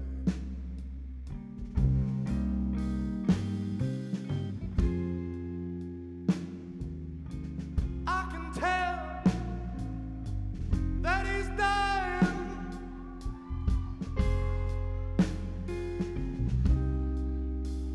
For I see death right there in his eyes. Yes, I know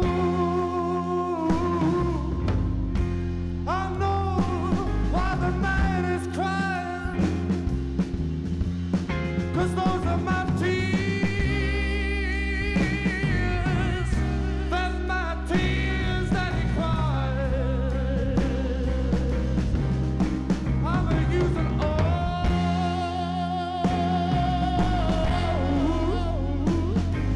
the colors of blue. I have here on my stand.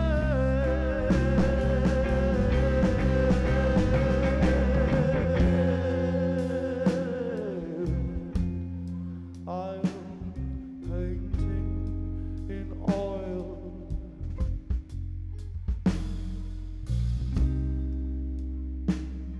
A portrait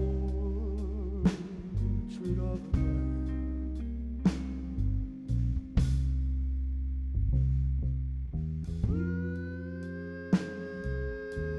As I paint a wrinkled bride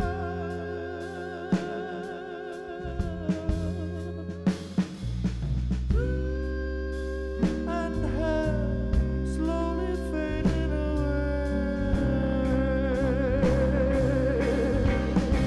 Tell me how is a man supposed to paint a smile on two brown eyes that keep turning away? I'm using all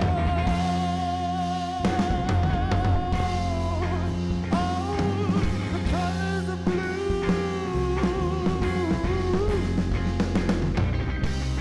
I have here on my stand.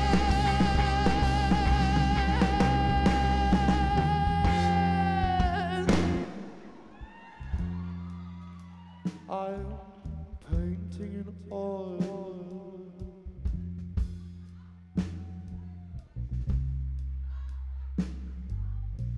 A portrait of a man.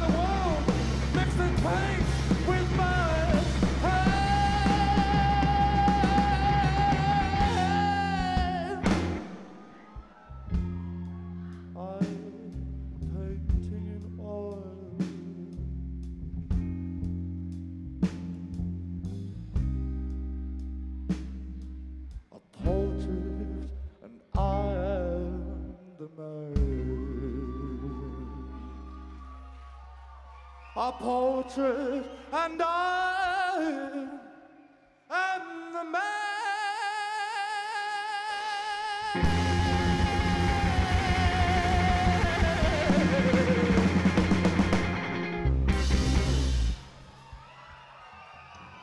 Kia ora.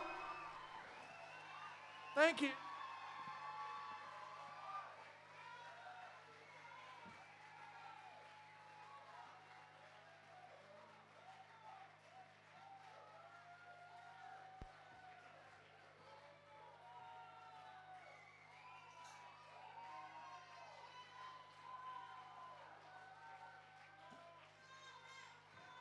Check. Yeah. Hey, let's give them a massive round of applause. I see lots of ladies up the front here. Woo! Marlon Williams and the Yarra Band. Amazing. Like, totally different than what I thought. What about you, Whānau? Yeah. In Tuahiwi today, in Paris tomorrow. What a treat. What a treat. So, Whānau, you might want to find... You might want to find a seat again because we've got about 15 minutes, but Benj and I are going to do a little bit of emceeing for the next 15 minutes while the bands change over. So we're going to come down into the audience. Let's give them one more big round of applause. Oh. So wonderful performance, Marlon. How did it feel for you? This is your whānau. This is Ngāi Tahu whānau. We had some words at backstage before. How was the buzz? Oh, I don't know, it makes me feel a little bit wild in the best way possible. You know, it's like just feeding off everybody's energy. You know, it just takes you to, just takes you to a special place. So you've got a new album being released in 2018 Why, called yes. Make Way for Love. Tell us about it. Well, yeah, it's coming out in February the 16th in next year. Make Way for Love, you know, and it's overall a positive album. But yeah, and so I'll be out touring the world with that one. And heading to Paris tomorrow. So what does that look like for your next week? It just looks a lot of talking in French. Not in French. Whānau, wahine mā, did you hear that? A lot of talking in French. And we just wondered if you, you got to do some stuff backstage, but I know that there's some selfies out there waiting for you. So is there 5 or 10 minutes you can get out there shortly? I'm going to be out there grooving to Adija, so, you know. Oh, he's going to be out here skanking with Adija. So Whānau, wait in anticipation. I know there's some people that would love some autographs, so thank you so much. Whānau, let's give him one more big round of applause and a massive mihi kia koe, Marlon.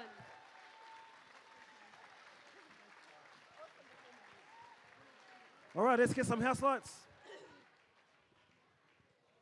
Take a load off for a second. Drink some water, a bit of juice. Melanie's making her way down to the stage front. We've got a whole heap of gifts and prizes to give to you. We've got a few competitions we're going to run. We're going to try and get you amped and revved up for Adija. What we've got to do is turn the stage around. Okay, so this whole set's got to go, and we've got the whole new set coming in for the second band. Melanie? So, Whānau, we've got a few giveaways backstage. We haven't actually given anything away today, although I know in Te Atakura they did give a few things away. But tomorrow, the big Ngāi Tahu Tourism prize will be given away, and there are other few prizes. We've got some lovely ladies here. Actually, we've got our Tino Reka fry bread lady here. Who had some fry bread today? Okay, who had some fry bread today? Yeah, it was really good, right? Okay, this is Renee, Morris England. Hi, I'm Bai. So we thought we'd do a couple of giveaways. The first question, who is our new kai whakahaere? Annie Lizzie, we can't give it away to you. Can't give it to you. Ben just making his way to somebody with their hand up. Just scream it out. Everyone real loud. Who's our new kai whakahaere? You've got to say her whole name. Her name is... No. Let's say it all together. Lisa Tumahai. So, 3 times in a row. Lisa Tumahai. Lisa Tumahai. Lisa Tumahai. Pick one, Melanie. Okay, there's a lady in a red shirt over there, Benjamin, to your right. She's been standing up. She actually almost did a bit of a boogie. Deadly. Okay, Whānau. We've had a project manager from Ngaitua Huriri managing this whole Huia Iwi 2017. Her married name is Brennan, but what is her maiden name?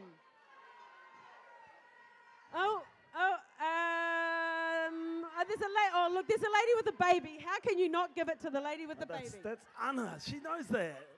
That's whānau just about. Completely. Whānau, while Benj is giving that away, I can see my friends sitting to the right of me. Today I've had two amazing hairdos. Most of you who know me know I really don't care about makeup and hair. And yesterday one of our lovely whānau came down and said, Mel, you need to come to my salon this morning because you can't wear a ponytail every day while you're emceeing. I just wanted to say thank you so much to Amanda Puha Tirikatene. Yeah, let's give her a big clap because she helped with the do tonight. Yeah, the makeup chick. What's And Amanda is the owner of Hink Hair, and so that's Hair in Kaipoi. If you don't know Amanda, you really should because I'm pretty sure most of North Canterbury goes to her salon in Kaipoi, right up the main street there. Thank you so much, Ehua. There she is, everybody. Let's give her a big clap. She even It's stood a up. makeup chick for the night. Now, what's in these packs? We've got T-shirts. T-shirts here, whānau. T-shirts. Haka Freak T-shirt. Haka Freak T-shirts. Who's a Haka Freak in the house? We've got some kids over here who are Haka Freaks and right here. Haka Freak T-shirt. So, if I asked you, Haka Freak it T-shirt. starts with an M and it ends with an A, and it is our maunga that is very close to us. The Pākehā name is Mount Grey. The Māori name is... Oh, actually, that ends in an E. Maukatere, who said that? Oh, look, here's somebody with a red hat. We've got to go to the back. Okay, you're going to the back. Oh, give her one too. Because she left. Ka pai you. Because she looked after my puppy today. Oh. She looked after Dexter. You might have all seen Benj and Nicole's puppy, Dexter, the big white fluffy dog. Yes, well, he's come to the marae a lot lately. Last question, whānau. The name of the coastline, just out here. The name, well, no, it's not it is the East Coast, but... Benj, see if you can find someone with a hand up. It starts with Te Taia. You got to put your hand up and I'll come to you, and it's not Dana. It's not allowed to be Dana. Next question. Next question. Let's try this, Melanie. The name of our river, the name of our awa, our river is... Starts with an R, ends Hand with an up, I. first hand up, first hand up, first hand up. Oh, okay, We're all here. right, he's going over there. Sorry, Here we go. whānau. Pardon? Rakahuri. Pardon? Rakahuri. Che, we have a Rakahuri. winner. Deadly. Yeah, kaita tika. Ka pai. All right, so that was sort of the last, but we've got some more prizes coming too. While the band's sitting up behind us, we're going to sort of split you in two. So from Russell Caldwell this way, you fellas are mine. From Russell Caldwell that way, you fellas are Benjers. Ka pai? You guys all know lots of songs, lots of oldies but goodies. A bit of Tūtira Mai, a bit of Pā Mai, a bit of E te hoko whitu atu kia kaharas. You guys all know that, I know. So Benj is going to start. I'm going to sing with you guys. You guys are going to retaliate. Ka pai? So let's try it, yes, with an I and a kao. Actually, no, with a tua and a hiwi. Ka pai? Over here, toru whā. Oh, that was pretty sad, whānau. You ready? Toru whā. No, that's their side, shush. This is our side. Everyone together. Toru whā, tuahiwi. Tuahiwi. Okay, he's on a totally different waka to me. So, hey, hoki mai ki te taku waka, tōku waka e hoa. Tua hiwi. Ka pai? Okay. Whānau, tahi rua toru whā. Let's start. Benj, on you. Awesome. E hoa, you're on the tūtira mais. Okay, so the game is here. We've got to sing louder than them. We're going to take turns. Is that right? We're going to bounce. That's I right. wasn't That's listening, right, Melanie. Mark. I wasn't listening. That's right. I was racing around giving prizes out. Yes, I've got to you were. sweat here. Yes, you were. Okay. You guys start. Shall we flip a coin? Hang about. Oh my gosh, we're really going to flip a coin? This is Okay, a competition. paper, Is scissors, this rock. a competition? Yeah, okay, it's a It's a competition. competition. Here we go. You ready? On one, only out of one, go. No. You said one. No. Ready? Out of three, only once.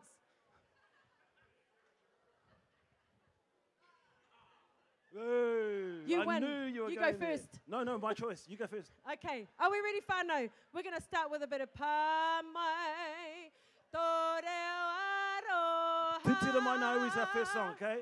Ki te Tutira Mai Nā Iwi is our first song. o tuahiwi, e ngā iwi o Aotearoha. Haere mai. Here we go. Haere mai. Best voice whānau. Here we go. Tore wha. Tutira Mai Nā Iwi. they're totally off tune. Aue.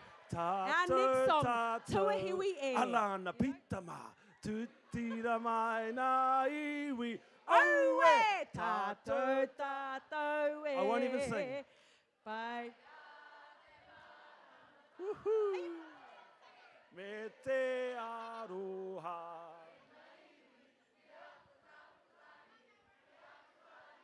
All right, you ready? You're going to cut in a minute. Tore wha. Tuahiwi e, karanga e te iwi e. Whoa. Kue ke That's mai good. ne, kue ke mai ne, kiro ngā te marae e.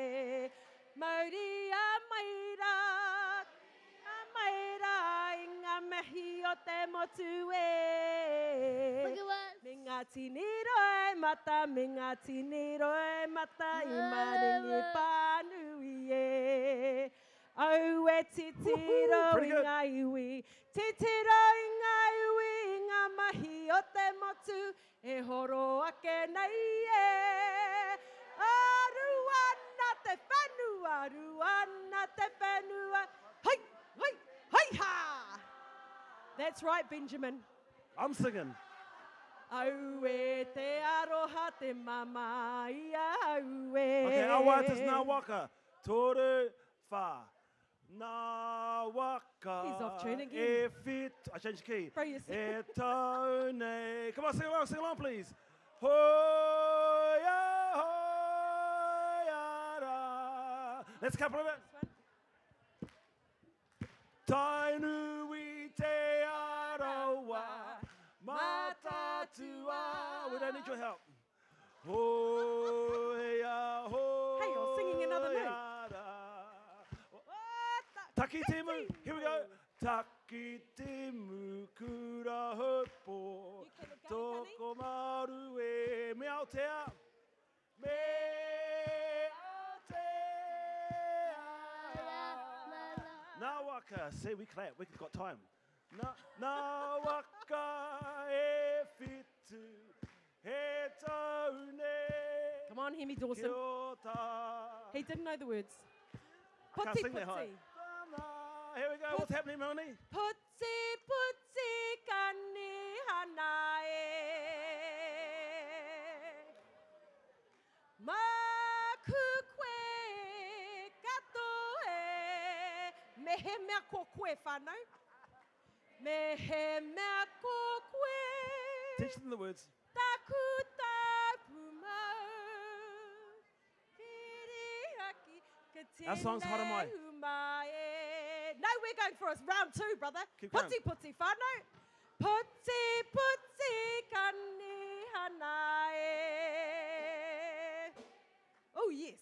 We got the drummers. E kato e. Mehe mea ko koe. Mehe mea ko koe. Taku tapu mau. Pirirawa ki te So our next song is Haere Mai, okay? Tore wha. Haere mai. No mai rā. E ngā iwi e. That's harmony, hear it? Haere mai. Sing up, everyone. Ki runga o te mara. Sing up in the back, Dana, can't hear you. Hui hui mai tātou katoa. E hine ma. E hine ma. E tamama. Hapai ngā o te mana Māori e. We got haka too. Hey, I love you, Kenan. Ia ha ha. You sound beautiful. E ngā iwi e, haere mai, haere mai. E te hoko whitu. E te hoko whitu atu kia kahara. Ka tira te ringa ringa ki rarora. Mana whakaro ke hungarawa. Itikai, whirinaki tātou katoa.